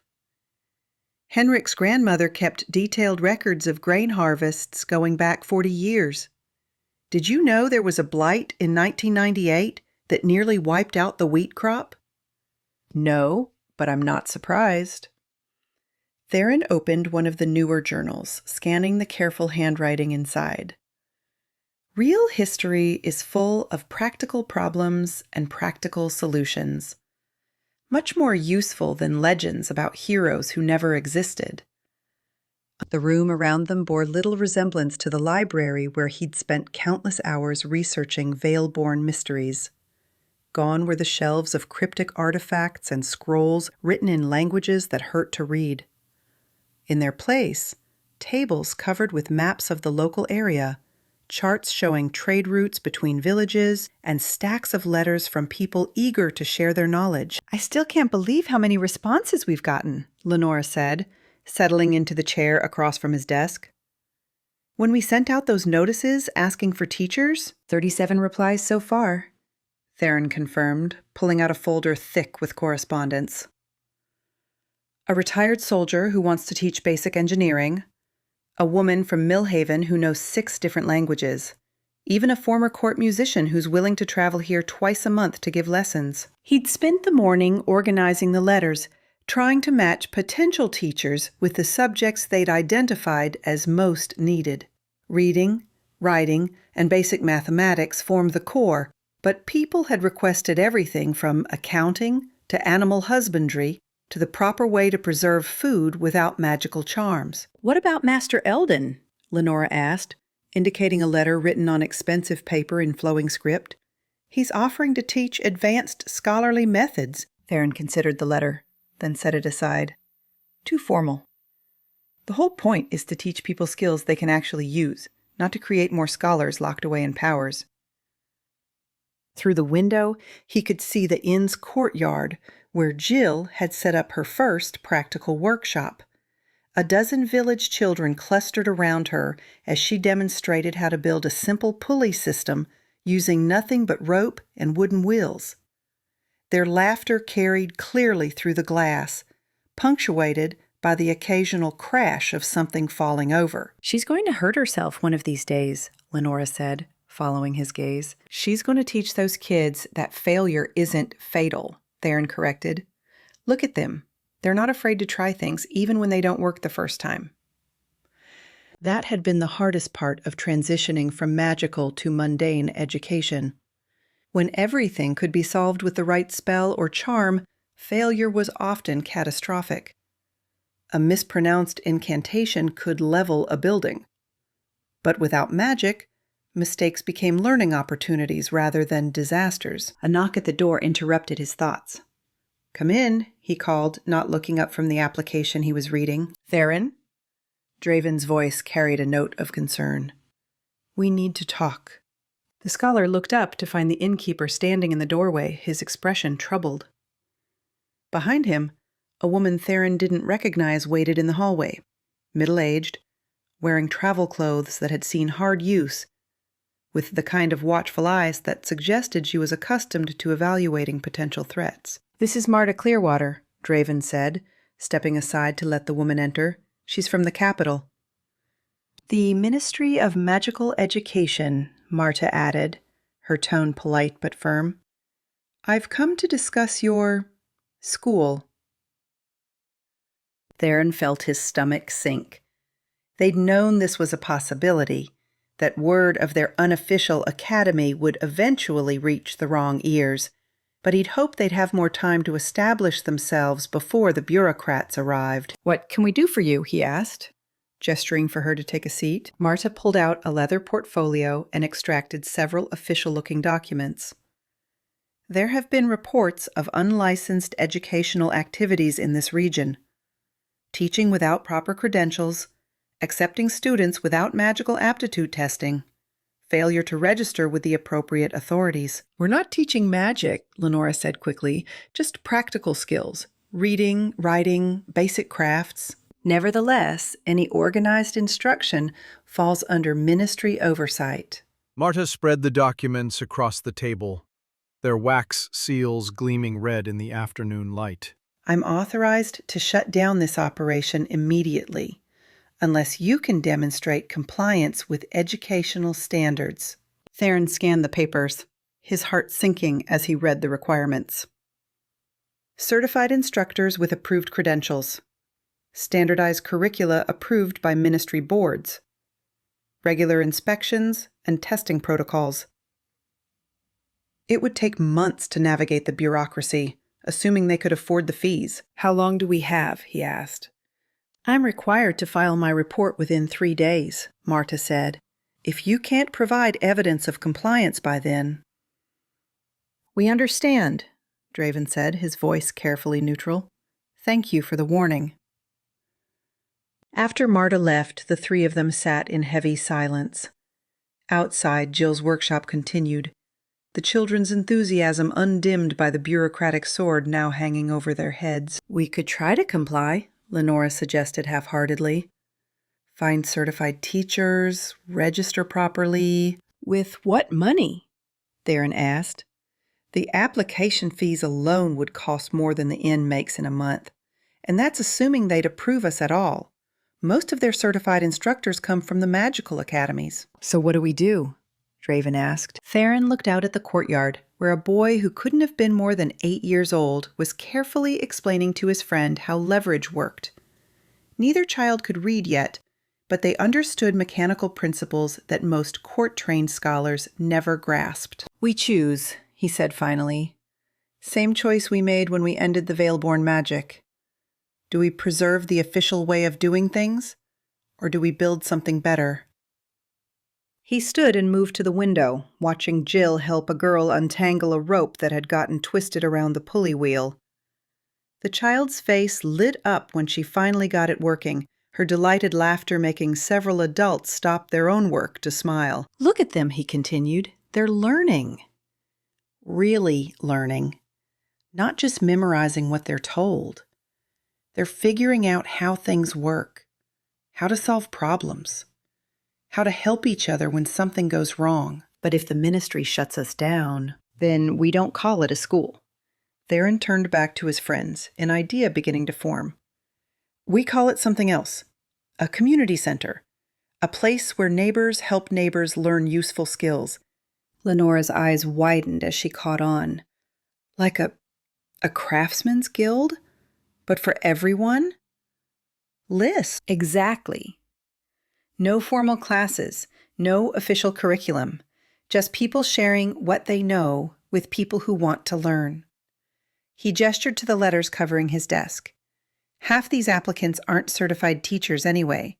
They're just skilled craftspeople who want to pass on their knowledge. Draven nodded slowly. The ministry can regulate schools, but they can't stop people from helping their neighbors. Can they? Lenora asked. I mean, legally speaking? I don't think so, Theron said. But even if they try, we'll deal with it then. The important thing is that we don't let bureaucracy kill something good before it has a chance to grow. He began gathering up the ministry documents, stacking them neatly before setting them aside. They'd keep the paperwork, but they wouldn't let it define what they were trying to build. So we continue, he said, but quietly. No official announcements, no grand openings, just word of mouth, neighbors telling neighbors. The way knowledge has always really spread. Through the window, he could see more people arriving in the courtyard. Adults this time, drawn by the sound of children learning and playing. A woman with calloused hands was examining Jill's pulley demonstration with professional interest. An elderly man had struck up a conversation with one of the children about the proper way to tie knots. "Look at that," Lenora said softly. "It's already happening. People want to learn, and they want to teach. They don't need permission from the ministry to share what they know." Theron smiled, feeling a weight lift from his shoulders. This was what education was supposed to be, not the hoarding of secrets in tower libraries, but the free exchange of useful knowledge between people who cared about each other's success. "What do we tell Marta when she comes back?" Draven asked. "The truth," Theron said. "We're not running a school. We're just neighbors helping neighbors. And if that's against ministry regulations, then maybe it's time to write better regulations." He opened a new journal, not for recording applications or tracking bureaucratic requirements, but for something more important. The real stories of what they were building here. The connections forming between people who had never spoken before. The skills being passed from old hands to young ones. The quiet revolution of ordinary people choosing to learn and teach and grow together. "The beginning of new stories," he wrote on the first page, then set down his pen and went outside to join the learning. Chapter 23. Home. The kitchen smelled of honest work and rising dough. Amara wiped her hands on her apron, studying the simple loaf cooling on the wooden rack. Flour dusted the counter in patterns that followed no recipe, just the natural scatter that came from kneading by hand instead of magic. No shimmer of fey magic, no enchanted ingredients that glowed with inner light. Just bread, made from grain and water and the wild yeast she'd been nurturing in a jar by the window. It was perfect. She pressed her palm against the crust, feeling the warmth that came from nothing more than fire and time. The bread had risen exactly as it should, golden brown and slightly uneven in the way that promised it had been shaped by hands rather than magic. "Smells wonderful," Draven said, appearing in the kitchen doorway with dirt under his fingernails and satisfaction in his voice. "The morning classes went well?" "Better than well." Amara cut into the loaf, steam rising from the pale interior. Little Mira finally mastered kneading. She's been so frustrated with getting the texture right. And old Henrik brought his sourdough starter to share. Says his grandmother's recipe goes back 6 generations. She spread butter on a still warm slice and handed it to Draven. No magic in the gesture, but he closed his eyes as he tasted it. The same expression of contentment she'd seen when her enchanted pastries had worked their small wonders. "What's that smile for?" she asked. "Just thinking." He took another bite, chewing thoughtfully. "Remember when you first arrived? How nervous you got when your baking went wrong? Like you thought we'd ask you to leave if you couldn't make perfect magical treats?" Amara laughed, the sound bright in the morning kitchen. "I was terrified. Everything I'd learned about baking was tied up with fey magic. I honestly didn't know if I could make anything edible without it." Through the window, she could see the inn's garden, where Draven had been working since dawn. Rows of vegetables grew in neat lines, tended with nothing more than compost and care. No earth magic shaped the soil. No enchanted tools made the work easier. Just a man who'd learned that growing things was its own reward. "And now?" he asked. "Now I know better." She gestured around the kitchen, taking in the ordinary tools and simple ingredients that filled every surface. "The magic was never in my wings or my bloodline. It was in choosing to feed people who needed feeding." A clatter from the dining room announced Jill's arrival, her arms full of wooden planks and metal brackets. Cogs perched on her shoulder, still dormant, but no longer troubling her the way it had in the first days after the ritual. "Morning, you two," she called, setting down her load with a satisfied thump. "Amara, you're going to love what I'm building. Custom shelving for the kitchen. No nails, just joinery. Should last decades if you don't knock it over." "What's wrong with the shelves I have?" Amara asked, though she was smiling. "Nothing wrong with them. But these'll be better. More storage, easier to clean, and they'll look nice too." Jill bounced on her toes, her enthusiasm infectious. "Besides, I like building things that'll outlast me." Her t-shirt had remained blank since the ritual, but Jill didn't seem to mind. If anything, she seemed more present without the constant commentary, more focused on the work in front of her. "Coffee?" Amara offered, lifting the pot from the stove. "Please." Jill accepted the mug gratefully, wrapping her small hands around its warmth. "Long night in the workshop. Finally got that water wheel design working properly, the one for Millhaven's new mill. Turns out the problem was with the gear ratios, not the paddle size." She launched into an explanation of mechanical engineering that went over Amara's head, but the joy in her voice was unmistakable. Teaching had given Jill something she'd never known she wanted. The chance to share her knowledge without having to prove herself first. "Speaking of Millhaven," Draven said, "we had another inquiry yesterday. Village called Oakenford, about 3 days' ride east. They're asking if we'd be willing to help them set up something similar." "Really?" Amara felt a flutter of excitement. "What did you tell them?" "That we'd think about it. It's a big step, helping other communities start their own learning centers." Lenora appeared in the kitchen doorway, her hair still mussed from sleep, and her grandmother's locket catching the morning light. The silver no longer pulsed with ancient power, but it gleamed with the simple beauty of well-polished metal. "Did someone say Oakenford?" she asked, stifling a yawn. "That's where my cousin lives. She mentioned in her last letter that they've been struggling since the magical preservation charms failed, lost half their winter stores." "Food preservation," Jill said immediately. "That's something we could definitely teach. Salt curing, smoking, proper root cellars, basic stuff, but it makes all the difference." Amara nodded, already imagining the lessons she could share. "And bread making. Good bread keeps better than the fancy stuff that relied on magical enhancement." "I could put together some basic texts," Lenora added. "Writing systems, record keeping. Nothing fancy, just practical literacy skills." They looked at each other across the kitchen. These 4 people who had become family through choice rather than blood. The inn around them hummed with ordinary life. Floors that creaked underfoot, windows that let in drafts, walls that needed painting. But it felt more alive than it ever had when powered by ancient magic. "We're really going to do this, aren't we?" Amara said. "Start a movement. Change how people think about learning and community." "One village at a time," Draven agreed. "No grand proclamations, no official organizations. Just neighbors helping neighbors figure out how to live better." Through the kitchen window, Amara could see people beginning to gather in the inn's courtyard. Not guests seeking magical solutions to their problems, but community members coming to share skills and learn from each other. Children with slates and chalk, ready for their morning reading lesson. Adults carrying tools and projects they wanted help with. The sight filled her with a warmth that had nothing to do with the oven behind her. "I should start breakfast," she said, moving toward the pantry. "We've got hungry people to feed."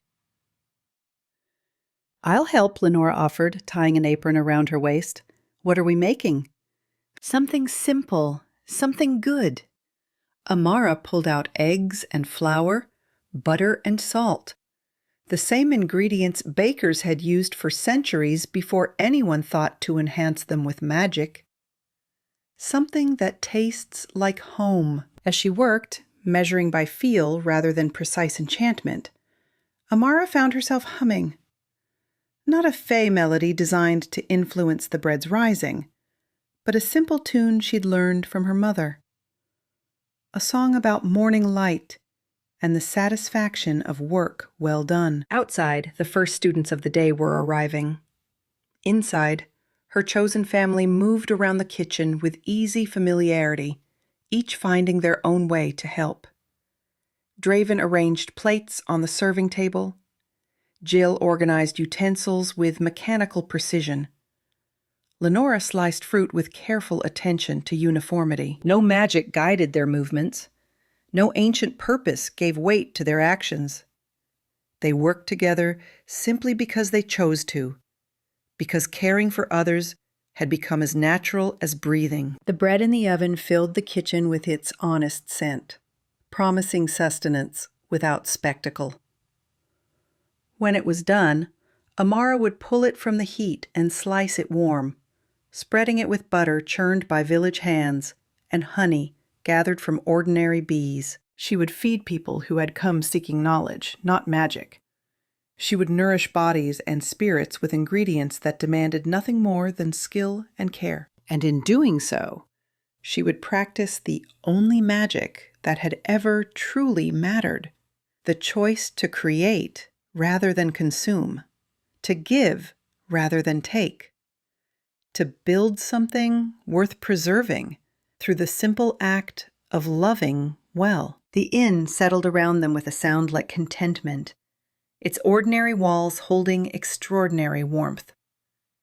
This was home, not because of ancient power or mystical purpose, but because they had chosen to make it so together. Epilogue.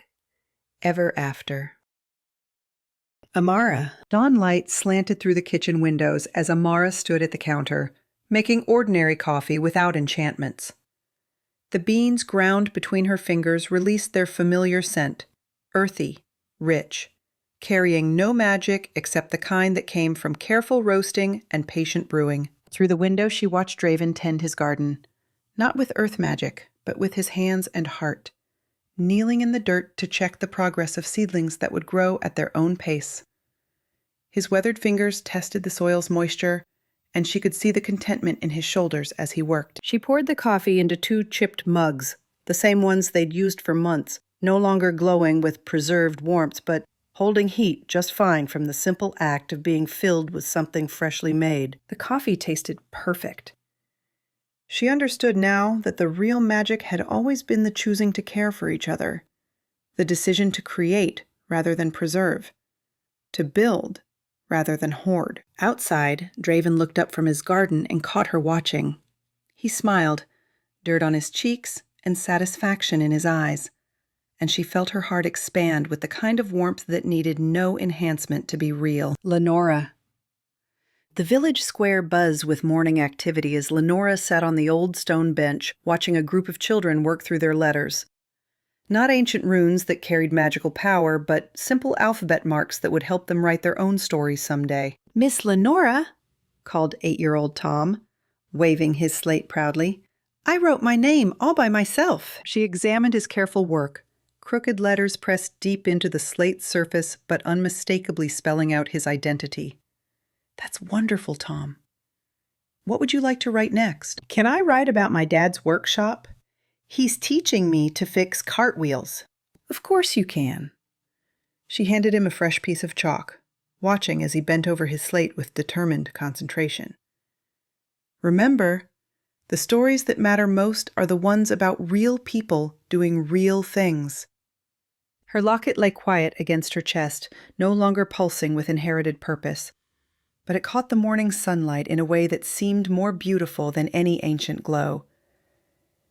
The weight of bloodline duty was gone, replaced by something lighter and more precious, the choice to help others find their own voices, instead of echoing the past. When Tom finished his story about cartwheels and showed it to her with shining eyes, she felt a satisfaction deeper than any magical accomplishment she'd ever achieved. "Draven?" The wooden sign took shape under Draven's hands, each letter carved with care rather than magic.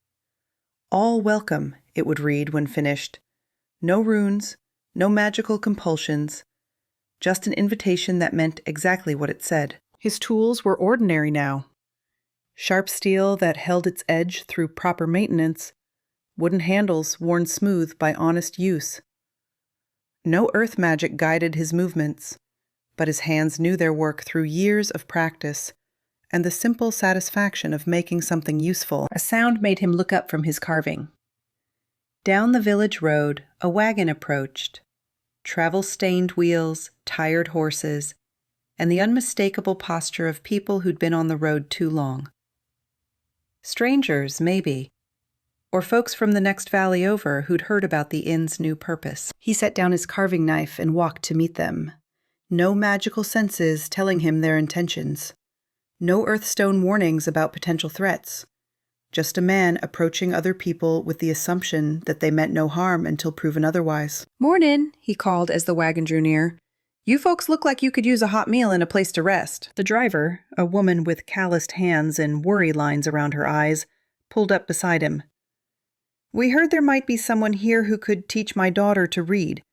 She's 8 and sharp as anything, but we've never had the coin for proper schooling." Draven smiled, gesturing toward the inn where smoke rose from the kitchen chimney. "Well, you've come to the right place. And there's no coin required, just the willingness to learn, and maybe share whatever skills you've got in return." He led them toward the inn, toward the warmth of the hearth, and the promise of a community that grew stronger by choosing to welcome rather than exclude. "Jill." The music box played its simple melody as Jill wound the key one more time. No magical enhancement, no brownie enchantments that made it sing with otherworldly beauty. Just gears and springs and a tune that Merrick had written on one of his good days. It was slightly off key. The timing wasn't perfect.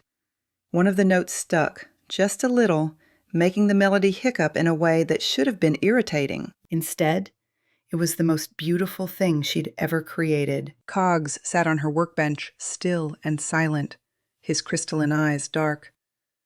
But she could swear there was something peaceful about his posture, something that suggested sleep rather than malfunction. Sometimes she caught herself talking to him anyway, explaining her latest project, or asking his opinion on gear ratios he couldn't answer. "What do you think?" she asked now, holding up the music box. "Too simple? Not clever enough?" Cogs, of course, said nothing. But the morning light streaming through the workshop window caught his metal feathers just right, and for a moment she could almost imagine he was preening with approval. She wrapped the music box carefully and tucked it into her delivery satchel. Mrs. Henderson's granddaughter would love it, imperfections and all. Maybe especially because of the imperfections. They made it real, made it something that had been touched by human hands rather than magical processes. Outside, she could hear children's laughter as the day's lessons began. Time to join them, to share what she knew and learn what they could teach her in return. Theron. The last of the ancient books closed with a soft thud as Theron set it aside.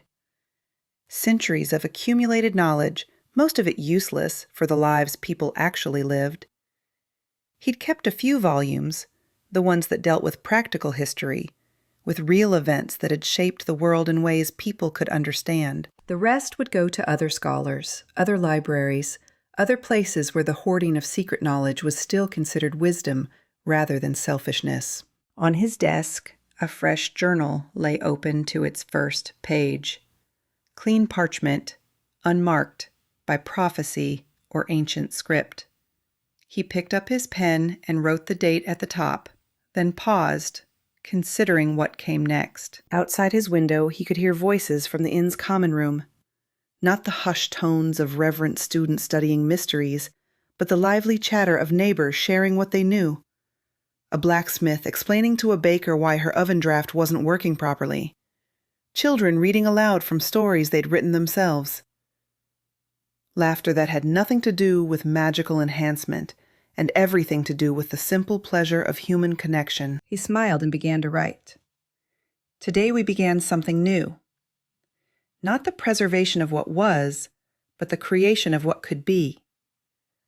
The most important discoveries I'm learning aren't written in ancient books. They're made fresh each day by people who choose to care about each other's success. The words felt right, true, worth preserving not because they were magical, but because they were real. The inn itself. The Hearth Crust Inn settled into its foundations with a sound like contentment. No magical ley lines sang through its stones. No ancient artifacts hummed with preserved power. But the building felt more alive than it had in centuries. Footsteps echoed through the halls, not the careful tread of guests seeking mystical solutions, but the confident stride of people who belonged. Voices carried through the walls, sharing knowledge and laughter in equal measure.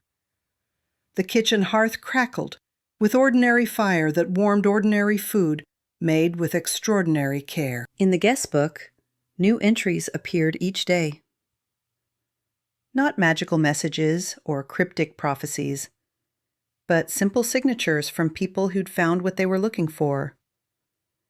Thank you for teaching my son to read. Martha Clearspring. The bread recipe is perfect. We'll share it in our village. Henrik Miller. Home isn't about magic. It's about belonging. The Dewpetal family.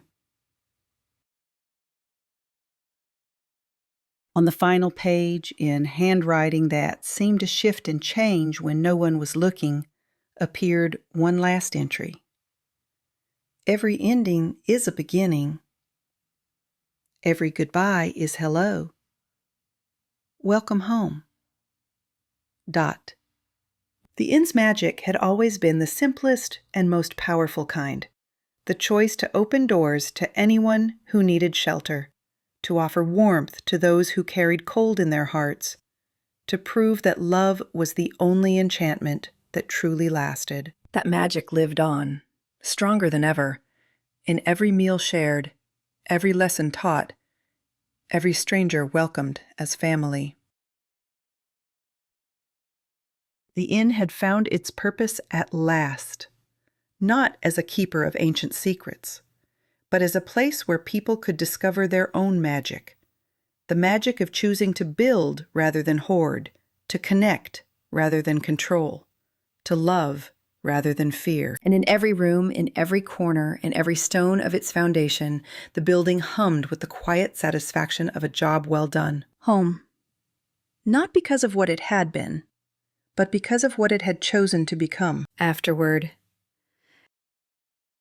To everyone who followed this journey to the end. When I first stepped into the Hearth Crust Inn all those chapters ago, I had no idea what I was getting myself into.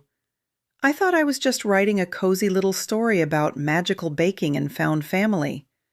I didn't know I was embarking on an adventure that would stretch across 5 full books, a prequel, and more character development than I ever imagined possible. I certainly didn't know how hard it would be to bring this story home. There were nights when I stared at blank pages, wondering how to honor the characters who had become so real to me.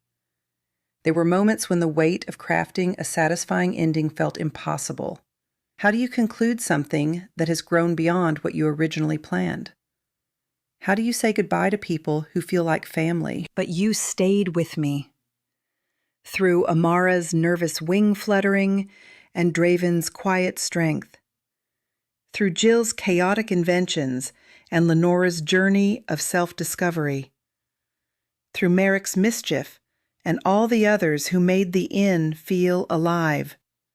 You followed Devil Cat's surprising redemption, endured my probably too detailed magical systems, and trusted me to find the right ending, even when I wasn't sure I knew what it was. Your patience meant everything. Every time the story took an unexpected turn, every time I had to dig deeper into themes I hadn't planned to explore, every time the path forward seemed unclear, knowing you were there, reading and caring about these characters, gave me the courage to keep going. Thank you for letting me figure out what this story needed to be, rather than holding me to what I thought it would be when we started. Thank you for understanding that sometimes the best journeys are the ones that take us places we never expected to go. Most of all, thank you for making this feel less like work and more like sharing something precious with friends. The inn's magic was always about chosen family and the warmth of belonging. And in a way, that's what we created together too. From the bottom of my heart, thank you for reading. Thank you for staying. Thank you for letting me tell you this story. With endless gratitude, Wynn. Thank you for listening. Please visit me at wynnvalentine.com to stay up to date. Please subscribe, leave a comment, and review.